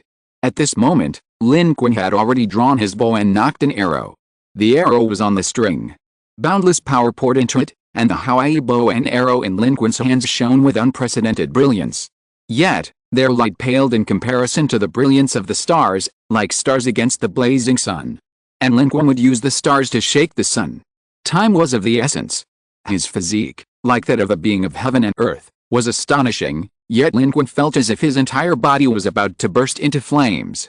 The first arrow whistled forth. Lin Qun's target was the one at the very center of the 5 suns. So what if there are 5 suns in the sky? I will draw my bow and shoot down the sun. Lin Qun's arrow transformed into a terrifying streak of light, shooting towards the sky. It became a pure white streak of light, disappearing into the distance in an instant. Its speed was faster than the speed of the approaching stars. Against the light of the stars, yet still dazzlingly bright, it soared relentlessly towards the sun at its zenith. Below, the thruster array of Deep Sea 17 was frantically operating, resisting the immense gravitational pull of the 5 stars. However, amidst the high temperatures and electromagnetic storms, 2 thruster arrays exploded, shattering into pieces in space. It could barely maintain its descent. At this moment, Lin Qun's second arrow was already drawn, ready to burst forth. With the 5 suns closing in, Lin Qun had no time to distinguish which was which, nor could he fire each arrow one by one to check the results. Time was running out. Lin Qun could only fire 5 arrows into the sky in quick succession before considering anything else. The Hawaii bow possessed boundless power and incredible speed. Even if Because had a chance to react, at this distance, it could still hit its target. Under the power of the heavenly manifestation technique, Lin Qun's combat strength soared infinitely, comparable to top-tier source energy. Therefore, the Hawaii arrow he fired at this moment was even more powerful than the previous arrow. 5 arrows were fired simultaneously, instantly transforming into 5 cold lights that pierced through the starry sky. The speed was extremely fast, parting the 5 suns' radiance across the entire sky as if parting the sea. Lin Qun fired 5 arrows in 5 seconds, each flying into the sky with only a slight difference in distance. An infinite rush. The first arrow struck the central star first. The moment it hit, it vanished like a mud ox entering the sea. Then the second arrow struck the first sun on the left. When the third arrow struck the fourth sun on the right, the changes in the first sun had just begun to unfold. Its surface underwent an incredibly terrifying explosion, turning blackish red and expanding violently outward at an extremely terrifying speed, visible to the naked eye. At this moment, the fourth arrow struck the second sun on the left. This arrow, however, had an instant response. The sun's infinite light and infinitely enormous size suddenly dimmed at this moment. Like a balloon being popped. 5 suns in the sky instantly became 4. It was it. I found you. Because. Upon seeing this, Lin Qun didn't hesitate to draw his bow and nock an arrow. This was the last of his 7 arrows. All the power of the law of heaven and earth was poured into it by Lin Qun, and his law of heaven and earth body dimmed at this moment.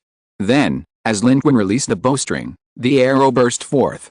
The instant it flew out, Lin Qun's law of heaven and earth body disintegrated, but this time, after the law of heaven and earth disintegrated, the power from heaven and earth did not return to heaven and earth. Instead, at this moment, it spiraled up, following Lin Qun's last arrow, rising towards the sky. In the pale arrow light, a blazing golden light appeared, its radiance surpassing the light of all the stars in the entire starry sky at this moment. It leaped above it, fiercely piercing through, shooting towards the position of the second sun on the left that had suddenly dimmed among the 5 suns. At this moment, in the eyes of countless lives throughout the entire starry sky, there was only this terrifying sight. That was like the first ray of light after the creation of the world. The Hawaii bow in Lin Qun's hand trembled violently, the entire bow groaning. His body was thrown backward. His eyes reflected the 4 incredibly massive stars in his field of vision. If he hadn't already become a source energy, in such a close vacuum environment, he would have been roasted to a crisp, reduced to ashes, if not blinded. In fact, at this moment, more than half of the thrusters on the Deep Sea 17 had already exploded and shattered. The outer armor had already turned to liquid, flowing wildly. One after another, surface gun turrets and ammunition depots exploded, bursts of fire erupting on the Deep Sea 17. The other 4 arrows had also already struck, causing massive, visible explosions on the surface of the stars, extremely terrifying. These explosions created even more terrifying light pollution, completely obscuring the light from the location of the second star on the left. Lin Qun watched as the last arrow flew out, striking the blind spot on that patch of light. Because of the influence of the other 4 stars, he couldn't see or sense that location. Then, the infinitely dazzling world went dark in that instant. The next second, it lit up again. An unbelievable scene unfolded. The 5-star phenomenon that had just occurred was over. The 4 stars of this quadruple star system, stars 1, 2, 3, and 4, had all returned to their original positions. Stars 1, 2, and 4 remained faintly distant, while star 3 remained on the far side of the edge star, a safe position that appeared close but posed no real threat to the space civilization here. The 5-star phenomenon seemed like a hallucination that had never happened. However, it was not an unreal event. The edge star had deviated from its orbit. In this direction, the human Deep Sea 17 and a large number of warships and spaceships were all scattered. The Divine Kingdom civilization, which was in the distance and nearby and had not had time to evade, was also in a terrible state. The warp blocking and information blocking mechanisms set up by the Divine Kingdom civilization in space had all failed. But the Deep Sea 17 and the human fleet were still undergoing emergency repairs and could not warp in time. Lin Qun fell into the rapidly solidifying molten iron on the Deep Sea 17. The space still seemed to retain the residual heat of the high temperature. But everything seemed to be over. 5 suns appeared in the sky, and Lin Qun drew his bow and shot down 6 arrows. So what if you're an invincible ruler? Damn it, I have cheat codes. With so many cheat codes and even more cheat codes, it's rare even in the transmigration world. How could you, a mere ruler, kill me? Lin Qun gasped for breath, then urgently swallowed the last pill. He hadn't expected that the 3 pills he'd drawn earlier would be used up here. Lin Qun took a deep breath, feeling the effects of the medicine rapidly taking hold. His energy, dark energy, and other resources were all recovering, and his strength returned to his body.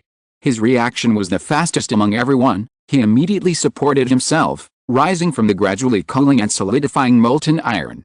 He raised his head to search, using the strength rapidly restored by the medicine to disperse his power, sensing the starry sky, looking for Biku's trace.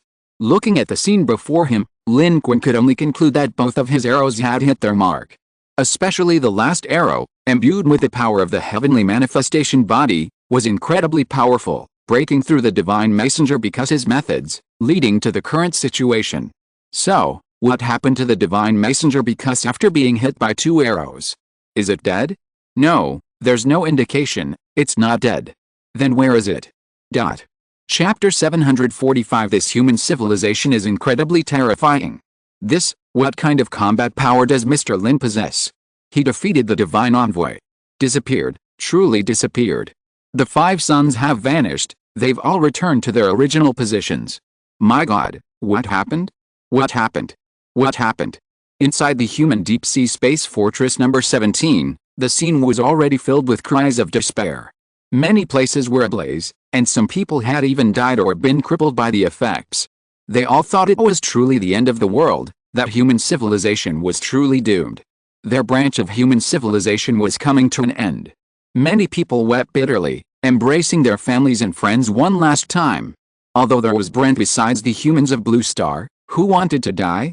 Moreover, many people looked down on Brent's faction, no longer recognizing them, believing that Brent and his group lacked the ability to revive human civilization, that humanity's hope still lay with the humans of Blue Star.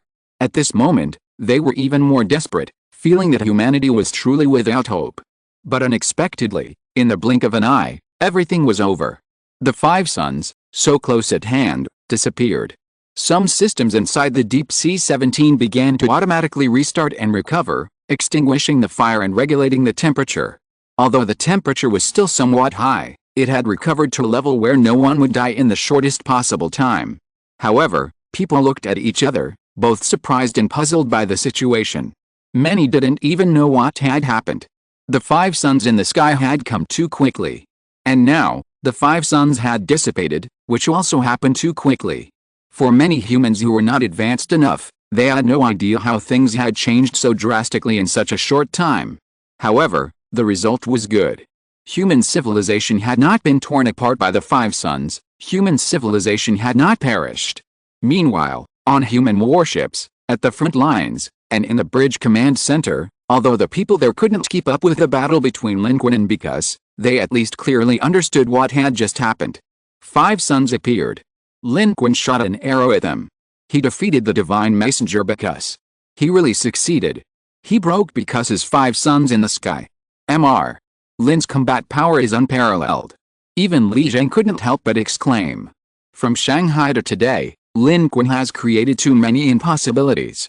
This time, he knew Lin Qun had succeeded again. The divine envoy was defeated, and the road ahead was unobstructed. Everyone else was also filled with shock.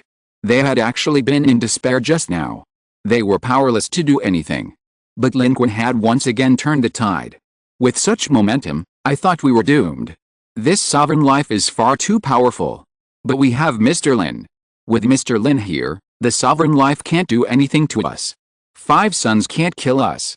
How many people in the starry sky can survive such methods from the sovereign? Now, I just want to shout, Mr. Lin is awesome. Lin can actually fight the sovereign to this extent. Haha, we are too powerful.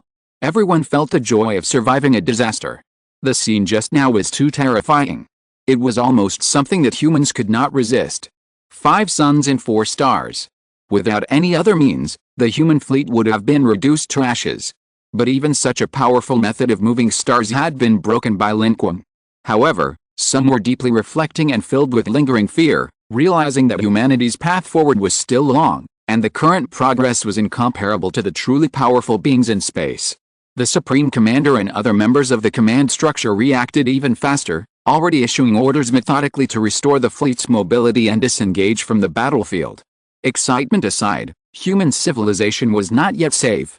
At this moment, Deep Sea 17 was rapidly being restored, with a large number of personnel dedicated to accelerating its recovery and extricating themselves from the battlefield as quickly as possible. At this moment, the entire space battlefield was deathly silent. The human fleet was damaged and temporarily unable to move, but no one from the Divine Kingdom faction dared to attack. The Ethan civilization of the Independent Alliance was the first to discover that the Divine Kingdom's spatial blockade of this quadruple star system had been lifted.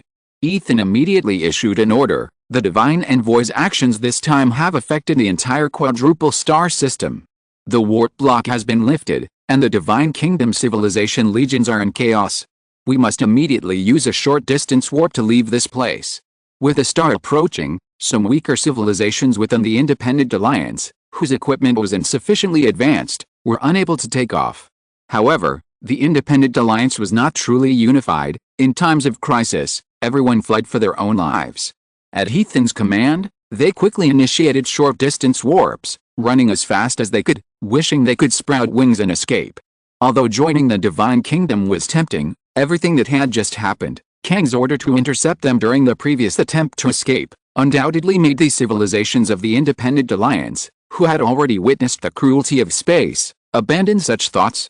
They realized these were unrealistic ideas. Staying here would only make them contributions to the Divine Kingdom civilization. To survive, they had to seize the opportunity to escape. However, the Ethan civilization and others were also terrified. This human civilization is far too terrifying. The Divine Envoy's methods were actually enough to put them on equal footing. This civilization is mysterious and unpredictable, far too powerful. No wonder it was the Divine Envoy's target. They were both shocked and terrified, filled with lingering fear, for they had actually traveled alongside the human civilization. Especially the Tuga civilization, their previous pride and ambitions shattered, leaving only utter terror. We actually tried to conquer this human civilization. Wasn't that courting death? How could their Tuga civilization possibly contend with a civilization that even a ruler could contend with? Now, the Tuga civilization was filled with nothing but fear, even more terrified than the Hayok civilization, and was the first to flee. The Independent Alliance's departure went unchallenged. Because at this moment, the Divine Kingdom camp was also observing the situation, or rather, they had no time to pay attention to the Independent Alliance. The Divine Envoy, because his attack, with such momentum, failed to succeed, and even seemed to have been counterattacked by Lin Qun. This was an unimaginable shock to the entire Divine Kingdom camp. This human civilization is simply terrifying. Even Kang's own fleet sent a barrage of messages, asking what to do now. All the other civilizations in the Divine Kingdom faction were practically dumbfounded. The Divine Messenger, because, was the symbol they had followed all along. Whether he was a supreme being was one thing. The most crucial thing was that this Divine Messenger because represented a Divine Kingdom. Regardless of his actual strength, he was naturally a level above other life forms and civilizations, because a mysterious and powerful Divine Kingdom was itself a symbol of invincibility and unbeatable power. This time, although they had some doubts about Bikas's actions, none of them thought that Bikas himself would fail. 5 suns in the sky, they had all judged this civilization to be finished. It would be difficult for a non-supreme being to survive such methods. But now, the result was that this supreme method had been utterly shattered by that human. What kind of method was this? What kind of combat power was this? A non-supreme being had withstood the methods of a supreme being and survived? This was simply unbelievable, horrifying. What should they do now? Where was the Divine Messenger? Was the Divine Messenger still alive? Most of the civilizations within the Divine Kingdom faction were astonished and therefore chose to remain inactive, observing the situation. Kang followed suit, also deciding to wait and see. They would observe the situation of the Divine Envoy and see what other methods the human civilization had up its sleeve.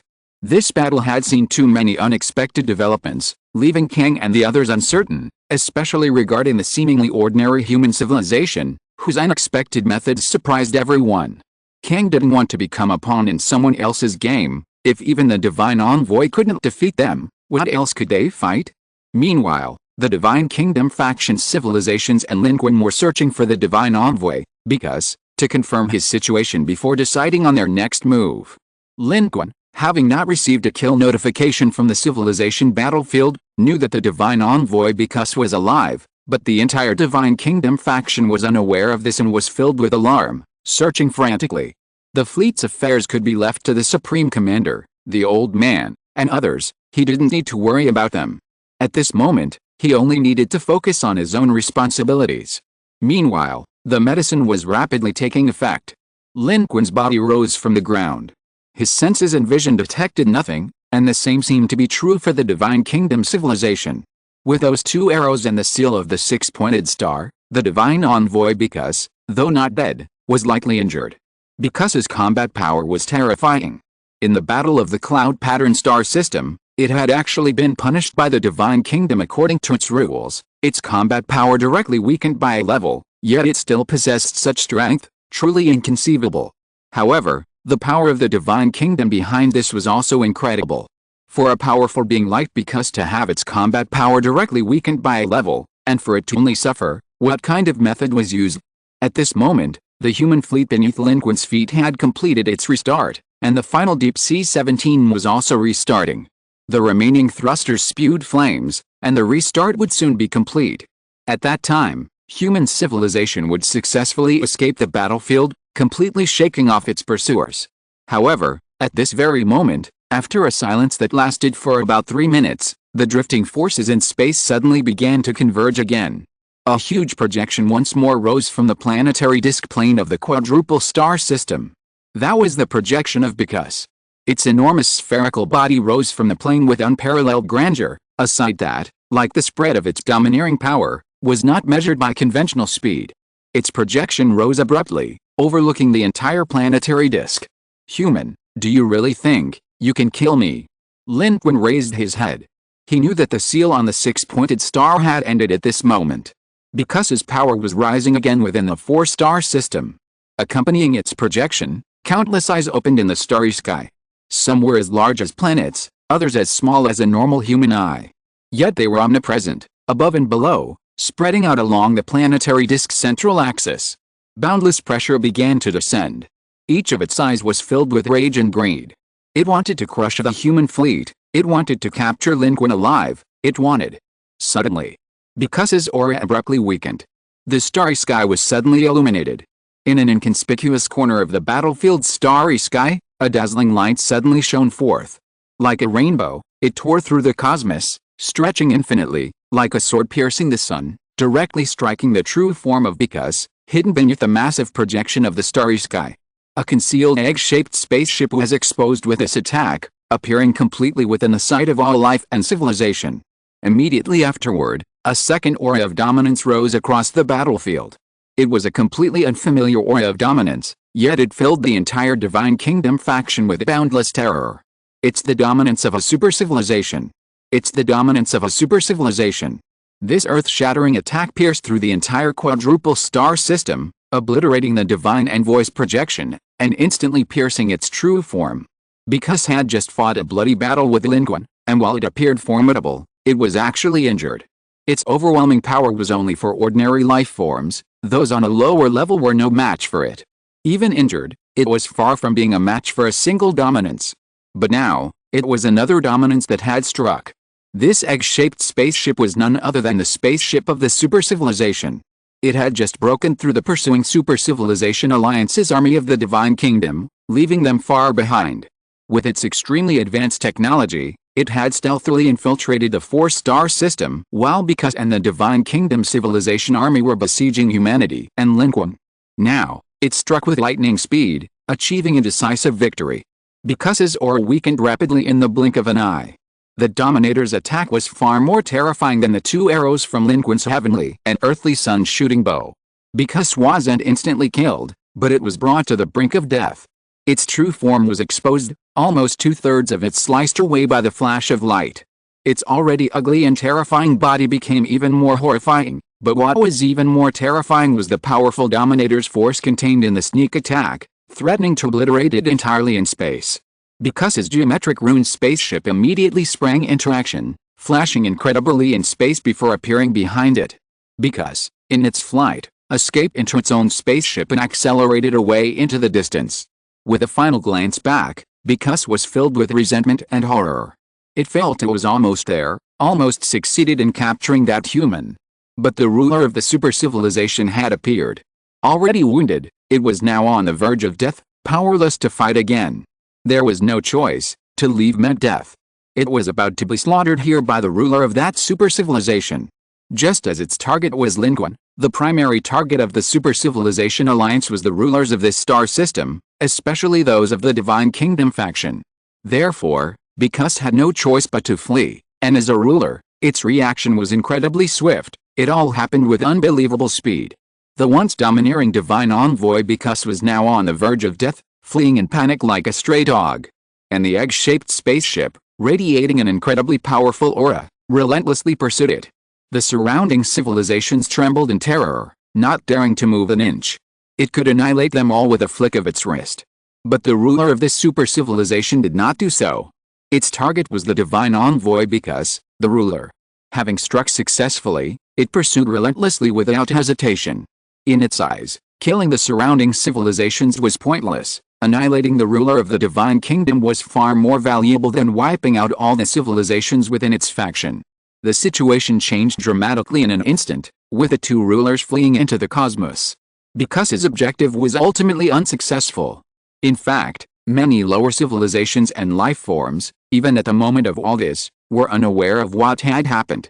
Only the powerful life forms and civilizations were filled with immense terror and fear in those instants, knowing they had just brushed shoulders with death. This ruler of a super civilization was equally powerful and terrifying.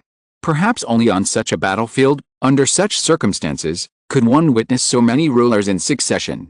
Because his target was Lin Qun, but similarly, as a divine messenger of the Divine Kingdom, it was also the primary target of the Super Civilization Alliance, the target of the Super Civilization.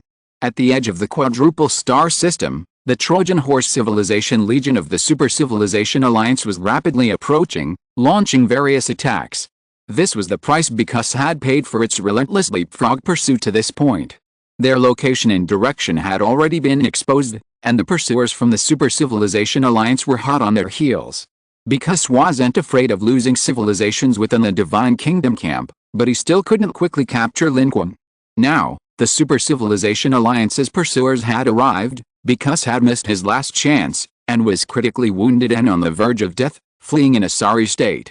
The remaining civilizations of the Divine Kingdom camp had already been scattered and disorganized in the previous battle.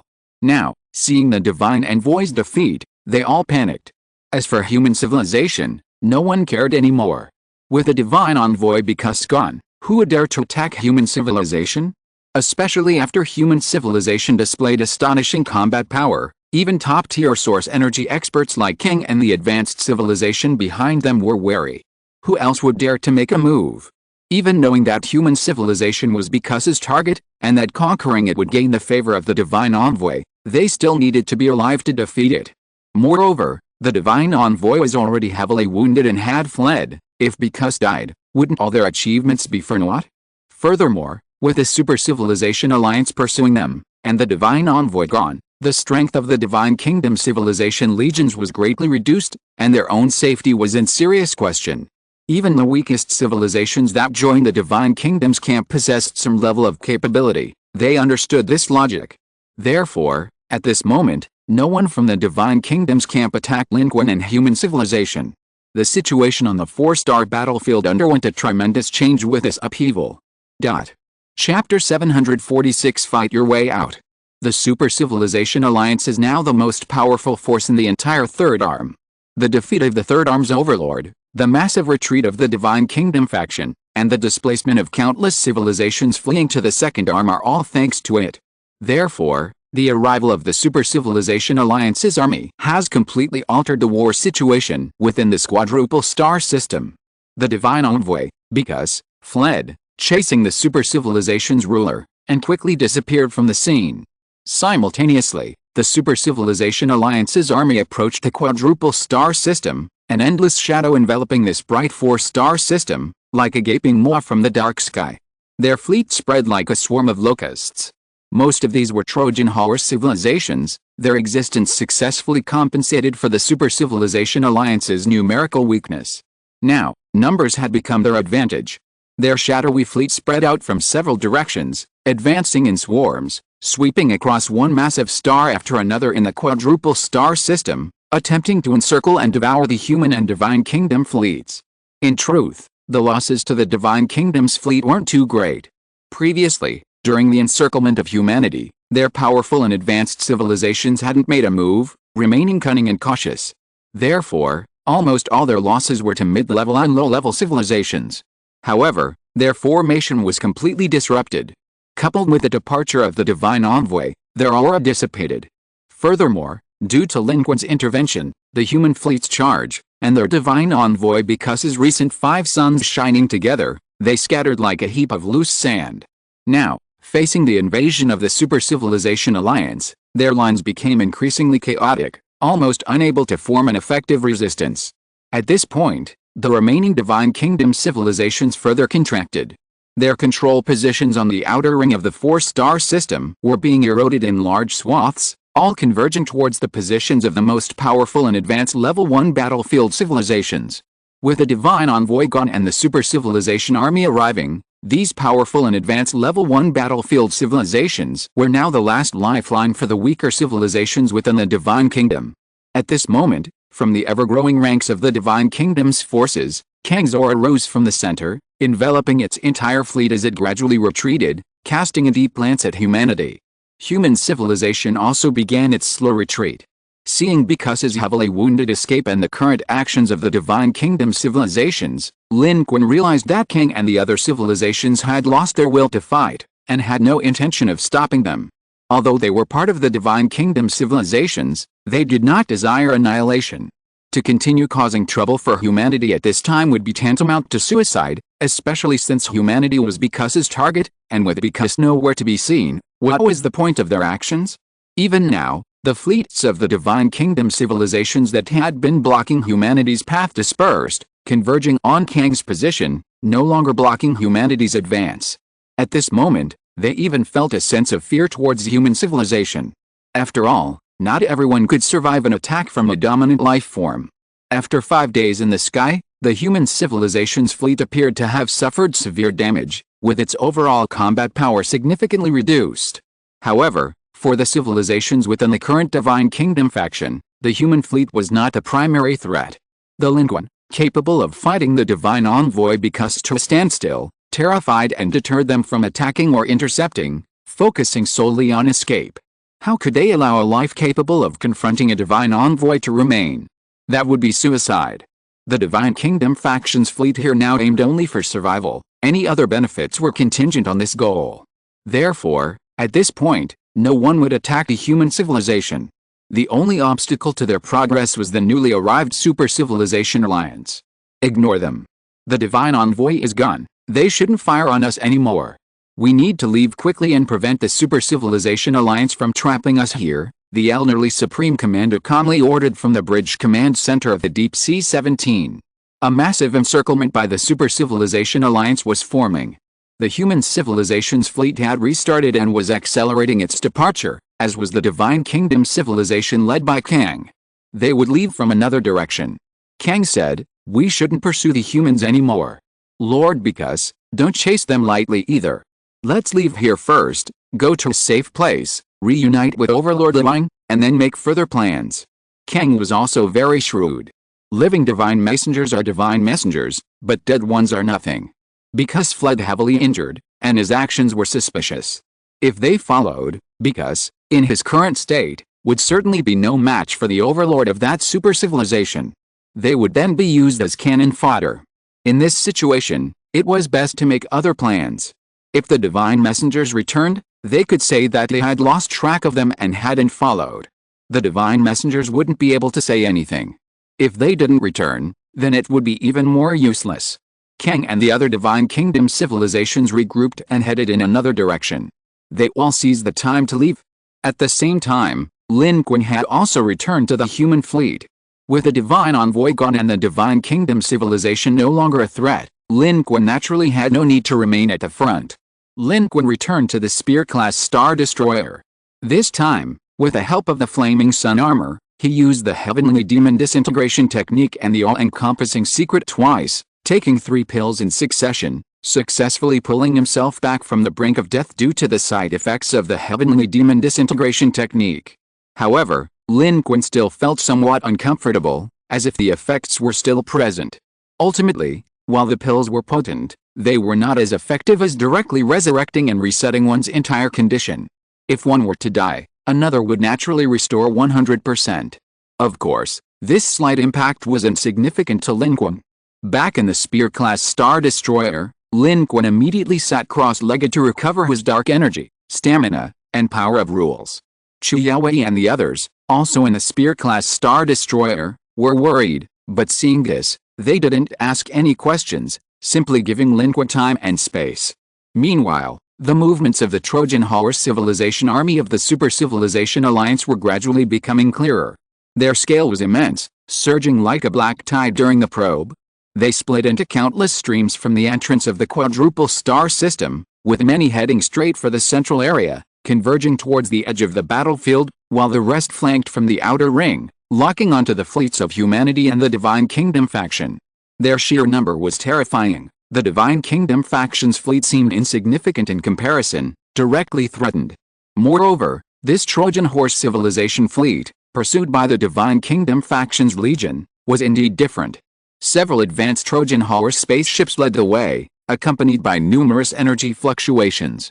However, upon closer inspection, it became clear that this Trojan Horse fleet also concealed normal Super Civilization Alliance civilizations, advancing alongside them. These were significantly different from the surrounding Trojan Horse civilizations. The Trojan Horse civilizations were utterly desolate and lifeless, while the normal Super Civilization Alliance civilizations were vibrant and alive, though their numbers were small, mixed in with the Trojan Horse army, their specific role unknown. The Divine Kingdom's fleet swiftly retreated, decisively accelerating its jump. The entire fleet flashed, transforming into streaks of light and disappearing into the jump portal. Because had already fled. Kang and his civilization, taking charge, led the remaining Divine Kingdom civilizations in a retreat, simultaneously contacting the Divine Kingdom Legion under the Shadow Ruler to rendezvous. As for human civilization, regardless of Bicus's claim about any connection between them and the Super Civilization Alliance, they would no longer pursue humanity. At this time, the human fleet had also recovered. Deep Sea 17 was the first to enter a short-range jump, disappearing into space. Closely following behind was the entire human fleet, vanishing like shooting stars. Humanity suffered significant losses in this war. A large number of drones were destroyed, and warships in various fleets also suffered losses. With the sun high in the sky for 5 days, some warships were destroyed by the intense heat and gravity. The Deep Sea 17 was particularly affected. Over 30% of its interior remains paralyzed, half of its thrusters exploded, and the planetary defense system nearly collapsed. At this point, initiating an escape was barely feasible. A swift departure was necessary. However, the Trojan civilization fleet had arrived.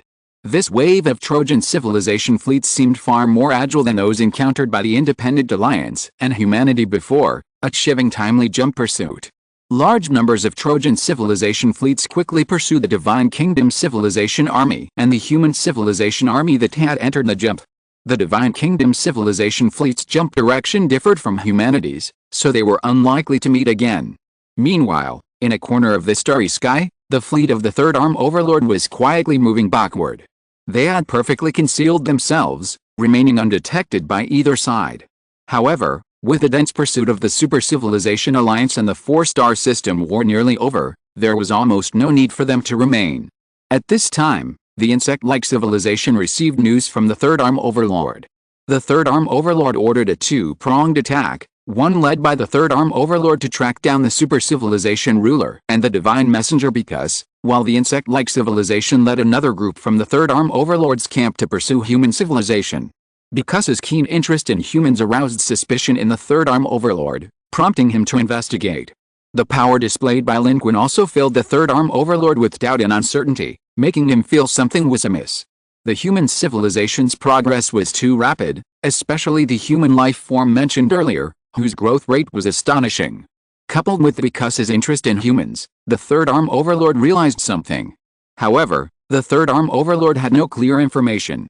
Therefore, the greatest threat at this moment was undoubtedly the rulers of the super civilization and the Divine Kingdom. Thus, seeing them fighting, the Third Arm Overlord pondered for a moment and chose to prioritize tracking them, sending the insect-like civilization with the fleet of the Third Arm Overlord to pursue humanity and the Independent Alliance. The top source energy of that insect-like civilization said, "Alright, we'll send a group to follow the Independent Alliance, and the rest will catch up with a human civilization and see what's so remarkable about it that even the Divine Envoy Bikkus is so interested. But, don't alert them." A cold glint flashed in its eyes. In the dark starry sky, outside the bustling quadruple star system, the Third Arm Overlord's fleet quietly retreated, concealing itself in the deeper darkness, and began its operation. At this moment, the human fleet had completed its first short-distance jump. This is the midpoint between the first and second lines of interception. A backward jump would return humanity to the first line of interception, essentially plunging headlong into the blockade of the Super Civilization Alliance's army. A forward jump, however, would be ill-prepared for humanity, potentially crashing into the neutrino interception net and attracting even more pursuers from the Super Civilization Alliance. Therefore, humanity's jump direction must be a short, parallel jump. A greater distance would not only be detected but would also completely expose their position, attracting even more pursuers. This time, humanity's jump distance was only 200 astronomical units. From this vantage point, the twinkling of the four-star system could still be seen. But as soon as human civilization jumped out, the surrounding starry sky began to twinkle. The Trojan Horse civilization followed closely behind. In the bridge command center of the Deep Sea 17, Li Zhang frowned. How come these Trojan Horse civilizations are chasing so fast? From previous observations, the Trojan Horse civilization had a slow response to the pursuit of civilizations that had jumped away. This was an inherent flaw of their Trojan Horse nature. They could chase, but not very quickly. But this time, their response speed was astonishingly fast. The Supreme Commander, an elderly man, immediately issued orders, swiftly declaring, "Initiate the second short-range jump immediately. Follow the retreat route we previously observed in the quadruplex system to the second short-range jump destination. Our fleet should avoid engaging them in a prolonged battle." This time, the human civilization's fleet jumped another 100 astronomical units, but the Trojan Horse civilization's fleet still followed closely, twice as numerous and faster than before. The human legion appeared almost instantly, and they were right behind it. In a flash, the human fleet was surrounded by those terrifying ghost ships and Trojan Horse civilization lifeforms. At this moment, the human side analyzed the pursuing fleet of Trojan civilizations and discovered the anomaly. "Commander, perhaps we've found the reason they were able to catch up so quickly. This group of Trojan civilizations is mixed with normal civilizations from the Super Civilization Alliance. Perhaps they are remotely controlling these Trojan civilizations, thus compensating for the Trojan civilization's weakness in pursuit."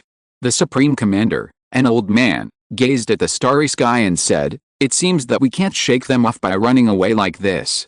Perform another jump. The entire fleet should be fully prepared for war.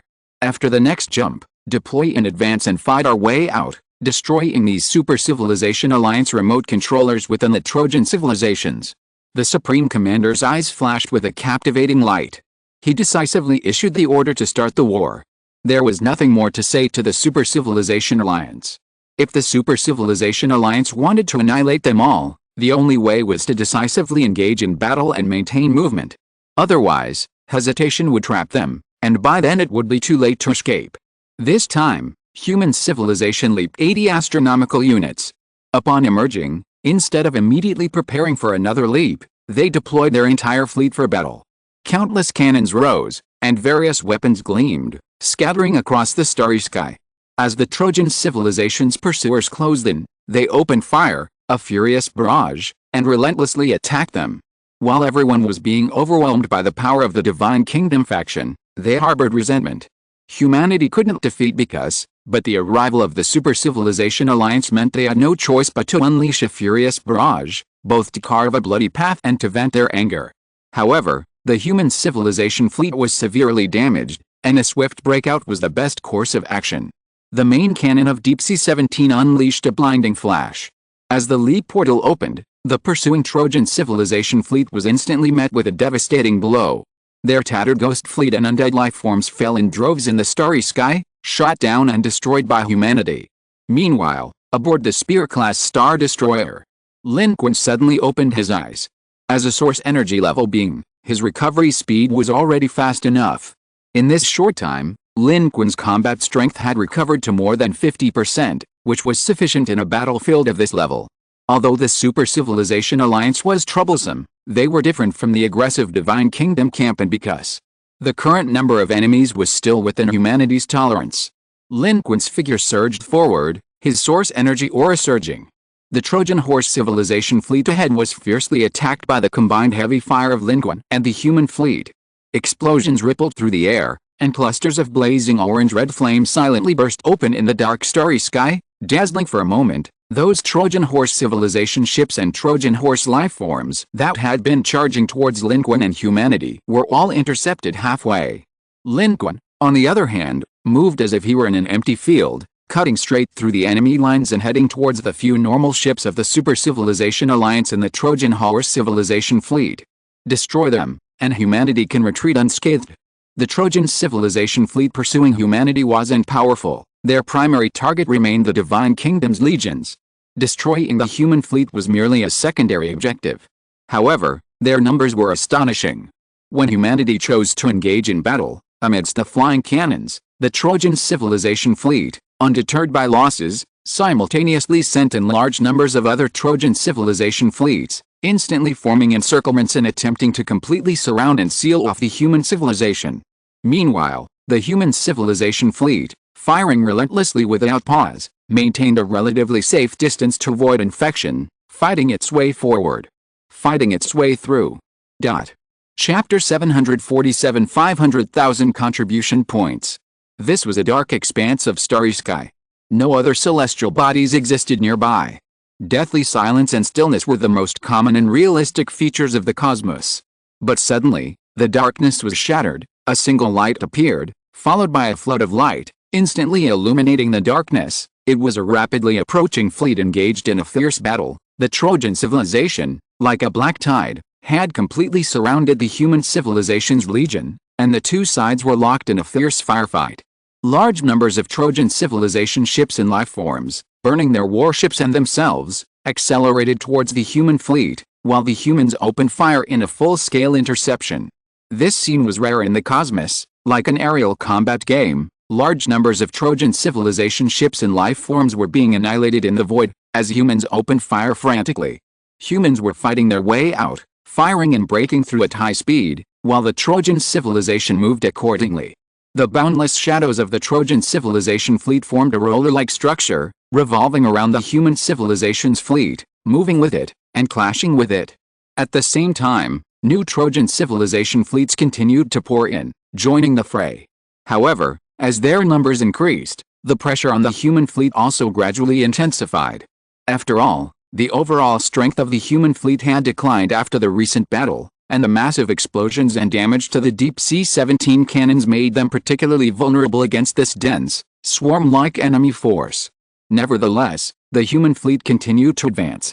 This Trojan civilization hadn't initially formed an encirclement, making it difficult to starve the human civilization in a short time. At this moment, the main cannons of Deep Sea 17 flashed frequently across the starry sky.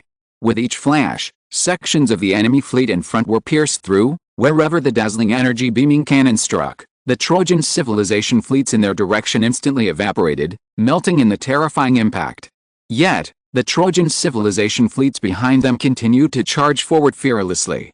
Their fleet strength was far inferior to that of the Divine Kingdom faction civilization, but their numbers were vast, and they carried a terrifying Trojan virus. Compared to the threat posed by the Divine Kingdom faction civilization, they were a different story, but the pressure was still considerable. Meanwhile, the normal civilization ships of the Super Civilization Alliance, hiding within the Trojan civilization fleet, continued to retreat. They naturally discovered that humans had discovered their existence and considered them targets. At this point, they didn't need to engage humans, simply retreating was enough. The ever-flowing Trojan civilization fleet would engulf the entire human civilization. The life forms hidden within the normal spaceships of the Super Civilization Alliance within the Trojan civilization weren't advanced or powerful. They were merely the lower tier of the Super Civilization Alliance, granted a certain degree of control over the Trojan civilization by the Super Civilization. This was what allowed them to drive the Trojan civilization. If they were to collide with a human fleet, they would be no match. Therefore, their task was to prevent humans from finding and eliminating them, allowing them to continuously control the Trojan civilization to besiege human civilization and slowly grind it down. This was the most helpless yet highly efficient method of warfare, using cannon fodder to defeat a powerful opponent, while the opponent, despite possessing great strength, was unable to utilize it. The same applied to the powerful human Lin Qun, who was leading the charge. Lin Qun's actions this time felt different from his previous encounter with the Trojan civilization life forms. This time, the Trojan civilization he faced carried a more concentrated and advanced version of the Trojan virus. While slaughtering these beings, he discovered that with each kill, something imperceptible and undetectable rebounded upon him, like a virus accumulating, hindering the flow of his dark energy and the power of rules, causing his energy to decline at an unimaginable rate. This was the method by which he infected beings at the source energy level and above. Unlike other normal Trojan viruses that infect life, these Trojan civilizations were utterly vulnerable to source energy level beings, even capable of indiscriminate slaughter, but the more he killed, the more infected he became. Eventually, even source energy beings couldn't escape infection. This put even high energy beings in a dilemma. With so many Trojan civilizations before him, should he kill them or not? If he didn't kill them, they would kill him. If he did, he would accumulate infection and eventually become part of the Trojan civilization.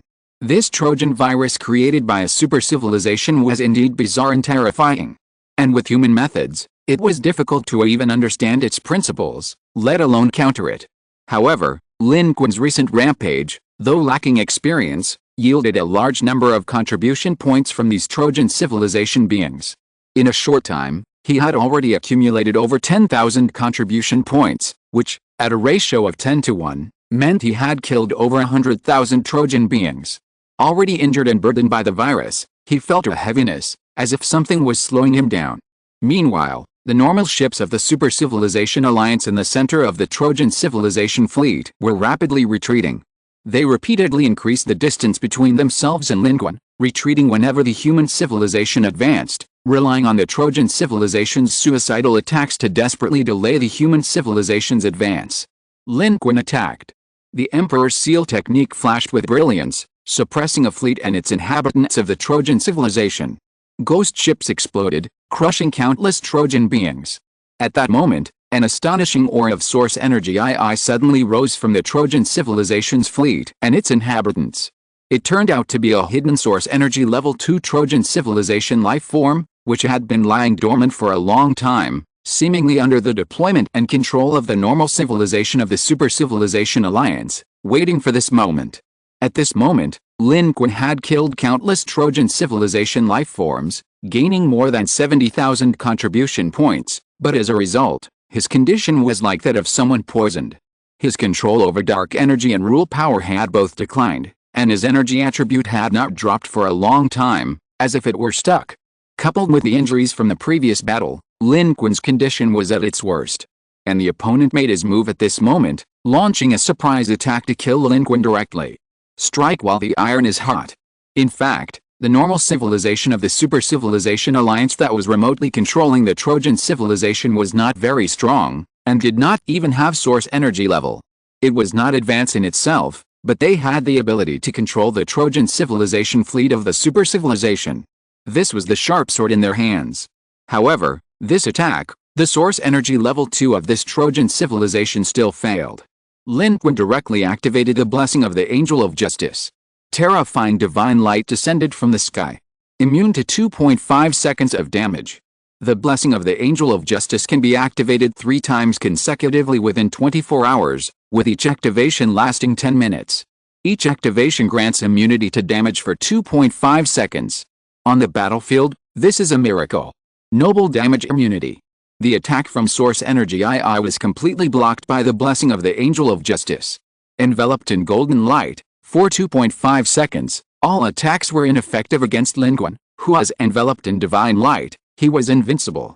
After the failed attack from Source Energy II of the Trojan civilization, it and the surrounding Trojan civilization lifeforms faced the purification ability inherent in the blessing of the Angel of Justice. That was the card's built-in counterattack. However, this purification effect seemed to have an unimaginably powerful effect on these Trojan lifeforms. The surrounding Trojan civilization lifeforms melted away like snow, and even Source Energy II was urgently withdrawn, like a vampire exposed to the sun, its body smoking, twisted, and miserable, directly recalled to the depths of the Trojan civilization fleet. However, this cleared the starry sky ahead, crushing all the Trojan civilization ghost ships and life forms that were blocking and intercepting human civilization. Behind them, the Spear-class star destroyers advanced, their axial super laser cannons firing fiercely. Crimson rays pierced the starry sky, igniting a massive, terrifying explosion on the battlefield. But this type of planetary weapon, against fleet-sized targets in the interstellar battlefield, didn't seem as terrifyingly destructive. However, this attack finally managed to tear a gap in the Trojan civilization's fleet and interception. The human fleet advanced, firing densely, and the few normal civilization ships of the Super Civilization Alliance finally came into human civilization's view. These Super Civilization Alliance lifeforms wanted to eliminate Lin Qun, the human Source Energy, but the result was counterproductive, completely exposing themselves to human civilization's firepower. At this moment, from Deep Sea 17, a large number of drones emerged, bombarding and maintaining a path for human civilization to attack these normal civilization ships of the Super Civilization Alliance. Deep Sea 17's central main cannon fired a new round, directly passing through this path. Several of the normal ships from the Super Civilization Alliance were hit and instantly obliterated in a flash. The remaining ships retreated in terror, only to be surrounded and cut off by human drones. At this point, Lin Qun was also at his limit. He quickly retreated back to the Spear-class star destroyer. He had killed too many Trojan lifeforms. His accumulated points had reached their limit, and his stamina attribute had plummeted to around 100 points, with no immediate chance of recovery. If this continued, Lin Qun 32 would become a Trojan energy source, a puppet of the Super Civilization Alliance.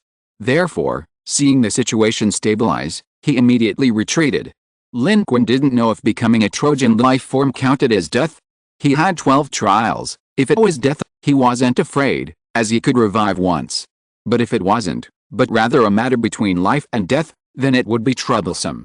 However, regardless, Lin Qun saw no need to try. The outcome was already decided. He didn't need to waste his 12 trials. Lin Qun glanced at his accumulated contribution points from the battles. He now had a total of 500,000. Of these, over 400,000 came from the great battle against the Divine Kingdom civilization legions, and the remainder came from what had just happened. In fact, Lin Qun had killed quite a few Trojan civilization beings on the battlefield, but they were no longer considered participants and didn't meet the criteria for awarding contribution points, only 1 point for every 10 killed. However, Lin Qun knew his total contribution points wouldn't be less than 500,000. Because humanity had gained even more contribution points through this battle, and the Supreme Commander, the Elder, would surely allocate a portion to Lin Qun. At this moment, Lin Qun vaguely recalled a saying he had once read, "What doesn't kill me makes me stronger." The Divine Envoy because hadn't managed to capture Lin Qun, but instead brought more contribution points to Lin Qun and human civilization. But now wasn't the time to think about that. Lin Qun returned to the Spear-class star destroyer, not even having time to explain anything, and immediately began to meditate. Relying on his rule power and pure dark energy, combined with a great evolution technique, he purified his energy state, completely eliminating the influence of this unknown Trojan virus. This thing from a super civilization was truly astonishing. It could even affect the source energy level. However, a source energy level being is still a source energy level life form. Even if it is affected, it won't be infected instantly like other ordinary life forms, turning them into Trojan life forms of the Super Civilization Alliance. It will take time. Outside, the human fleet advanced majestically. The normal ships controlled behind the scenes by the Super Civilization Alliance were all torn apart in space. Amidst explosions and deafening roars, the human fleet fought its way out of the sea of fire. Although disheveled, it fully demonstrated the strength of its civilization. Lin Qun didn't need to intervene. The human fleet's strength was sufficient to complete this breakout. Among them, the Victory-class Star Destroyer even flew out and successfully captured an escape pod that had escaped from the exploded normal ship of the Super Civilization Alliance. At this point, all the normal civilizations remotely controlled by the Super Civilization Alliance among these Trojan civilizations were destroyed.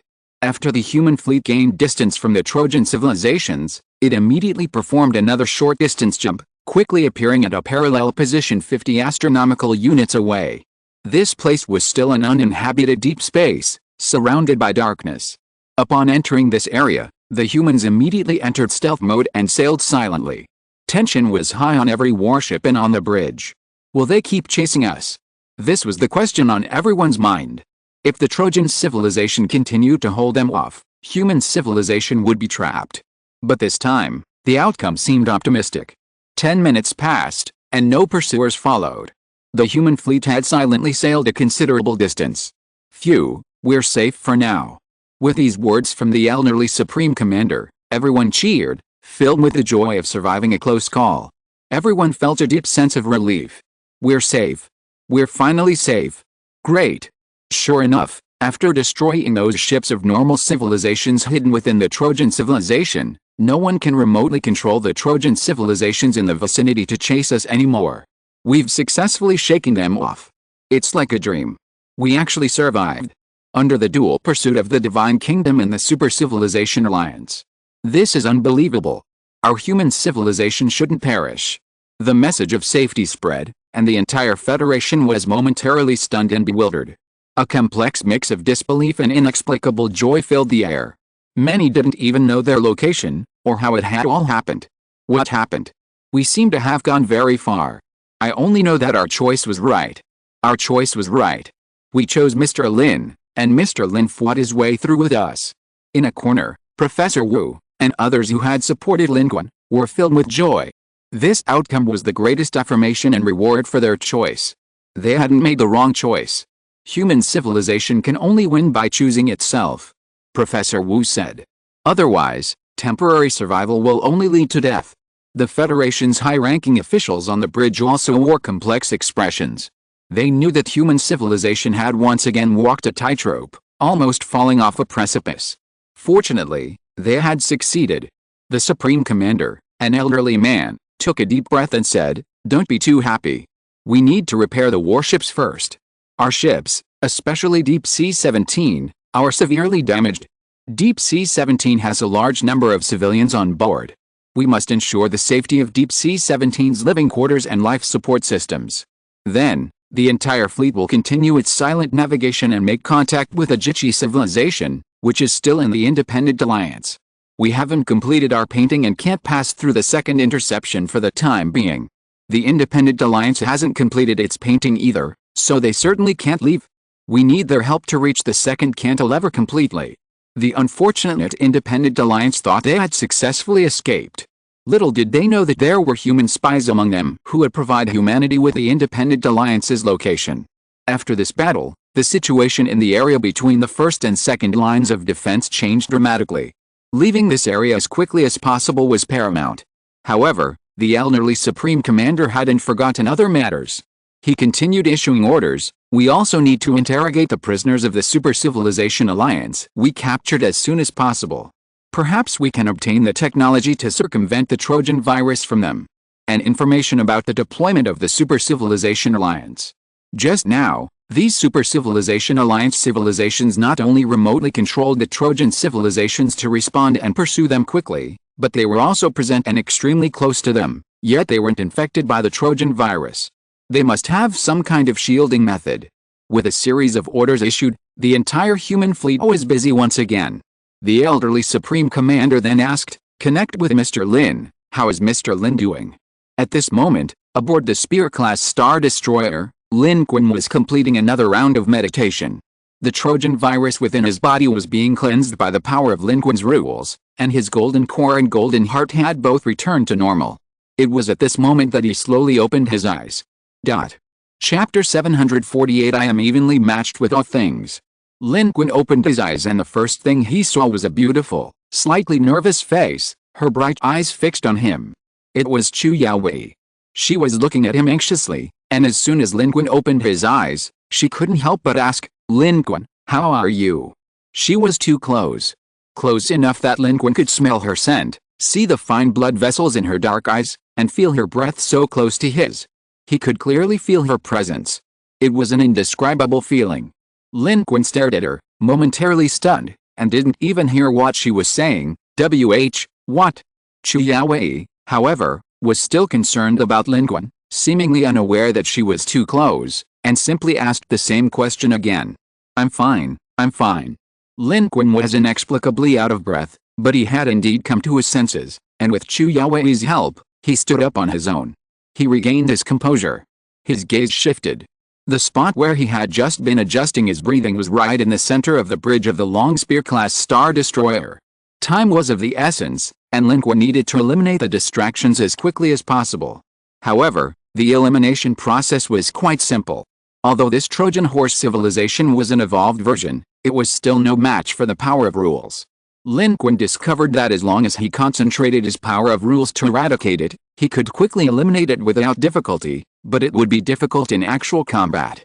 At this moment, Lin Qun had recovered, his energy began to return, and his overall condition began to improve. Immediately, he went to the front and spoke with the Elder Supreme Commander, reporting his condition. I'm alright, but if I were to fight again now, I might not be able to. Lin Qun was telling the truth. Although he appeared normal, he was actually severely depleted, only not showing it because of his high attributes and powerful realm. If it were an ordinary person, such repeated attacks would have already exhausted them to death. As for fighting again, Lin Qun was indeed somewhat unable to continue. He had already used all his trump cards. Most of his key skills were on cooldown. He could naturally fight against simple opponents, but against extremely powerful ones, it was still not an option. And Lin Qun naturally had to inform the Elder Supreme Commander of these matters, as his combat strength also influenced the Federation's direction and decisions. The Elderly Supreme Commander responded, Lin, I understand. We are temporarily safe now, so you don't need to worry anymore. You can rest now. If you need anything, feel free to contact me anytime, and the Federation will meet all your needs. The call ended, and the fleet set sail. The Elderly Supreme Commander still had many crucial matters to attend to. Lin Qun, however, didn't have any needs. At this moment, his gaze shifted, and he noticed that everyone on the Spear-class Star Destroyer was secretly watching him. Just then, Li Ji approached from behind, saying, Brother, you're amazing. Tell me how you did that? You neutralized the Divine Envoy's 5-sun attack. Li Ji's eyes gleamed. He was excited just talking about it, as if it were his own doing. Everyone else also perked up their ears. They all knew Mr. Lin was powerful, but every time Lin Qun made a move, he still shocked humanity. This time was no exception. Facing the dominator of life, Lin Qun's methods were unpredictable, yet he remained standing. Such combat power was astonishing. Many even thought they were doomed. After all, that was the army of the Divine Kingdom, the ruler of life. But who could have imagined that Lin Qun could not only fight 5 source energy warriors at once, but also contend with the ruler? Of course, if the Divine Kingdom civilization were truly united, the human fleet wouldn't have been able to leave so easily. The fact that humans were able to escape also stemmed from the internal calculations within the Divine Kingdom. Having been in constant high-intensity danger, the group hadn't had time to think about these things. Now that they were finally temporarily safe, the more they thought about it, the more their hearts pounded, inevitably focusing their attention on Lin Qun. Lin Qun simply smiled and shook his head, saying, This shouldn't be considered its ultimate move. It's more like my preemptive measures restricted its power to its physical form. This is the fastest and simplest way for it to capture us.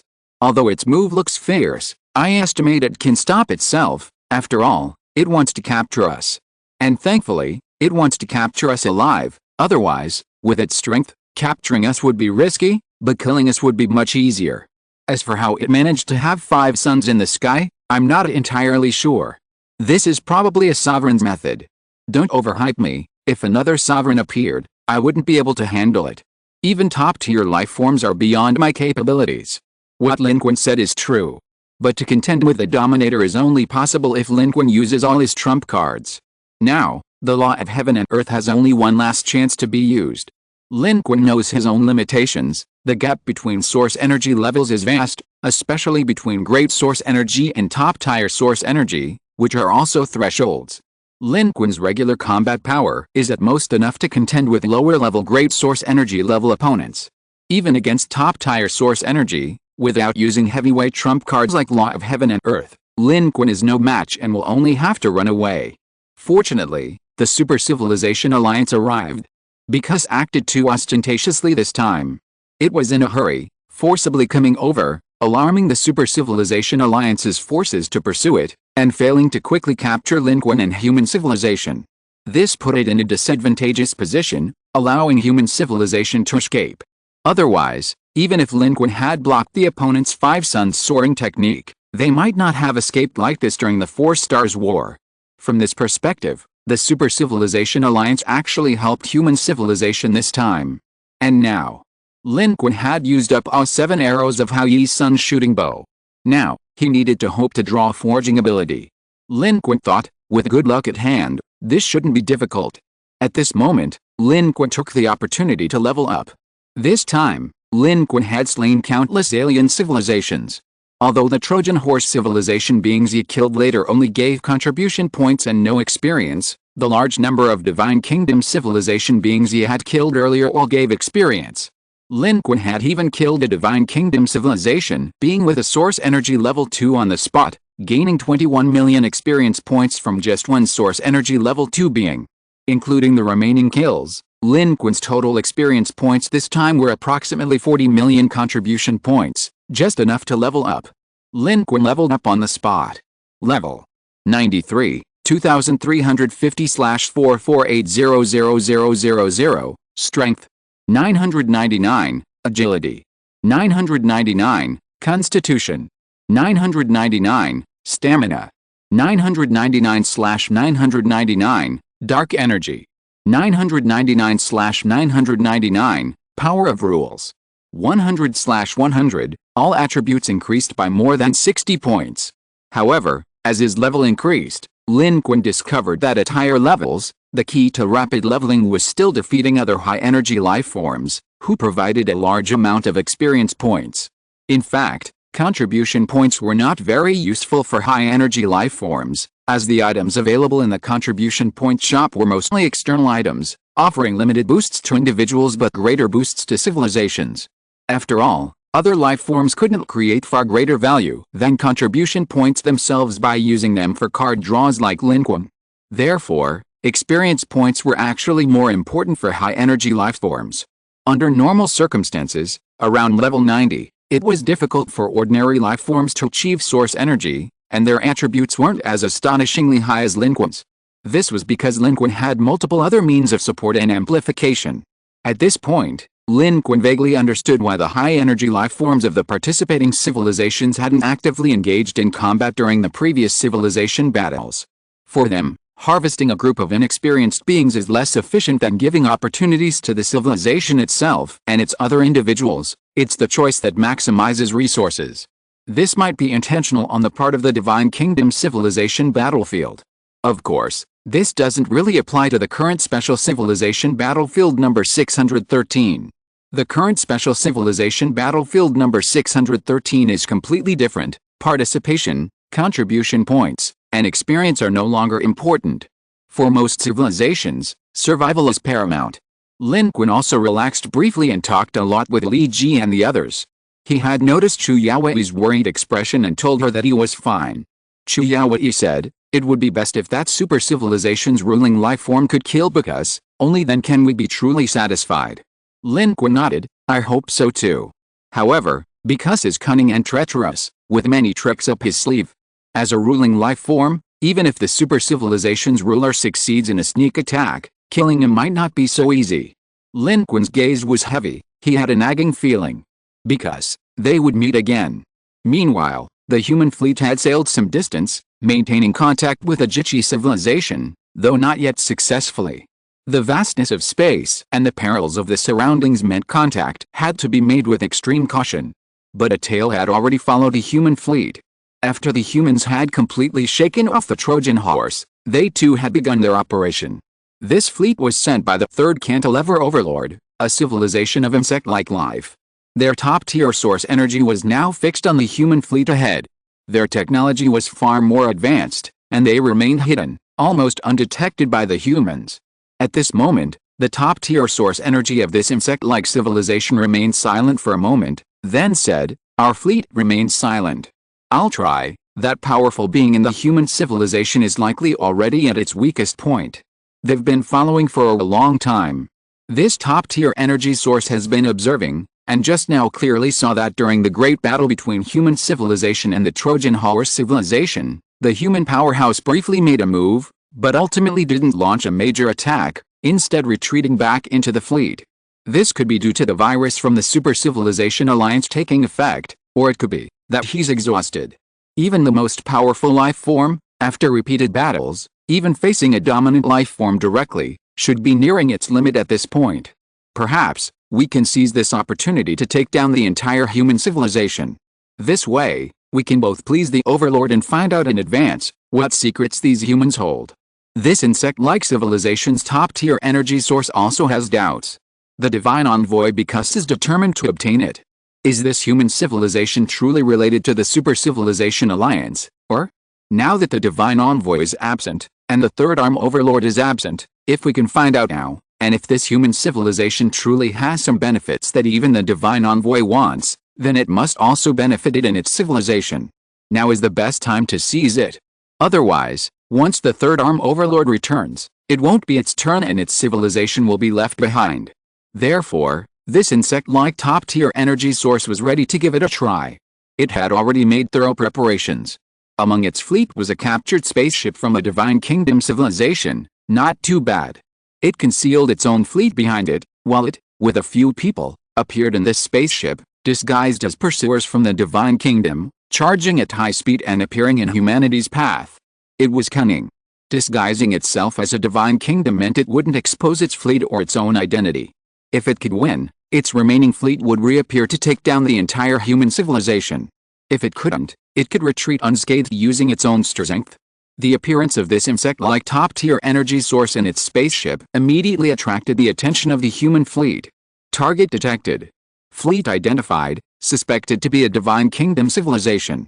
Our database of battles against the Divine Kingdom records similar spaceships from Divine Kingdom civilizations. It's very fast. High energy reaction detected. This is a top-tier energy source. Humanity has experienced countless battles. At this moment, with this top-tier energy source emerging, the reaction was remarkably swift. The entire fleet immediately accelerated, simultaneously assuming defensive formations, and multiple weapons activated simultaneously. In the command center of the Deep Sea 17, a state of high alert was immediately declared. The brief moment of relaxation was completely erased. Meanwhile, aboard the Lance-class Star Destroyer, Mr. Lin, "They're coming for us," Suji said in a deep voice. The enemy ship's target was very clear, not the Deep Sea 17, but the Lance-class Star Destroyer in the Third Fleet, which hadn't yet returned to the Deep Sea 17. The enemy's top-tier energy source, while displaying its power, was cautious, not unleashing its full force, but concentrating it into a single line, combined with its high-speed ship, like a sharp dagger, heading first towards the Lance-class Star Destroyer. "It's coming for me," Lin Qun said in a deep voice. Wang Qizhang said, "Lin Qun, you just displayed your might, even driving away the divine messengers. And this top-tier energy source dares to come up alone? Is it insane?" "No, it's not crazy. Top-tier source energy can't be crazy." Lin Qun narrowed his eyes, a dangerous glint in them. "This top-tier source energy isn't the same one as before. Does the Divine Kingdom camp have other experts? It's probably been following us for a while. It just witnessed my battle with the Trojan horse civilization and thinks I'm at my limit. After all, I'm not a true source energy, so it wants to take advantage of the situation and see if it can take me down. This battle won't start. Let the Supreme Commander check its origins first, see if there are any others hiding in the shadows." With that, Lin Qun charged out. Wang Qizhang asked, "What do you mean by one-on-one? This top-tier source energy wants to take advantage of the situation. Look at its attack. Right now, it's just testing Lin Qun's strength. Its offensive seems fierce, but in reality, leaving a way out is more important than the attack. It plans to attack when it has the chance, and retreat immediately when it doesn't. Lin Qun won't let it find an opportunity, so naturally, a battle won't break out. Chu Yaowei's explanation made Wang Qizheng realize what was going on. Although Wang Qizheng was also an evolved being, his strength was inferior to Chu Yaowei's, and his perception of the dark energy flow of source energy was not very clear, so he failed to see this point clearly. At this moment, Lin Qun had already made his move. As soon as he appeared, the top-tier source energy of the insect-like life form immediately attacked. The killing move it used was not its own kind, but rather a vicious imitation of the source energy killing moves of other civilizations. Seeing this, Lin Qun did not attack, but instead attacked from a great distance. His power fluctuations moved, appearing soft, but when they collided with this top-tier source energy, they were completely annihilated in the starry sky. Lin Qun had used all his trump cards, and his skills were almost off cooldown. Naturally, he did not have the strength to withstand the attack of the top-tier source energy. This top-tier source energy's methods were astonishing, and Lin Qun was no match for it now. But Lin Qun's methods were not limited to these, he still had cheat codes. He had used up all the main cheat codes, but there were others. He could also use the second-tier cheat codes. He had another skill. I am evenly matched with everything. The effect of my 50-50 skill is that within 10 seconds, any engagement with any target will result in a 50-50 situation. Lin Qun's current strength is at source energy level 1. His flaming sun armor has cooled down, but his aura is still at source energy level 1. Yet, his combat power is currently evenly matched with this insect-like top-tier source energy user disguised as a master of the Divine Kingdom civilization. Within 10 seconds, it's a 50-50 situation. No matter what moves you make, or how I respond, it's a 50-50 situation. He becomes stronger when facing stronger opponents and weaker when facing weaker ones. This is the astonishing aspect of his strength. The top-tier source energy user was terrified. What is this human strength? In this situation, even without my full strength, he can still fight me to a draw? He can fight 5 source energy users, he can fight a dominator, he fought a Trojan horse civilization to the death, and now he can fight me to a draw. It was filled with doubt and uncertainty, unable to ascertain Lin Qun's true strength. It only knew that this human, despite his seemingly insignificant aura, was actually no less powerful than itself, a top-tier source energy user. Perhaps, as it had suspected, he wasn't completely powerless.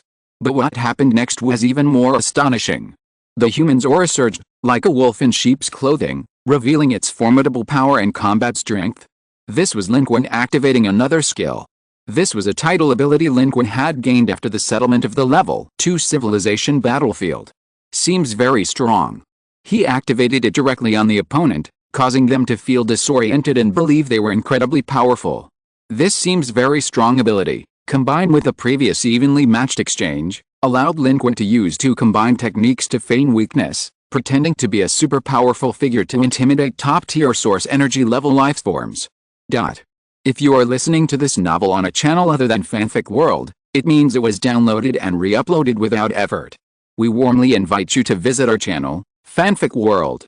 There you will find the original version of this story and many other novels of various genres. We look forward to seeing you dive into a world of incredible novels. Chapter 749, Ascending to the God Level. This insect-like top-tier energy source, its initial move was driven by a desire to exploit any loopholes. It would attack if successful, retreat if not. After all, it was a top-tier energy source, and its own fleet was not weak either way. Therefore, seeing that its attacks were only resulting in a draw, it immediately considered retreating. This was because the human was surprisingly fierce. In the brief exchange, they had all slowed down, while this human continued to accelerate, seemingly even intending to counterattack and kill them. The top-tier energy source was immediately filled with doubt and uncertainty. It had only been testing the waters, and seeing Lin Qun's aura rapidly surging under what appeared to be a powerful boost, it was greatly surprised. Without further hesitation, it decisively chose to retreat. This human was unfathomable and truly astonishing. There was no need to risk its life for an unknown gain. It unleashed a final, all-out attack, flashing across half the starry sky, while it quickly retreated in its own spacecraft, disappearing into the starry sky without hesitation. If the situation was unfavorable, it retreated immediately. Its ability to reach this point in the starry sky wasn't solely due to its immense strength, but also its decisive judgment in assessing situations. Even if its judgment was wrong, it wouldn't matter. But if it was right, there was no going back. Meanwhile, Lin Qun's final attack came after the effect of his equal to all things skill had ended, but he wasn't afraid, immediately activating the final blessing of the Angel of Justice. The blessing of the Angel of Justice had been used for over 10 minutes since its last use, and was now within 24 hours, making it the perfect time to use it. This attack, which could have killed him, was once again blocked by golden light, and Lin Qun escaped unscathed. Lin Qun didn't intend to fight to the death.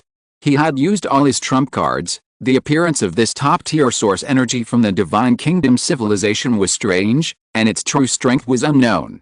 Continuing the fight would be detrimental to both Lin Qun and human civilization. They had already experienced too many battles. What they needed most was to leave this place, not to continue fighting against a super strong being. However, Lin Qun's acting was quite convincing. He charged forward relentlessly, showing no fear whatsoever. On the contrary, he exuded murderous intent, displaying an air of eager anticipation in combat, as if he intended to slaughter his opponent as well. Since they came to test him, he would let them test him to their heart's content. Against such a powerful opponent, any hesitation was tantamount to revealing one's true strength. Lin Qun had a record of shooting down 5 suns, so his current ferocity was understandable. Even if the opponent guessed that Lin Qun was merely putting on a brave front, they wouldn't dare risk it and could only retreat. With their retreat, Lin Qun had achieved his goal. As the opponent disappeared into the starry sky, Lin Qun didn't pursue, but quickly retreated, and the human fleet accelerated away, performing another jump. He was afraid the opponent would realize what was happening or try again. If that happened, Lin Qun, having exhausted all his resources, would truly be out of options. And before Lin Qun, a new card appeared. The blessing of the Angel of Justice had been used up, but Lin Qun had used it 3 times in a row, successfully triggering its effect. If the user uses the blessing of the Angel of Justice 3 times while in dire straits and avoids danger through this skill, Supreme Blaze will be successfully triggered, and a consumable effect card Ascension to Godhood will be obtained. Lin Qun had already used it all the way from the 4-star system today, thus fulfilling the conditions for obtaining Ascension to Godhood. Therefore, at this moment, the card appeared directly in front of Lin Qun. It was a dark gold card. The blessing of the Angel of Justice was an A-rank gold card, while Ascension to Godhood was a dark gold S-rank card. The card depicted the level 16 Angel of Justice, Cain. His divine light was dazzling, truly giving off a sense of punishing all directions. The card's contents were: name, Ascension to Godhood, type, skill card, description. Using this card grants the skill Ascension to Godhood. Using this skill grants the following effects. Passive effect: 93 points increase to all attributes, increases with level. Active: actively activating this skill consumes stamina, dark energy, or rule power to gain the active effect. Divine amplification: all of the user's attacks and methods will be imbued with the power of judgment. The strength of the power of judgment varies according to the skill owner's strength level. The current level of the power of judgment is Source Energy. Special Note 1: Ascending to Godhood is an advanced skill card. The strength of this skill effect is related to the user's strength level. When the user reaches the Dominator level, a new round of additional amplification will be obtained. Special Note 2: Only sinners need to fear. Load: in the Alliance, Ascending to Godhood is the key passive skill of the hero, Angel of Justice. Its combat power can continuously increase according to level. A qualitative change occurs at level 6, 11, and 16, which is also an important reason why the hero Angel of Justice needs to constantly develop and level up. However, here, the effect of Ascending to Godhood seems to be realized as well. It is divided into active and passive effects. The passive ability is simple and unpretentious, yet very practical. The skill increases attributes by a certain number of levels, and it's a boost to all attributes. Lin Qun is currently level 93, and using this skill will increase all his attributes by 93 points. Such an attribute boost is considerable. In addition to this passive ability, there's also an active effect, granting extra judgment power upon activation. Moreover, this judgment power is related to the user's own strength. Lin Qun looked at the notes and his heart stirred. The strength of this active effect clearly doesn't follow level. It follows the strength of Evolver's, Source Energy level, and Overlord level. The notes confirm this. He wondered what the strength of this judgment power was. But for now, Lin Qun didn't test it immediately. Instead, he returned to his fleet.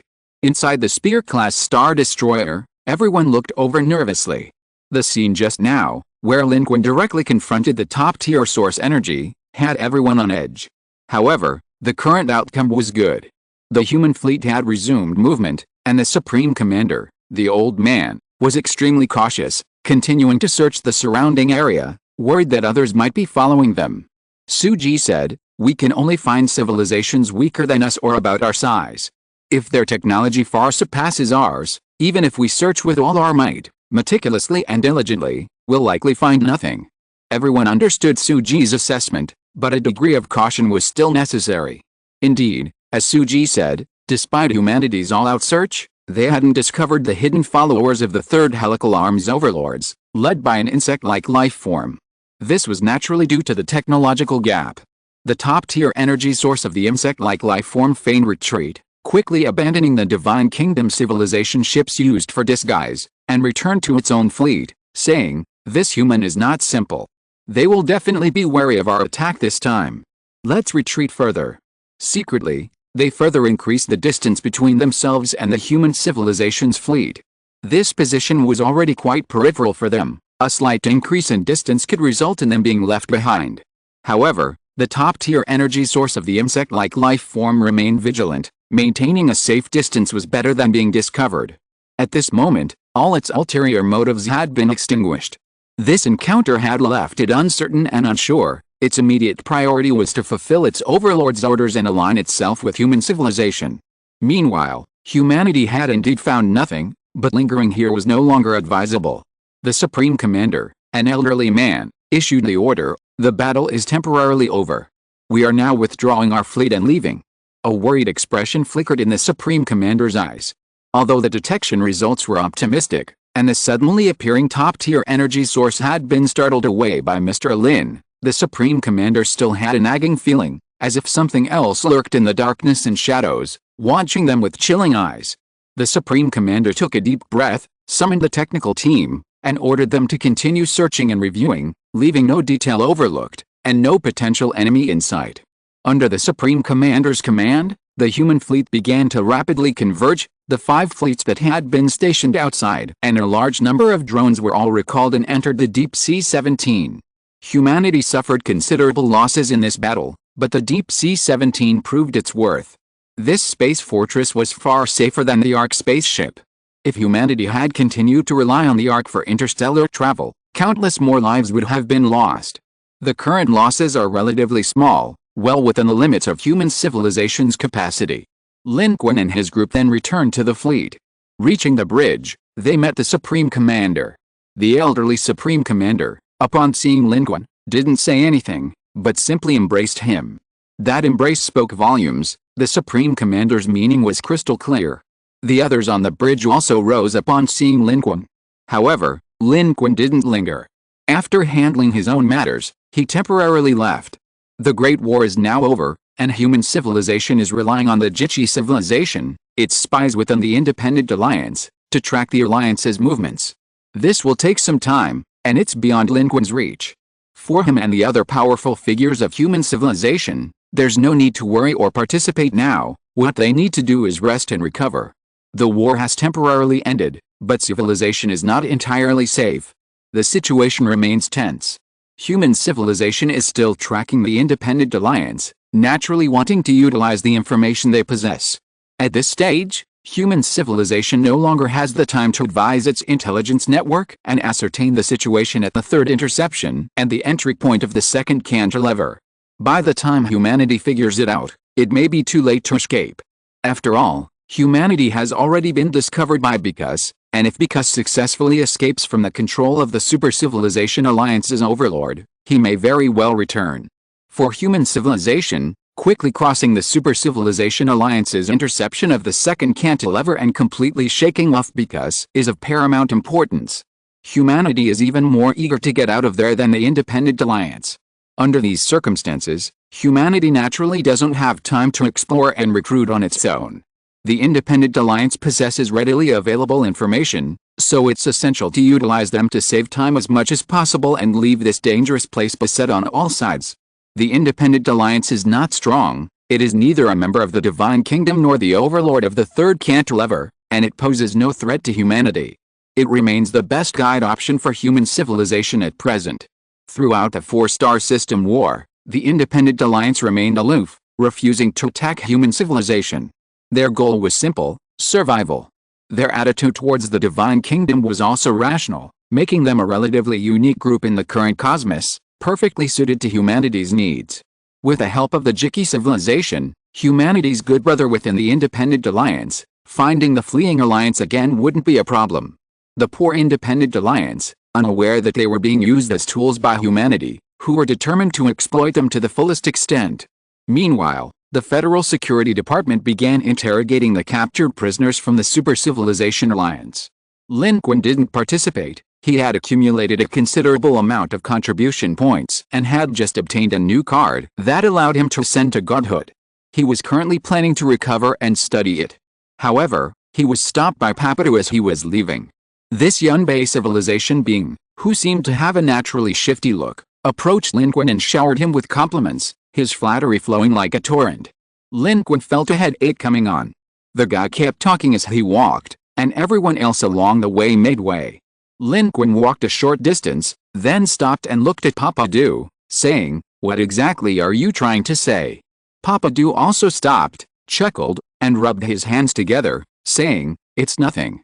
Since the Son of Civilization is so powerful, I'm just here to express my congratulations. I and all the beings of the Yunbei civilization will certainly follow the Son of Civilization's lead." Lin Qun didn't answer, but leaned forward slightly, staring intently at Papadu, their eyes meeting, unblinking. An astonishing sense of oppression emanated from him. Papadu, the weasel werewolf, quickly shrank back, its fawning smile becoming somewhat unnatural, even showing a hint of embarrassment. It chuckled, "Ha, ha ha, I'm telling the truth, Son of Civilization. The road ahead is long, we must hurry to reach the second arm. I'm going to check on the interrogation of those Super Civilization Alliance prisoners. If it can help you, I'd be honored." With that, Papadu stopped lingering in front of Lin Qun and ran off to the side, quickly disappearing from Lin Qun's sight. Lin Qun then withdrew his gaze. Papadu seemed to have a hidden meaning in its words. However, Lin Qun shook his head, not following it, and returned to his room on Deep Sea 17. Under the intense sun, the Deep Sea 17 suffered severe internal damage, and many areas are still under repair. Lin Qun's residence is located in a crucial position within the Deep Sea 17, and everything there has already been almost completely repaired and restored. Everything inside and outside his room is functioning normally, and it has no impact on Lin Qun's daily life.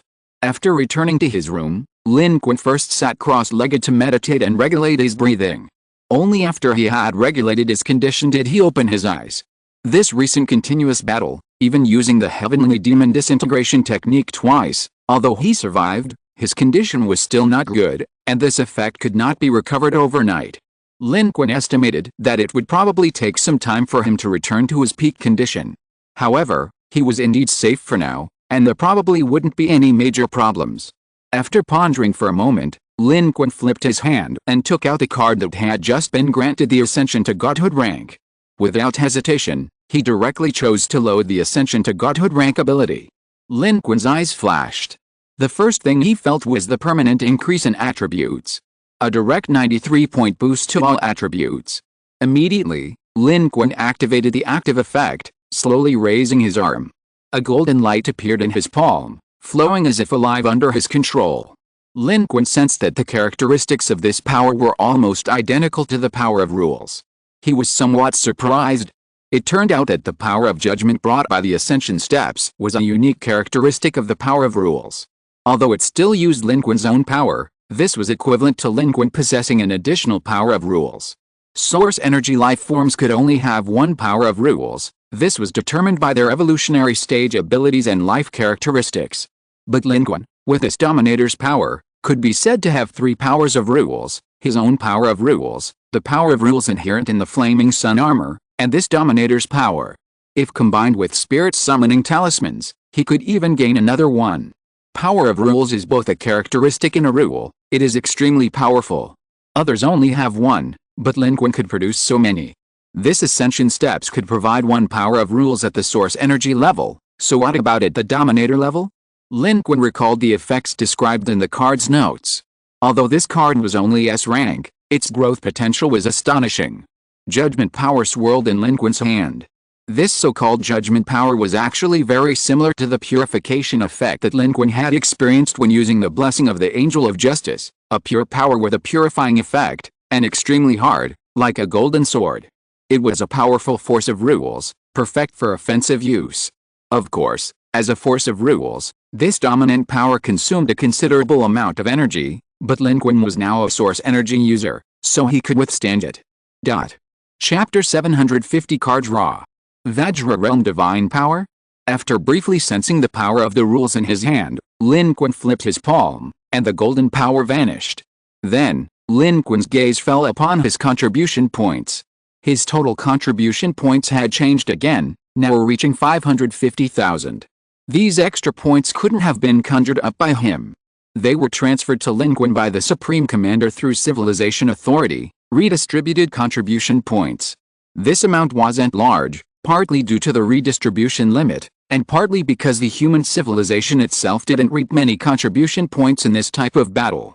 After all, the later stages of this war for the human civilization mainly involved a confrontation between Lin Qun and the Divine Envoy, because, coupled with individual distribution, the final contribution points belonging to the civilization account weren't much more.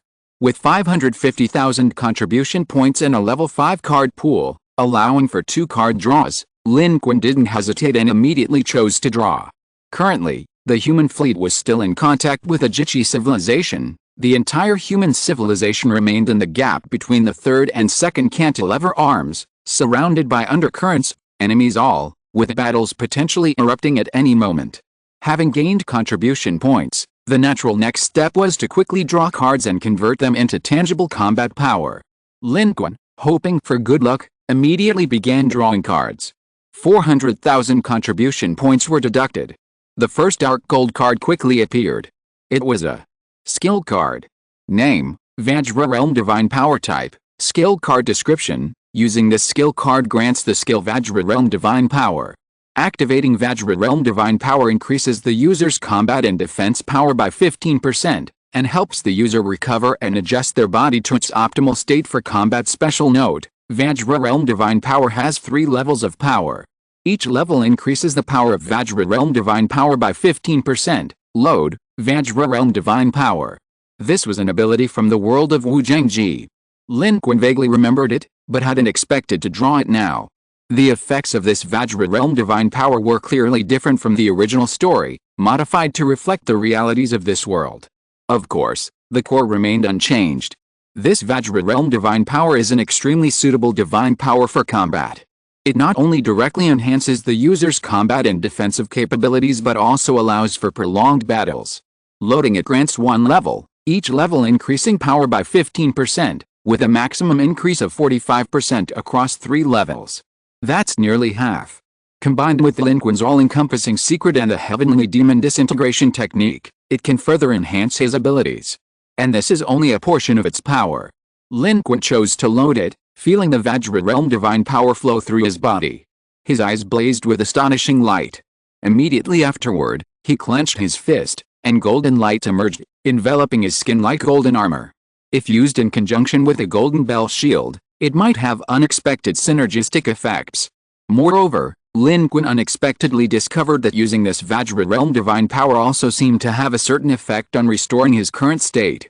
Lin Qun's current state is somewhere between injured and uninjured. He's not truly injured, but due to prolonged high-intensity combat, the side effects of his abilities, and the influence of the Super Civilization Alliance's Trojan virus, his condition is indeed not at its peak, and his overall combat power has decreased. He can only slowly adjust himself.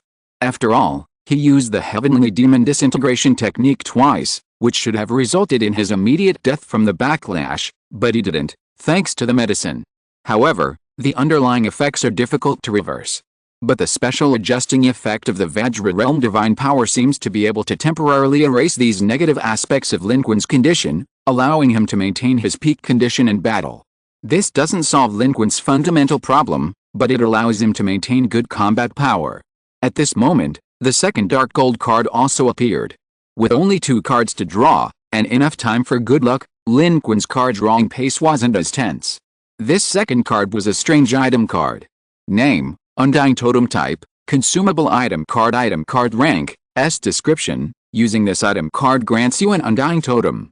While wielding this undying totem, you can immediately begin resurrection upon death, restoring full stamina and dark energy within 5 seconds. During these 5 seconds, you can absorb 50% of the power from attacks from others to accelerate your own power recovery. Special note, this item card is a consumable card. The undying totem will disappear immediately after use. Condense. Lin Qun's eyes flickered upon seeing this card. Undying totem. This is a resurrection card. Immediately resurrecting on the spot after use. Not only that, but also restoring full stamina and dark energy within 5 seconds. Facing attacks from other powerful individuals during these 5 seconds, there's also a continuous damage reduction effect. Moreover, this card seems not only usable by yourself, but also usable by others. Without hesitation, Lin Qun immediately materialized the undying totem and held it in his hand. It didn't seem particularly special, but Lin Qun could faintly sense a mysterious power flowing within it. Resurrection method +1. In this current unpredictable battlefield of a special star system civilization, this was quite good, giving Lin Qun more confidence. Others only had 1 life, but he had an extra one, not to mention the remaining lives from the 12 trials. Now, with 2 cards in hand, Lin Qun first put away the undying totem, then studied the upgrade method of the Vajra realm divine power.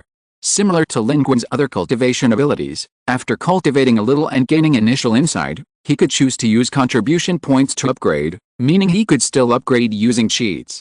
Moreover, since the Vajra realm divine power itself only had 3 realms, Lin Qun could easily afford the cost of this cheat. From level 1 to level 2, it required 10,000 contribution points. From level 2 to level 3, it only required 100,000 contribution points. 100,000 contribution points would be a considerable sum for others, and even for Lin Qun in the past, but now, in Lin Qun's eyes, it's not much. Lin Qun plans to dedicate some time to cultivating the Vajra realm divine power, striving to max out its level as soon as possible. A 15% increase and a 45% increase are quite different, especially since Lin Qun possesses techniques like the all-encompassing secret and the heavenly demon disintegration technique. With these combined, the increase far exceeds a simple 45% boost to base combat power. This Vajra realm divine power is a very valuable card. Lin Qun is quite satisfied with this card draw. Both cards are valuable to him.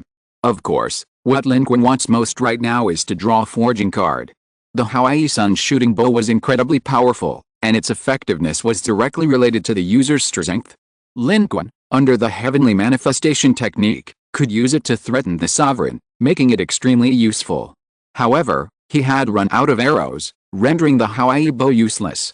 Lin Qun naturally wanted to obtain a forging card to create his own arrows, making the Hawaii bow sustainable. Although he hadn't drawn a card this time, Lin Qun wasn't disappointed.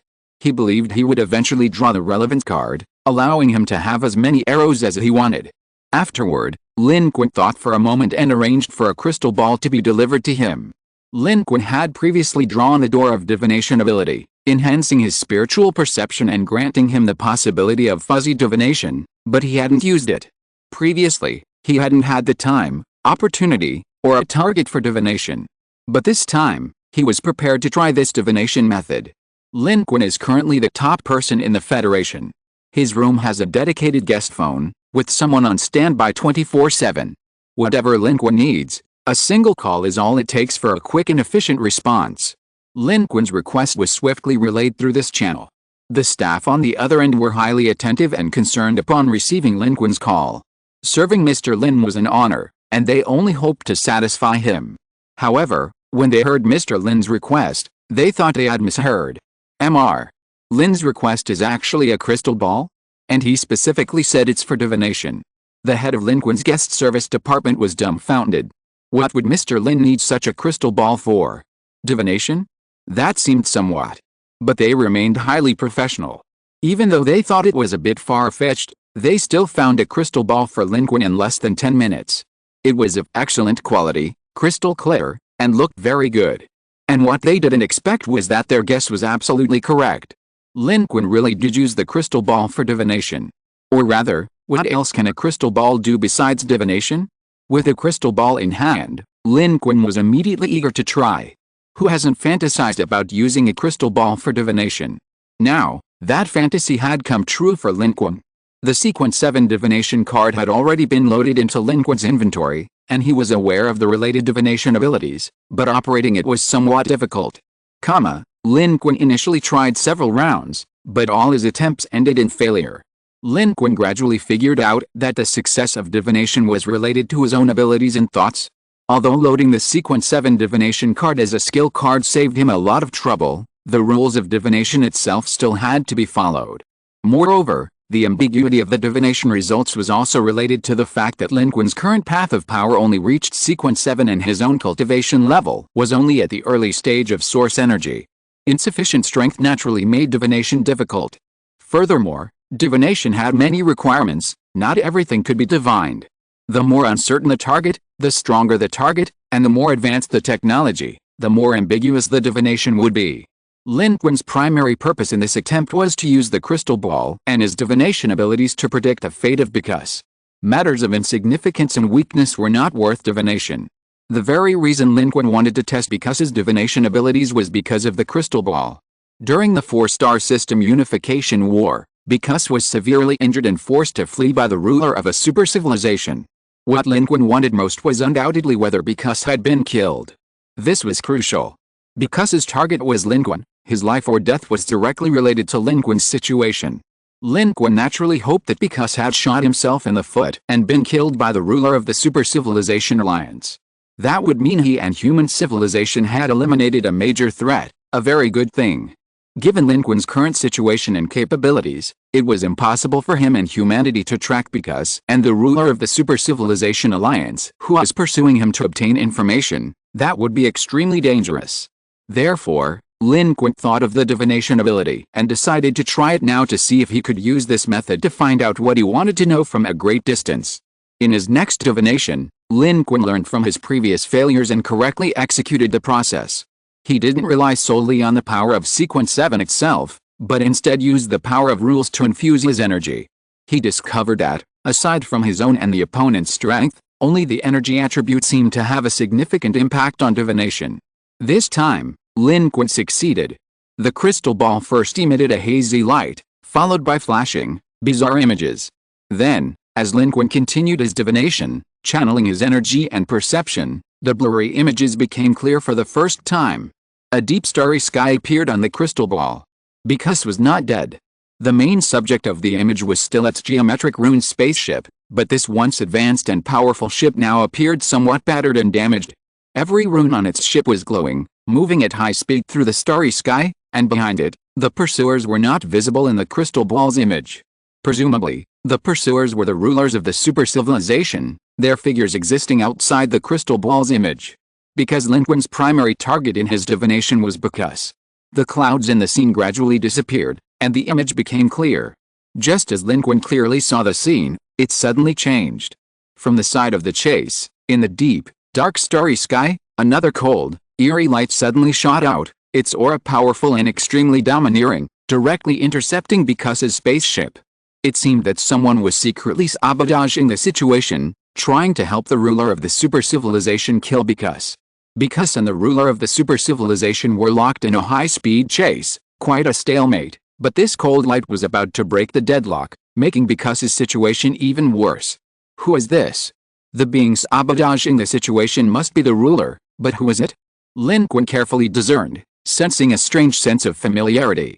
Lin Qun, however, had no idea. Lost in thought, he suddenly felt a jolt of fear. He saw a terrifying hand emerge from very close proximity to the image on the crystal ball, engulfing it completely. A voice accompanied this, "Who is it?" This question wasn't spoken, but a clear fluctuation of consciousness. It had discovered Lin Qun's divination. The instant it spoke, the entire crystal ball seemed unable to withstand the pressure and shattered. Shards flew everywhere, and Lin Qun was struck as if by a heavy blow, falling backward. This was the voice of the ruler. The hand and the voice both came from outside the image. This was the ruler of the super civilization pursuing Bacchus. It had discovered his divination and extinguished it. A single voice blasted the unsuspecting Lin Qun to the ground. A backlash, caused by the forced divination, surged back against Lin Qun, inflicting internal injuries. But Lin Qun couldn't determine whether his successful divination had revealed the present, the future, or the past. Although it wasn't confirmed who Because was, judging from the current situation, Because' predicament seemed quite dire. This was good news for humanity and Lin Qun. After all, sovereign beings were indeed difficult to kill, and Because' strength among sovereign beings was not weak. Even though he had been targeted and pursued by the sovereign of the Super Civilization Alliance, he wasn't so easily eliminated.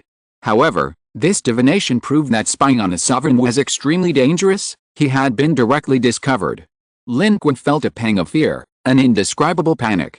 It was as if the sovereign of that super civilization had just attacked him right in front of him. This sovereign of the super civilization seemed even stronger than Because. However, Lin Qun was a man who had seen many things. Although he was initially surprised, he quickly calmed down, took a deep breath, and was quite satisfied with the divination ability. However, divination is not omniscient. Clearly, lower-level divination is more difficult than higher-level divination, especially against powerful targets. The success rate is low, and even success carries risks.